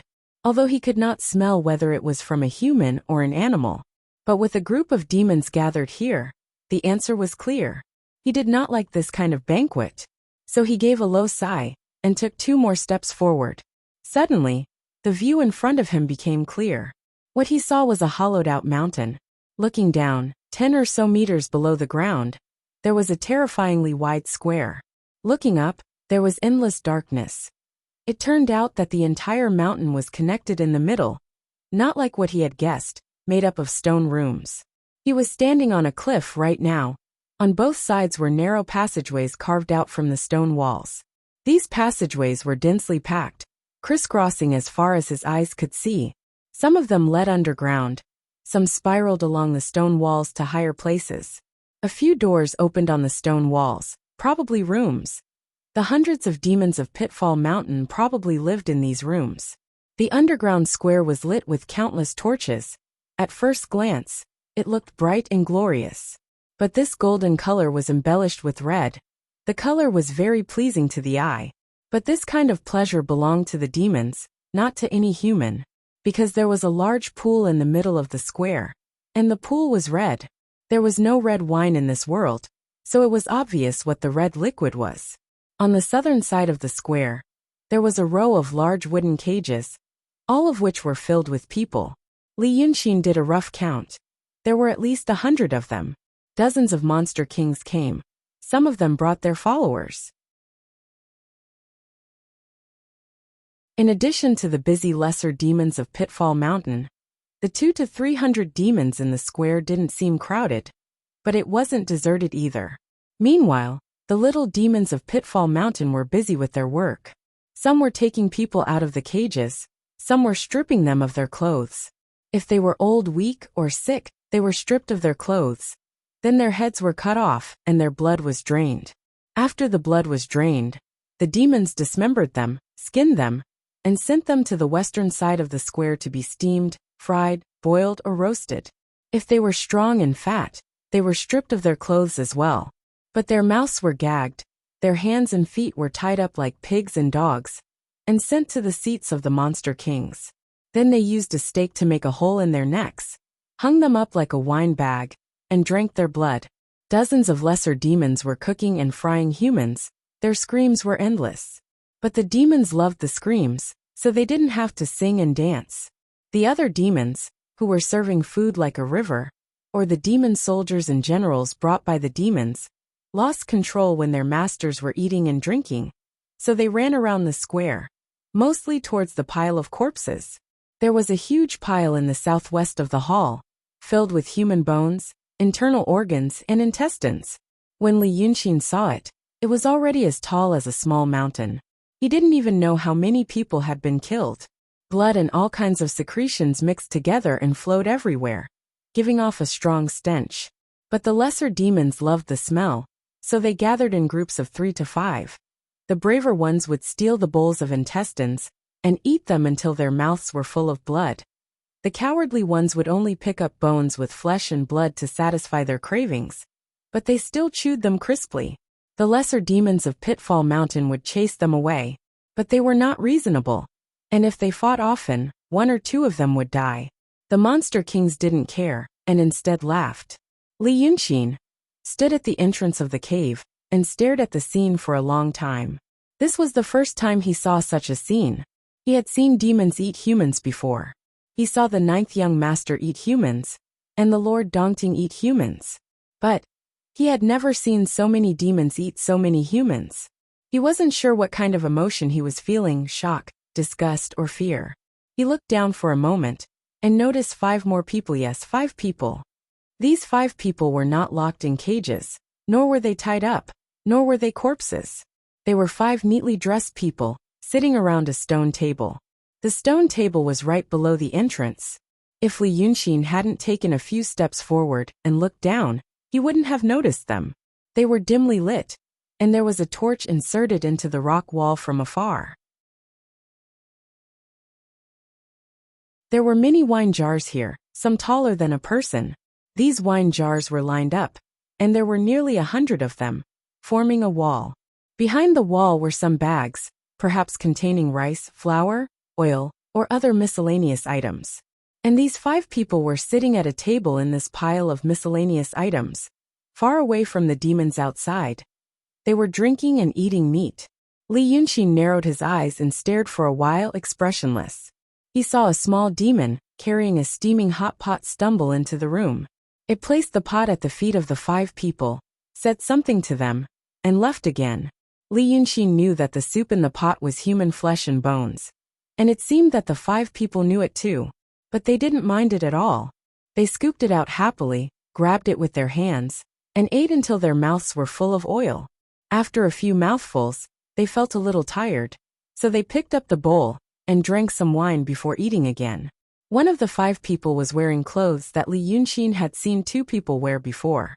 One was Constable Xing of Qinghe County, and the other was Inspector Yin of Liuhe Prefecture of City of Wei. They wore a square hat with a peacock feather on it. These 5 people were 1 constable and 4 constables.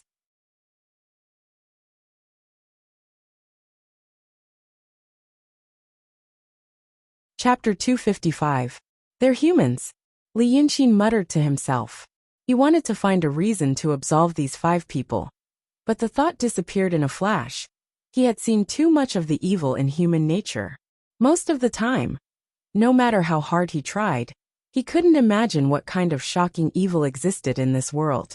He stared at the 5 people for a while and sighed. At this time, he heard a voice that he hadn't heard for a long time. This voice was sharp, and there was a hint of mockery in it. Did you sigh because you feel better about the demons? The voice came from the front left. It should be empty space, there was no place to stand. But Li Yunxin didn't rush to look up. He stood there in silence for a while, then looked up. Then he saw Bai Yanjun. This Yama king, who had not been seen for a long time, floated in midair. One of his black eyeballs was staring at Li Yunxin, while the other eye was looking at the scene in the hall below. He looked very strange. These 5 people are the officials of a city 30 miles east of the Pitfall Mountain. They've been colluding with the Diablo for a long time. Usually, they send prisoners to the demons regularly, and only say that they died of illness in the prison. The demons also gave them benefits and promised them gold and silver. Now that the Diablo is holding a banquet, he actually ate so many people. These 5 people are quite capable to be able to find them. Bai Yanjun spoke frankly to Li Yunxin, as if he was telling a story, but Li Yunxin knew that he was a king of hell. In the legends of mortals, the black and white kings of hell were the righteous deities responsible for good and evil retribution, and the cycle of reincarnation. When good people died, Bai Yanjun would lead them away and reincarnate into a good family. When evil people died, the Black King of Hell would lead them away and send them to hell. But Li Yunxin already knew that it was all bullsh*. There was no such thing as good and evil retribution in this world. This Bai Yanjun was still chattering. I see that you're having a good time as a demon now. Seeing this scene again, don't you feel even more disappointed? Catching your own kind and sending them to demons to eat. Demons can't do such a thing. At this point, he didn't say anything more. The black eyeball that was looking at the hall suddenly turned back and stared at Li Yunxin. Li Yunxin smiled. Oh, none of them were good people. There were villains among men, and demons were no better. Cannibalism was not a common sight, but demons and monsters were quite common. It's just that my Sai was a Sai.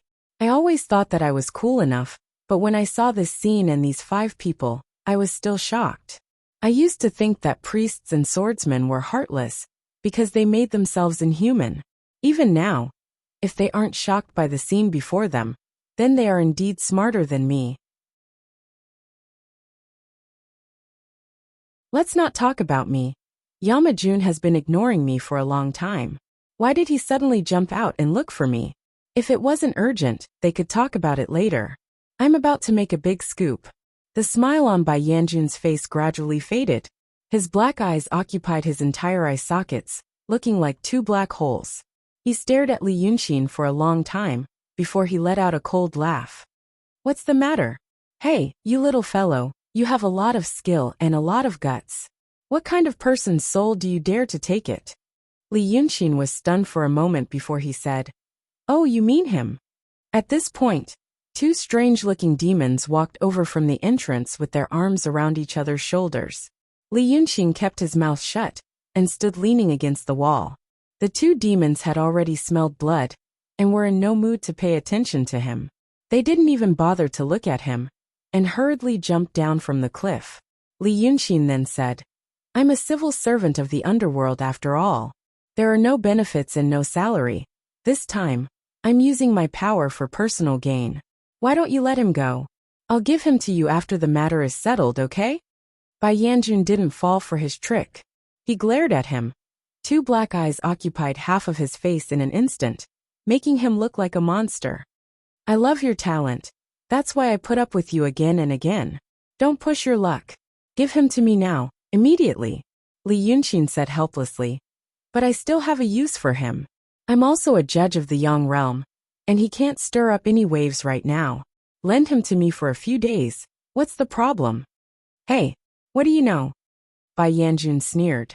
"The soul of a mysterious realm, and one that can be taken away. Do you think it's something that happens every year? Not only does it not happen every year, it might not even happen for hundreds of years. You little brat, holding him in your hands, Humph. When the time comes, it's... At this point, the White Hell King suddenly hesitated, as though he had thought of something. He didn't speak. Not only did he not speak, even the sneer and anger on his face disappeared. After staring at Li Yunxin for a while, he suddenly giggled and said, "Let's do it this way." He circled around Li Yunxin a few times. "I'll lend it to you for now, but since Ben Jun sold you this favor, I will have to repay it." Li Yunxin looked back at him. After a while he said, "Tell me about it." Bai Yanjun shrugged. "You're a smart kid.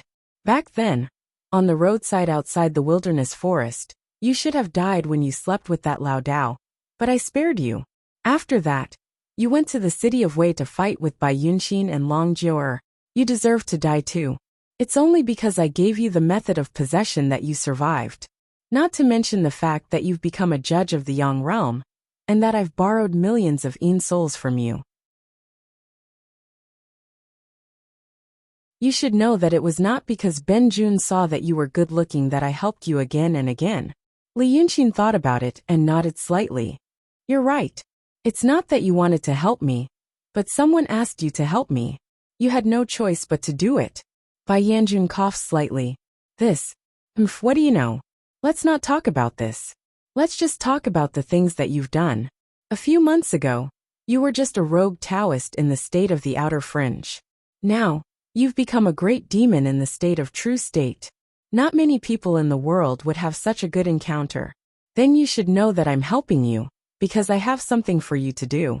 Li Yunxin was silent for a while. He sighed. "I understand. It's all a routine. Tell me, what do you want me to do?" Bai Yanjun stared at him with a pair of dark eyes. He said slowly, "I want you to call Daotong Kenzo and the demons to fight it out." Li Yunxin was slightly stunned when he heard this. He thought for a while and raised his head. "But they're about to fight now. If you're talking about stirring up trouble and fanning the flames, you should know about the Freemasonry. They've been doing it longer than me. Their tricks are deeper than mine, and their results are better than mine." Bai Yanjun stared at him. Since you know about those things, things will be easy. Not only do I want you to call Daotong, Kenzo, and the demons to fight, but I also want you to drag the Freemasonry into it. Ask the three of them to fight together. The bigger the better. It's best. He thought for a while. Let them all die. Li Yunxin's expression did not change. Even the sharpest person would not be able to tell what he was thinking. He stood on the spot and thought about what Bai Yanjun said. He thought for a long time before he frowned. What do you mean? You told me before that your and the Black Yama King's job is to maintain the stability and prosperity of the world, so that the people in the human world can live and multiply. But you should know what it means if a full-scale war breaks out between the three parties. No one can escape the flames of war. Many people will die. What do you mean by asking me to do such a thing? Bai Yanjun raised his eyebrows. Times have changed. I haven't come to look for you for so many days. Don't you want to know why? Li Yunxin thought for a while. No. Bai Yanjun blinked. He seemed to be used to Li Yunxin's merciless answer and reaction. He continued to say, we are not those stupid animals that only know how to eat and breed. We want to take care of the people in the world, and let them multiply and multiply. Naturally, we have a motive. It's just that we didn't need it in the past, but we need it now. This kind of thing. Sigh, I am also unwilling. Li Yunxin sighed. Listening to you, you really have a lot of negative energy. Every time, it would wear away the little bit of hope and vision I had for the world. Then tell me, why do you want to do this? Why do you want to do this? You are after all celestial beings, immortals. What kind of things are you? I am so strange. Bai Yanjun didn't care about his sarcasm. He just continued. Because it's not good to tell you everything. There are too many things you don't know. But I want you to do something, so I can't leave you without a clue. So now let me ask you. You only know that there are celestial beings in this world. You think that celestial beings are superior and enjoy immortal happiness forever. But you also think that the world is prosperous and orderly. But have you ever thought that celestial beings also have troubles? There are two kinds of troubles for celestial beings. One is an ancient devil, and the other is a true devil. It took Li Yunxin a while to realize that these two words weren't periosteum and hazelnut mushroom. It wasn't that he wanted to argue, but because he had never heard of these two words. Whether it was folklore or Taoist scriptures, or even the illusions passed by word of mouth among cultivators, these two words didn't exist. The only thing that was similar to these two words probably meant that the art saint of the previous generation was possessed by the devil. This was such a strange thing. Even the cultivators who claimed to know most of the world's secrets were so unfamiliar with these two words. This really piqued his interest. He frowned and asked, an ancient devil and a true devil? What do you mean? A cultivator who has entered the demonic path? Or a celestial being who has entered the demonic path? Is it two kinds or just two people? Bai Yanjun said to him solemnly, you don't need to ask these questions for now. In short, you have to know that this world isn't as peaceful as you think. And you have to do this job well. Li Yunxin thought for a moment. Why me? Because I have tested you before. And I already know that you are the most suitable. Bai Yanjun stopped smiling and became serious. I say that you are a human, but you don't have much humanity. I say that you are a demon, but you are not only fierce and cruel. Besides, you don't care about this world, and you don't care about these people. You are the most suitable to do this kind of thing. Some of the words he mentioned made Li Yunxin slightly apprehensive. He thought about it seriously again and said, then in your place, I'm just a tool. What if I succeed? Bai Yanjun looked at him. That depends on your luck. Even I don't know what will happen in the future. It sounds like an unscrupulous boss giving you an IOU. Li Yunxin sighed. What if I don't do it? Since you said that I am the most suitable, and you spent so much effort on me. Can I talk about the conditions? Bai Yanjun looked at him. Then he slowly approached him, and revealed a gloomy smile on his face. Little man. You should know one thing. When I dote on you, I can let you be willful and naughty. But in some other matters, if you dare to be willful and naughty, I won't dote on you anymore. He slowly floated to Li Yunqin's ear and stuck close to him, whispering, "You think you are special? Oh, you are indeed special. But special people like you, have they never appeared before? If you don't listen, Ben Jun will wait for another few hundred or 1,000 years, and then wait for someone like you." After saying this, he suddenly retreated, returning to the darkness in the sky. He stared at Li Yunqin and smiled miserably. "Do your work well. I will not urge you, but you must do your work well. I will watch you." Then he disappeared, and Li Yunqin stood in the same place, blinking his eyes quickly several times. Should not have misunderstood, right? For the first time in his life, he doubted his ability to understand. He recalled the last few sentences of Bai Yanjun over and over again, trying to analyze them from other angles. But after trying a few times, he realized it should be the meaning that he understood. He knew that he was a traveler. When he slowly came back to his senses, he felt a slight chill on his back. He was sweating just now, and now the wind was blowing. Li Yunqin stood in the same place for a while, then let out a long and gentle sigh. Then he walked to the side and stood against the rock wall, hiding himself in the darkness to think about some things. Today Bai Yanjun was not his usual self, actually threatening him with such a tyrannical attitude. He thought that he would give in. Of course he would give in. What a joke. That was the Yama King. If not for the lack of nutrition factors like attitude, what he wanted him to do was exactly what he wanted to do. It was just that the path had to be changed a little, the method had to be adjusted, and the vision had to be broadened. At least at this stage. Probably the Yama King also knew that this was an extremely complicated and difficult thing. So he said, "I will not urge you." According to the concept of time of those celestial beings and immortals, it would be a very, very long time. But Li Yunqin had always been a curious person. Therefore, he had a very strong desire to know what the big events, the ancient devils, and the true devils were, which he had never even heard of. Moreover, people like to talk nonsense like controlling their own destiny. He came to this world and knew that there was a way to go against the natural order of cultivation. So of course this desire was even stronger. But now he became very unhappy. He knew that something might happen in this world, but he did not know what exactly is going to happen. This made him feel powerless to go with the flow. Personally, this feeling was too annoying. You're tuning in to the Li Mei's Wuxia Whispers YouTube channel. We're so grateful for your support, and don't forget to subscribe to join us on this incredible journey through captivating stories.